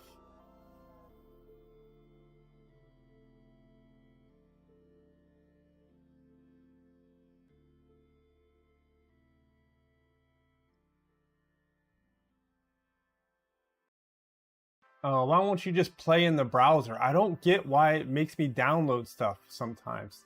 Sorry if I'm being unnecessarily dramatic, but why can't you play a .mov file in the freaking browser?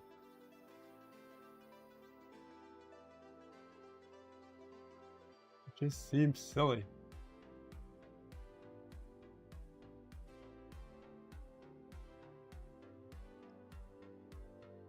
Here's Nemesis's setup.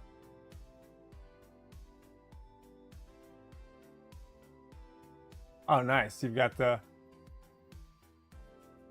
transformers throughout everything. Is this the Micron?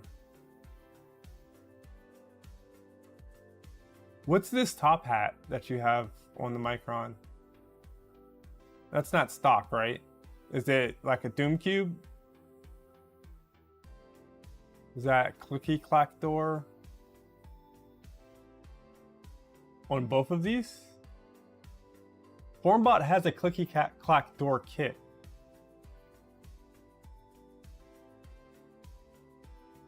Oh, and I cannot get my camera to work. It is connected via USB. I will go back through the stream and see what I haven't changed. Yeah, and if I can send you the files, I will after stream. What is our print temperature at, or chamber temperature? 42. What do you guys usually try to get up to before you print? On my V0s, I usually let it get up to like 45, but it's such a small print area that doesn't take very long and it's not too bad. I think I'm just gonna start this.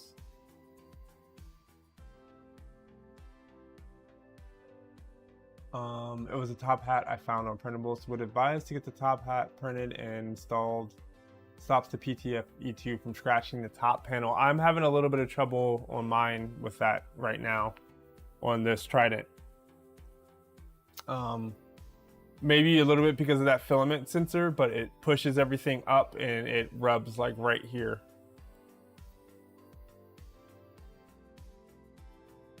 All right, we're just gonna send this print though. I mean, technically this is blue, but slice plate. So I have this printer profile based off of some of Ellis's profiles. So we're probably capped on our speeds in the printer config, but we're going to send it. 6-minute print.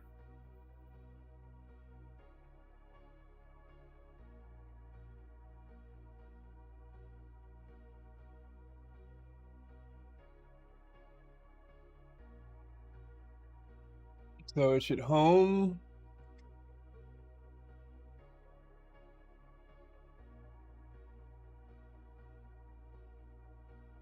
And then move over to the purge bucket. Oh, I wonder if you'll be able to see that in this view. Why are you... Oh, refresh.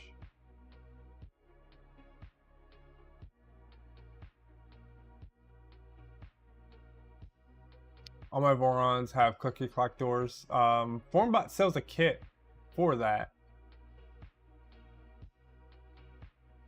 Maybe I'll ask them if they want to send it.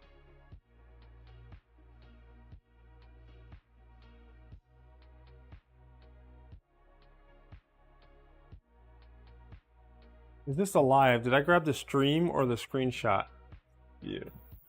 Apparently just the screenshot view. Oh, no, it's just delayed a little bit. So now it's purging, which it just barely purges off of the back of the bed. It's retracting about a good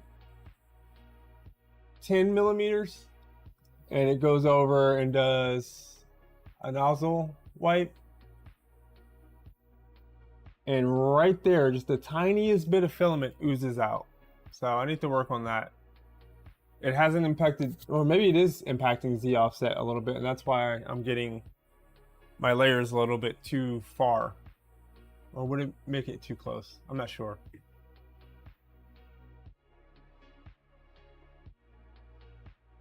See, now we are letting it cool back down to 150 so it can do Z tilt and the bed mesh.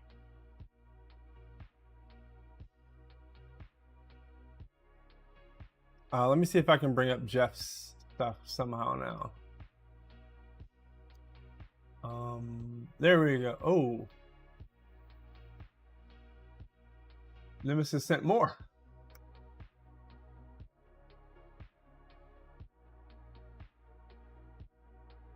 One, two, three, four, five, 6 tool heads. Wow.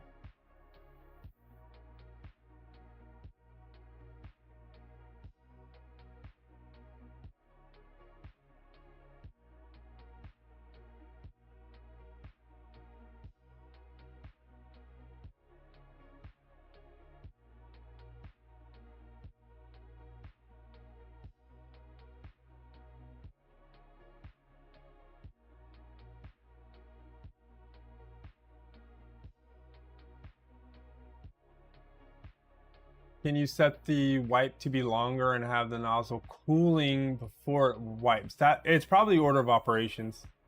If anybody has like a general macro or kind of order of operations for that kind of stuff, I definitely benefit from it. But that's a good idea.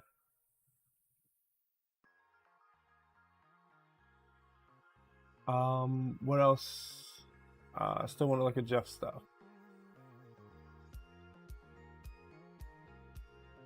I try not to open up and just stream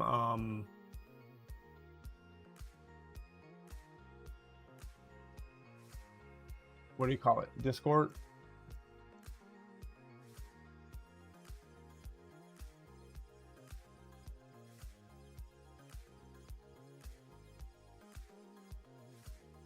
We are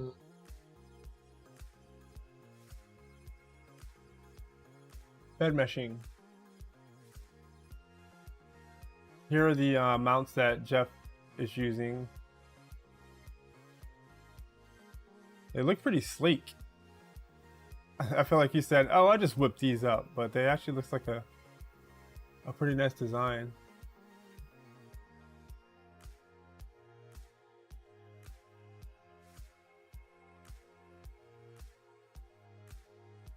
And the controller. Okay, the DIN rail mounted.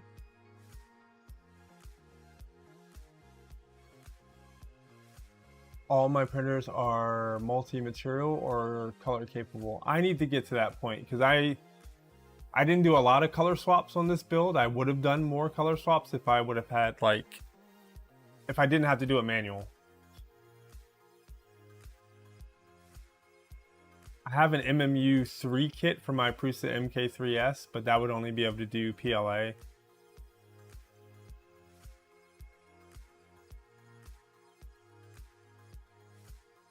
They're the monolith mounts on printables.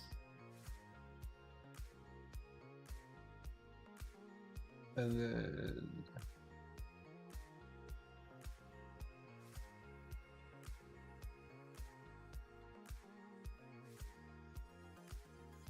we just purged and we're starting.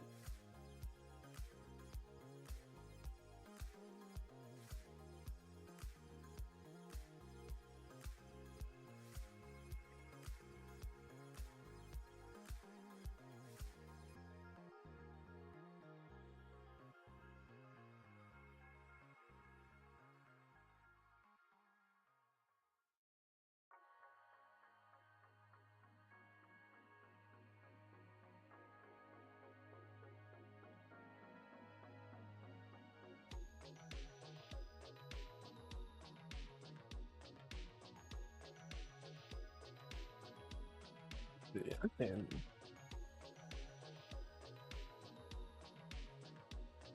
pulling that up a little bit. Put them down here.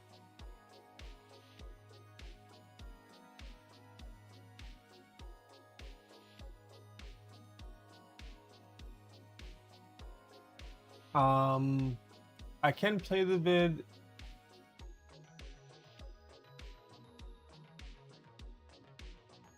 Those are nuts.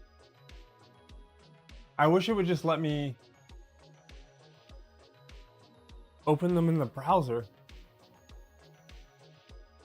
Like Chrome won't open up a .mov. It's really silly.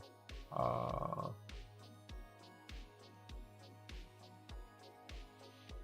don't know. I've just heard it's kind of bad taste to open up Discord fully. I also use the MMU stuff as automated filament management, like automatic switch over and stuff when you're doing long prints. I have filament runout sensors on most of my prints, but this would need to be under Chat Ninja.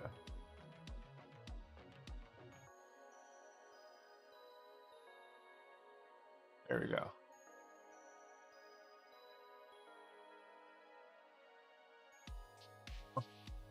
I just downloaded, how can I play this?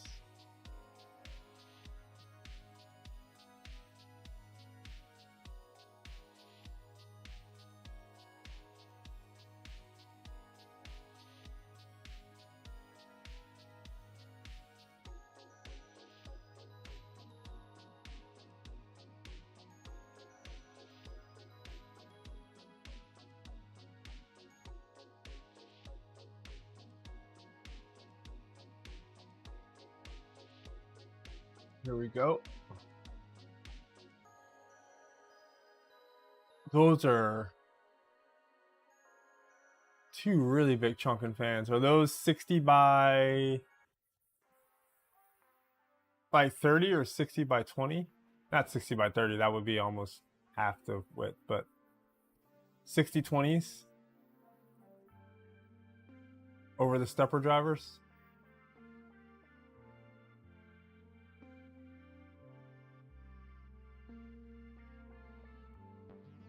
And yeah, and to load the filament as well, yeah.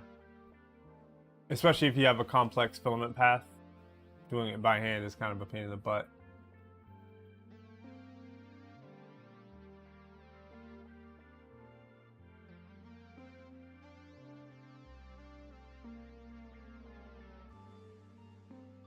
I wonder if clearance will be an issue for me. I don't know. I mean, if you're using standard Voron skirts, then the clearance would be the same.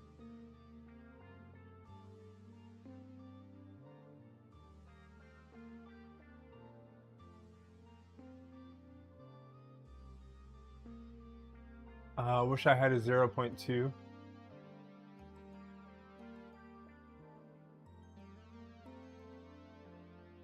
Oh, I started over again.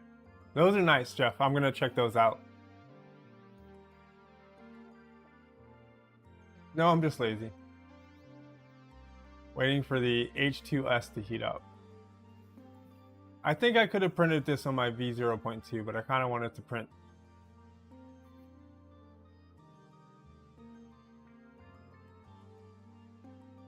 something on this. Did I print this upside down?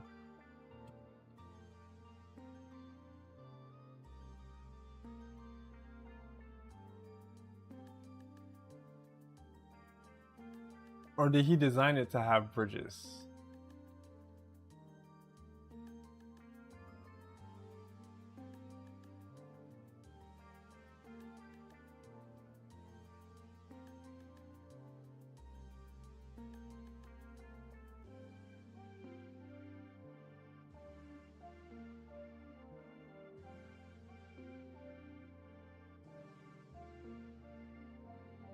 It's not printing any of the mesh part.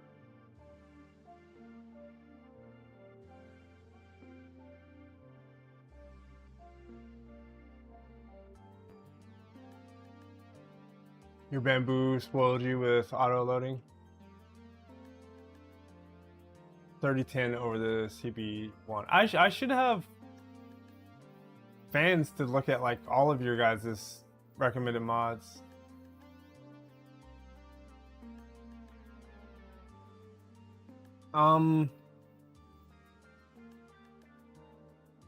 The print's supposed to have like a mesh in here. What wall?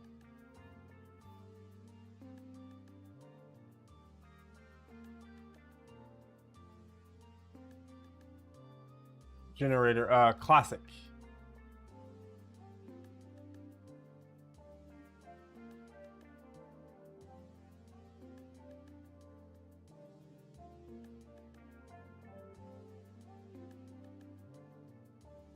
Nice, you have two H2S's behind you with 13 spools of ABS and ASA, so you can get pretty much any filament you need.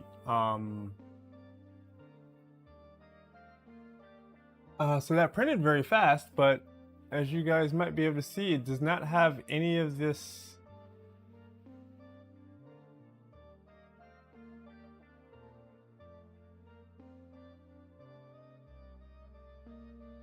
mesh part.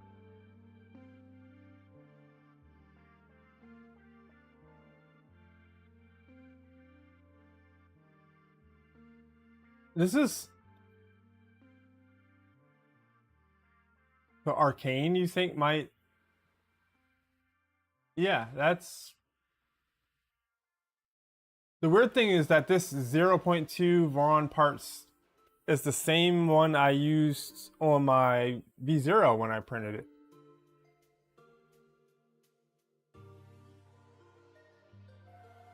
Yeah, this is the Nevermore piece that Chris designed.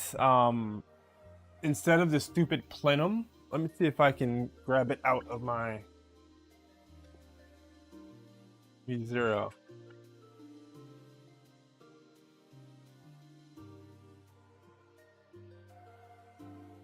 So I've never changed the media in this because in order to do it, I have to pull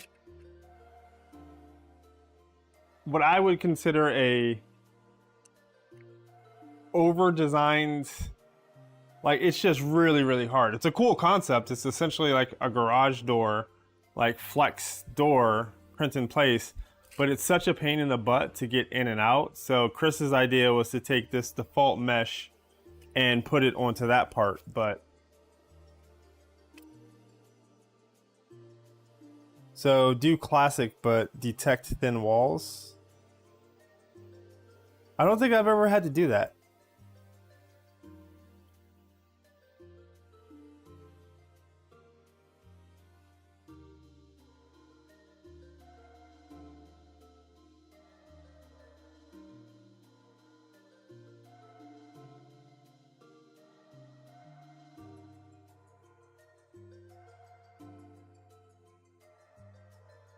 Well,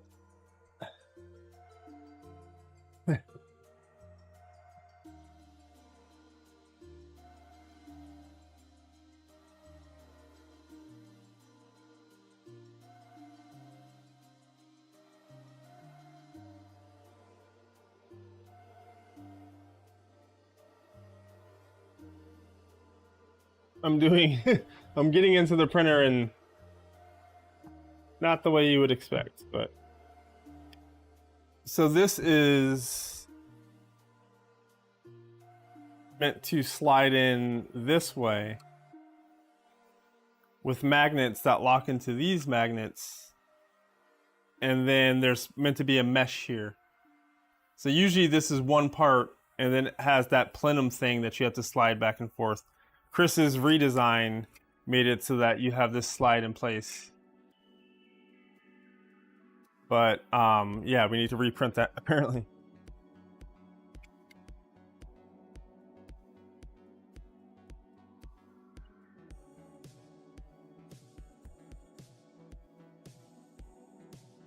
I'll walk around this time.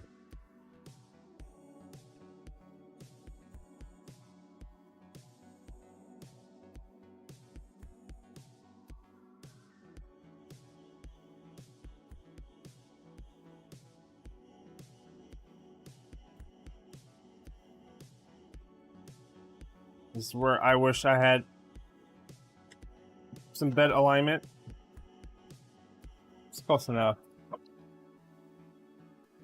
But that hot 100-degree bed is not something I want to touch. I search for detect thin walls. Oh, there we go.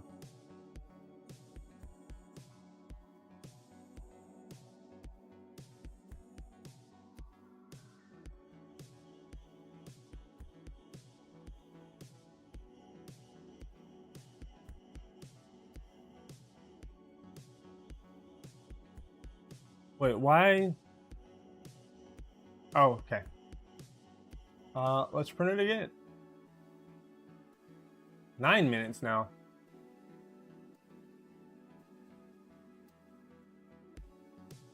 While we reprint it, yes, bed alignment pieces would be awesome. I still haven't found any that will work well. I've been tempted to drill and tap. Yeah, the bed screws and add washers. That's what, who was it? Somebody who was in the last stream said that he ended up doing.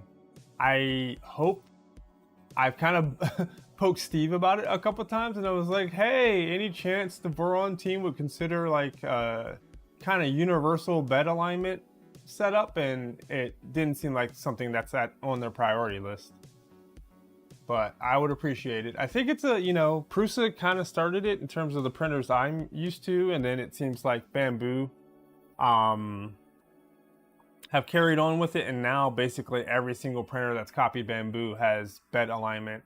They would have to redesign the sheets, I think, if they wanted to, like, you know, all it would take is making that bed have a little bit of a like sticky outy bit, like right here. You guys can't see my mouse, but if there was just like a trapezoidal like stick out part right there that just had some set screws that would screw into it,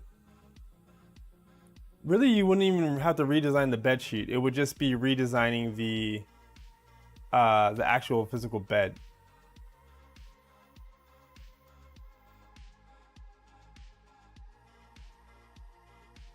We're purging again. I guess we didn't have to home.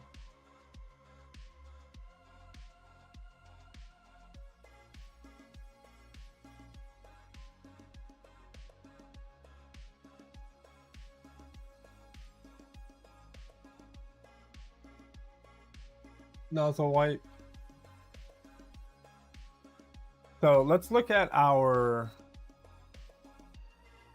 purge macro that we wrote, and maybe you guys can point me to where we should like cool down. So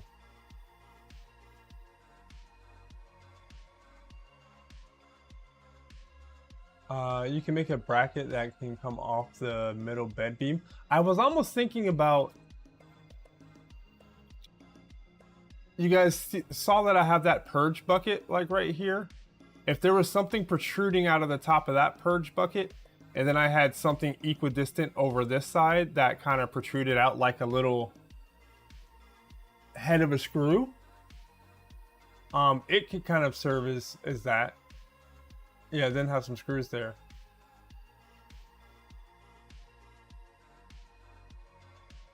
But here's my current wipe macro that I wrote just kind of like off of a whim.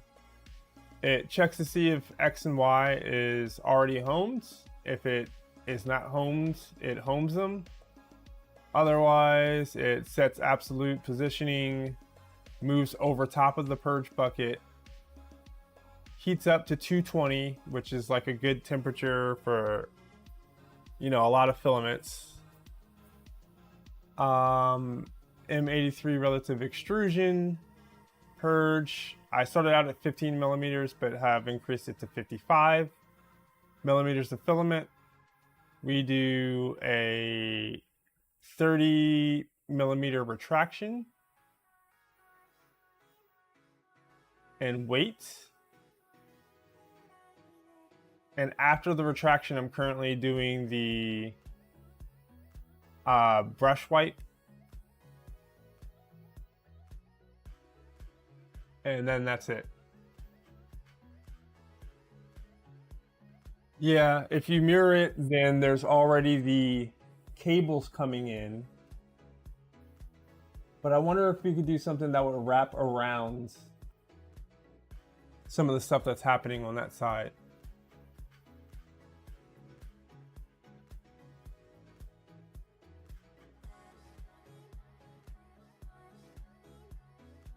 But Nemesis, was your suggestion to, like, right before we do this nozzle wipe, already start cooling down the nozzle?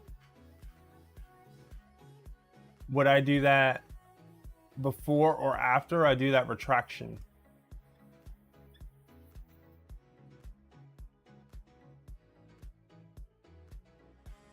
I know a lot of people use a better print startup.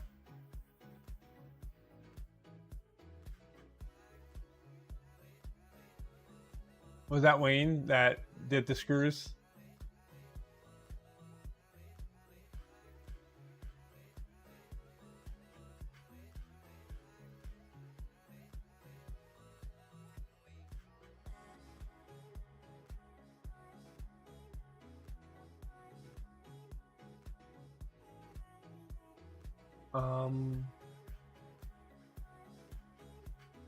Oh, the brush macro suggestion, that was Wayne. Let me go back and look.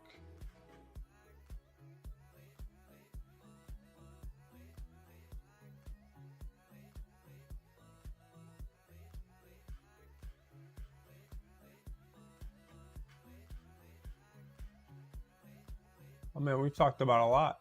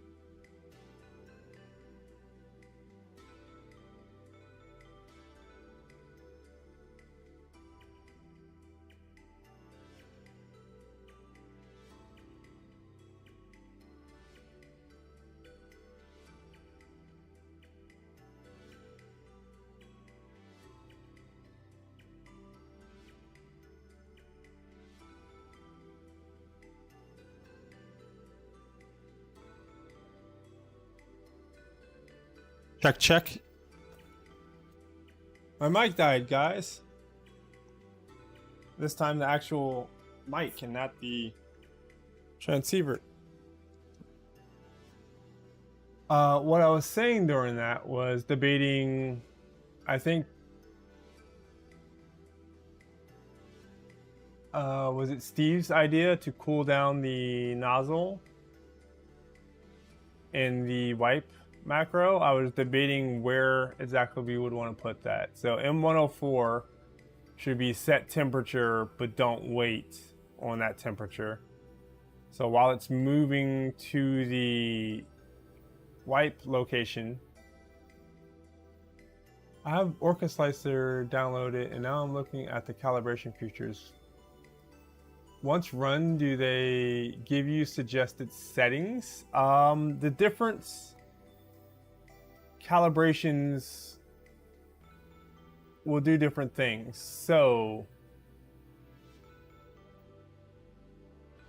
I need to save this project. Or open a new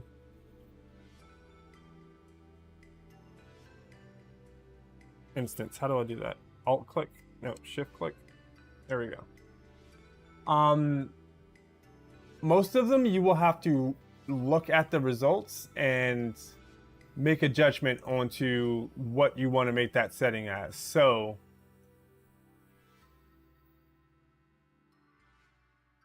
let's say we do temperature and ABS, and it'll run a temperature tower from 230 to 270. So it's going to generate this tower. Every iteration of the tower, why is this showing those things again? It's going to change the temperature.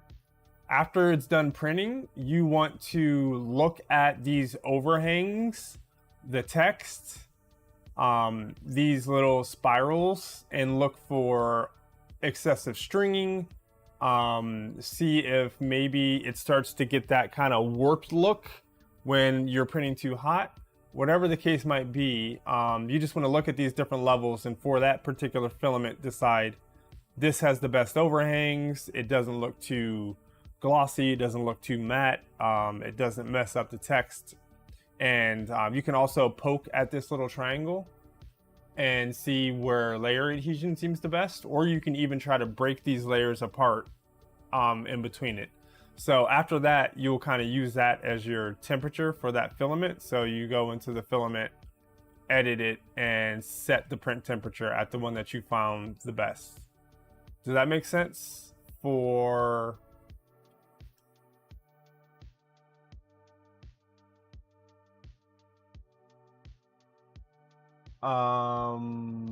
pressure advance, I usually use line or pattern. Let's use line first. It's going to print a whole bunch of lines, and it's going to change the pressure advance value for each one of these. It's going up by like 0.02 or whatever. New instances will keep showing until you shut down the last. Oh, okay. So each one of these lines is going to have a different pressure advance value. And what you're looking for is, it's like acceleration on one side and deceleration on the other. And the best pressure advance is going to not have a bulge, too much of a bulge on either side. So on one, it'll be very bulgy over here and very skinny over here. And then as you kind of go down, it'll kind of reverse. And it'll be like bulgy over here and skinnier over here, because one's an acceleration, one's a deceleration. Somewhere in the middle, there's going to be a line that looks relatively non-bulgy or kind of equally thin and thick on both sides, and that would be kind of the value you would want to choose. Alternatively, there is the pattern test. File new. No, don't save. And they have documentation for all this that you can read.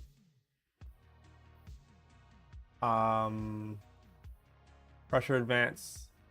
pattern. The tower will print a tower, and you just look at the tower and see which one looks the best. The pattern test will make this arrow chevron pattern.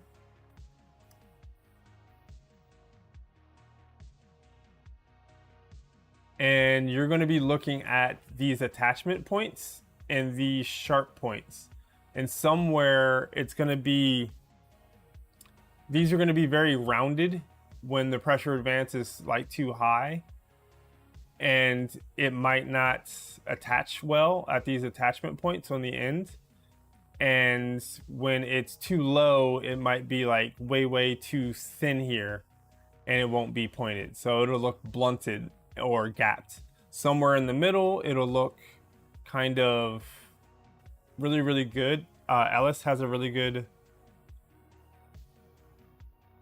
example in his printing guide, where I should have that open somewhere, I bet.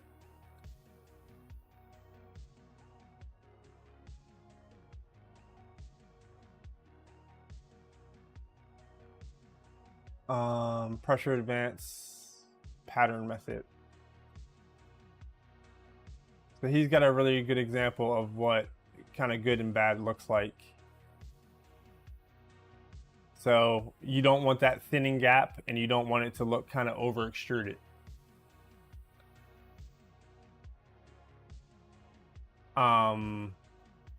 Somewhere in the middle here is what you want to go for. So both of those tests will kind of tell you the same thing. Usually I'll run them both and kind of look at the average. And then if you wanted to, you could run this multiple times, so you can narrow it down between here and there, and then run it again with like even smaller increments, and you can really dial it in if you're kind of a perfectionist.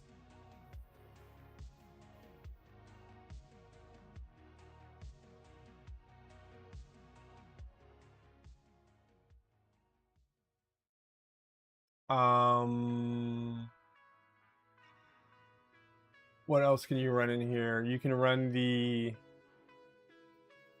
so it won't really tell you what values to use, Jeff, but it will, like each test will kind of run through a gambit of settings, and it will help you kind of pick out which one you like the best. Flow ratio, you can do 1 pass or 2 pass or YOLO. You can use these Archimedean chords. If you view the wiki guide for any of these tests, it walks you through these steps, but I don't like this Archimedean chords thing. Whenever I print with it, they all kind of look bad to me. I prefer this kind of a test where you can see that like this is way over extruded, and you can see that some of these are under extruded. I prefer this to the Archimedean chords. It's just easier for me to look at, and then I can also see if I maybe need to add or reduce the flow ratio where the infill attaches to the parameters. But this will basically print a whole bunch of chips with differing flow ratios, and you need to kind of pick one, and then you use this equation to modify your existing flow ratio, and that's on a per filament basis. And what else is there in here? So I usually choose monotonic for that.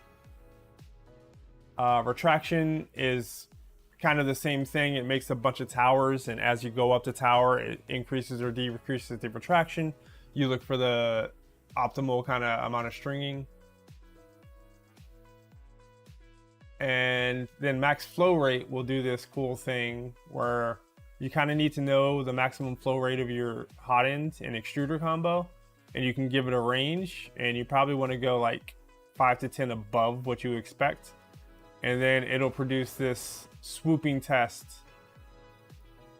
and eventually you're gonna outrun your hot end. It's gonna try to extrude more cubic meters per second or whatever it is than your hot end can do, and then you could look at the number of lines and say, okay, that was about 20 cubic millimeters per second, and I don't want to go above 18. But yeah, hopefully that gives you a good idea. His OBS did not die on him. Wayne Bronikowski. At some point, if you are printing printer parts, you also have to tune for shrinkage and skew for ABS and ASA. There's a model. I have the cauliflower. Which one do I have? Cauliflower is by Vector 3D.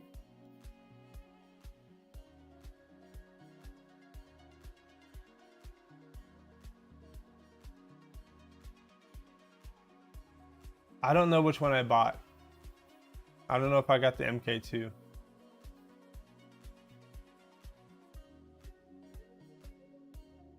You designed your own tests on Prusa for PA and showed it to Phil and followed his suggestions, which worked fine, but I see there's more that can be played with. Yeah, a lot.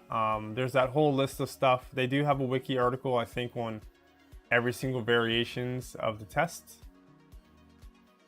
So you can see what the settings are, pick what, you know, what values you want to start and end at. I haven't run cornering or input shaping through here yet, but I've done everything else. Have a good night, Nemesis. Thanks for all the sharing today. But you can also, if you're really geeky about it, you can follow Ellis's guide. And he is very, very detail-oriented, quite opinionated, and I think he set up the print profiles that a lot of the PIF program uses, so they're pretty good profiles. But yeah, he has like tuning and then advanced tuning, which gets into maximum volumetric flow rate and a lot of crazy stuff. I have a week to get my Mercury Zero build done, and this is your first build ever. Okay, so you have quite a few pretty high-end printers, but you're gonna build your first one. That's cool. I feel like that's like a rite of passage, not package. Rite of package. Okay, this printed correctly this time.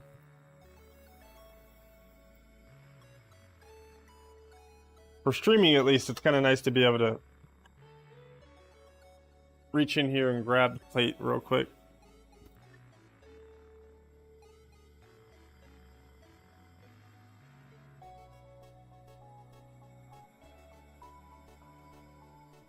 So now you can see how that will actually filter the media if I ever actually put any in there. And we just need to press fit some magnets.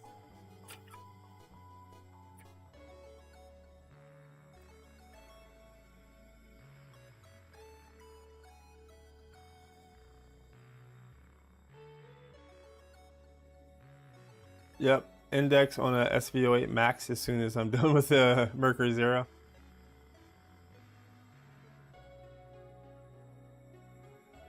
I don't have an Ender 5. I thought about buying one just to do a Mercury build. They were going for like really cheap for a while. You could get one for, I swear, like 120 bucks on like a bunch of the eBay sites refurbished.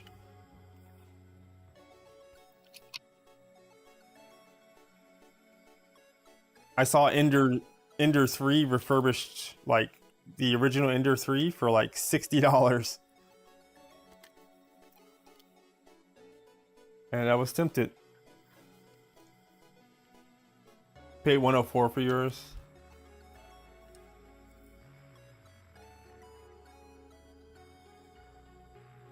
Steve, are you the Steve Builds on a different account?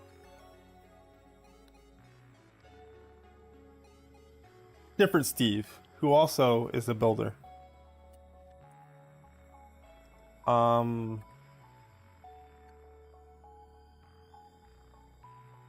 So we need to find the correct orientation for our magnets. It will snap in, but I want to glue it. So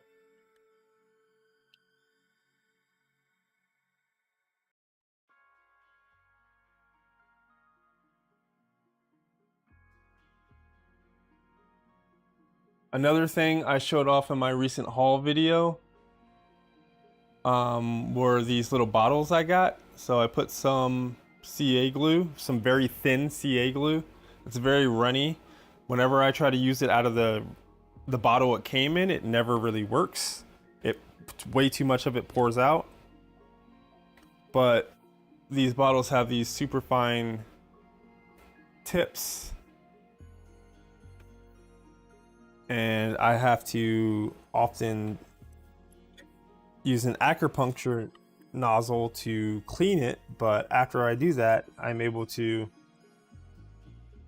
apply super glue, CA glue, in a really precise manner.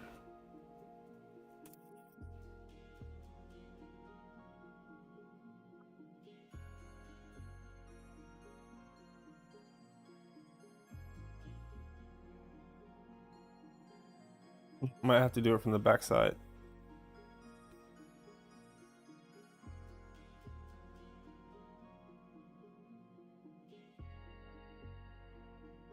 Or did I let this sit for too long?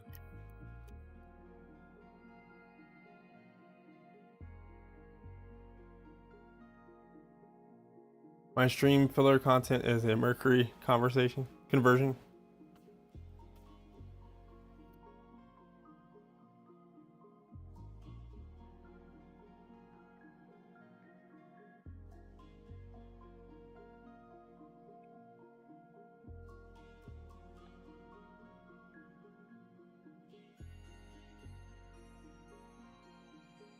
Oh, great. I just spritzed CA glue on my build plate.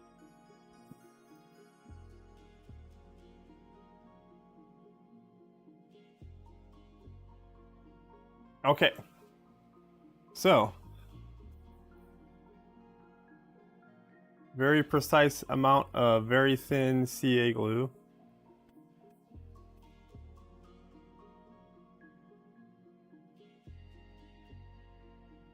Drop it in there. Grab the other magnet.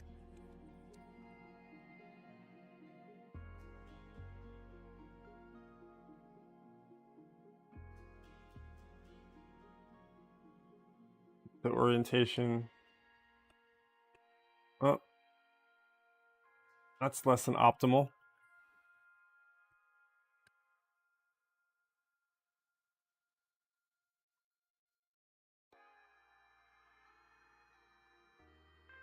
Magnets are great.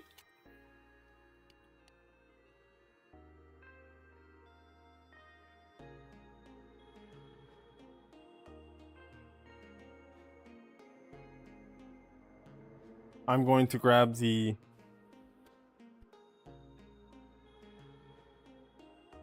Starbond kicker.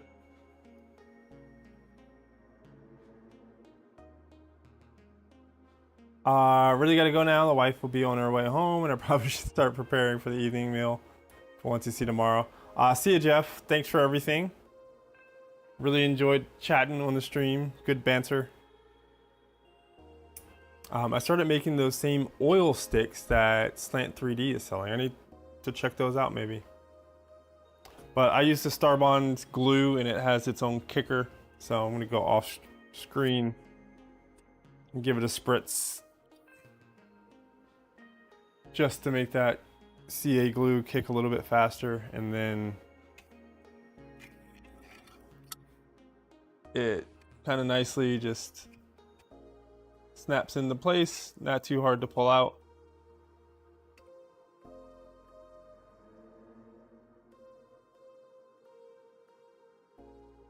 Yeah, 91% alcohol will do it.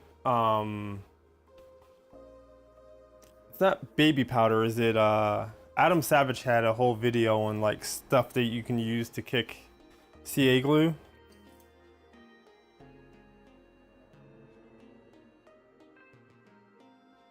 Where's the cap for this? That's probably why it dried up in the first place, but I'm gonna put the cap back on. Baking soda, yes. Baby powder you can mix with CA glue to make a filler in a pinch. So squirt some CA glue into some type of a container, sprinkle a little bit of baby powder to thicken it up. It'll dry relatively quickly, so spread it into whatever you're trying to fill. I think they use that trick in model making a lot. But we can stick this guy back onto our Nevermore.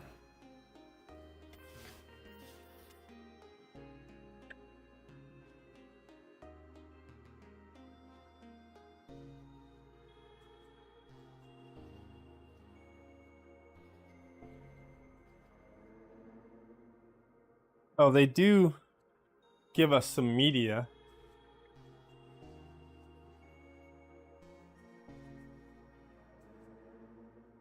It comes in a bag.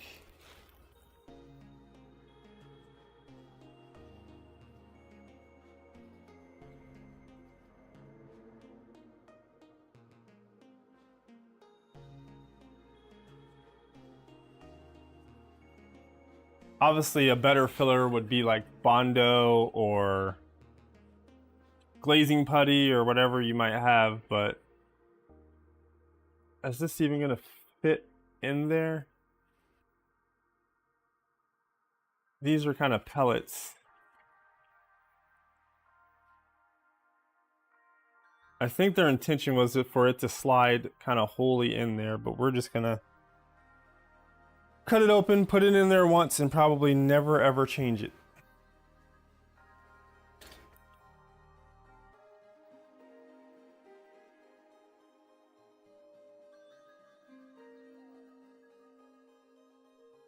I just spilled some all over the floor from my vacuum.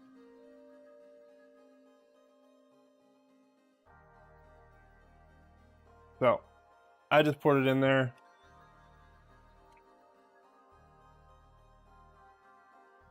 It comes with it. If you are kind of concerned about the odor, then there's something in the kit to help with that. I think it's a little bit of a value add for this kit. I don't know if many other kits include stuff for Nevermore or not.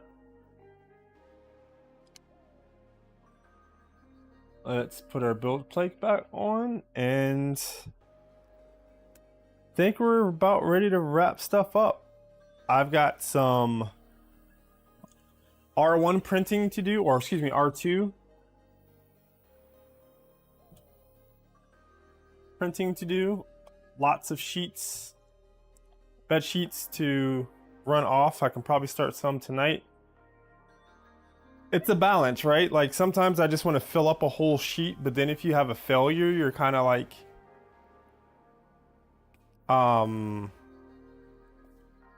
you could probably ruin a lot of parts unless you're like looking at it and can do object exclude.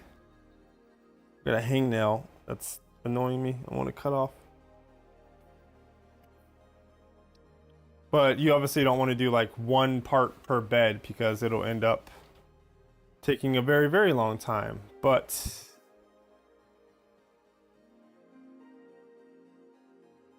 I want to go to this camera. Yeah, I think we are like, I'm going to call it 99.9% done with the R1 build. I do need to do something to kind of help in the chamber, circulate the air better to get the print times up, but excuse me, to get the heating up time a little bit faster. I'm very excited about some of the R1 parts. I kind of want to do the exhaust backpack change out very quickly, just because it'll actually give me a little bit more room in the back as well. And I like the way that it redirects the Bowden tube. So we'll see if I end up going with that chain mount thing that they have in the R2 kit that some people are doing, but I'm not sure. But we're gonna get as many parts for the R2 upgrade printed as quickly as possible. That'll be probably a series of a couple streams. It looks like you have to tear down a fair bit of the printer to get it done, but I need to see what we want to do in terms of getting the bed in the right spot so that I can actually reach the nozzle. Like the nozzle wiper I have has 3 rows in it, and I'm only able to get the nozzle to scrape across the frontmost row. So it kind of works. It also purges like and gets a little bit on the back of the bed, so it's a little less than ideal. I got a lot of ideas for the fan setups from Jeff and Nemesis and a bunch of folks in chat, so thank you for that. I'll look through that. I need to monitor temperatures during the prints to see what the stepper drivers and the MCU and CB1 are getting up to, and I believe it was Jeff who sent me a couple files for fan mounts to blow directly onto all of those modules. So chamber under the electronics bay, and I think that will put us in a good spot to really start pumping out parts. After the R2 build, I'm considering switching tack, and I've got a Prusa MK3S right back there. I didn't realize you could see that on camera. And I have an MMU2 kit and an MMU3 upgrade kit. And I want to have a printer that can do multicolor, so maybe we'll do that next. Just to get, you know, a Prusa build, which will be a little bit different than the typical Voron stuff. I've got a super cheap laser engraver that I kind of want to unbox on stream and play with, and then eventually get set up in my living room. I've got a super cheap Scene Smart, what is it called, the Giamitsu CNC, like a little mini desktop CNC that I want to play with. It's not going to cut like aluminum parts or anything like that, but I figured it'd be a good kind of toy to play around with to learn a little bit about CNCing, and then a lot of soldering stuff that I plan on doing, and other wheel builds. So yeah.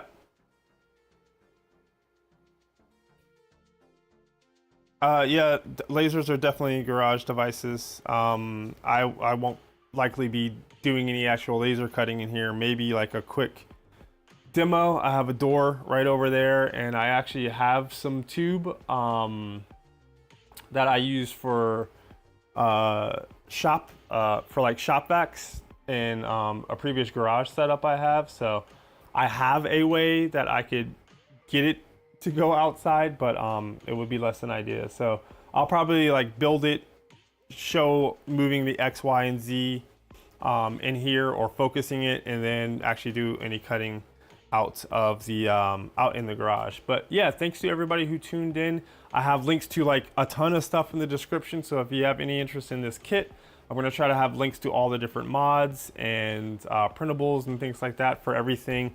Links to the filament I used, links to all the KB 3D upgrades I did, some stuff from Fabrico as well. Thanks to Wayne, Down Under Maker, Steve, anybody who's still in chat. Looks like we have about 3 folks still lingering. Everybody who tuned in earlier, Mad Dog Jeff, Nemesis, and yeah, really fun building this, and I will come back and let you guys know when we're going to get started with the R2. Talk to you guys later. Peace.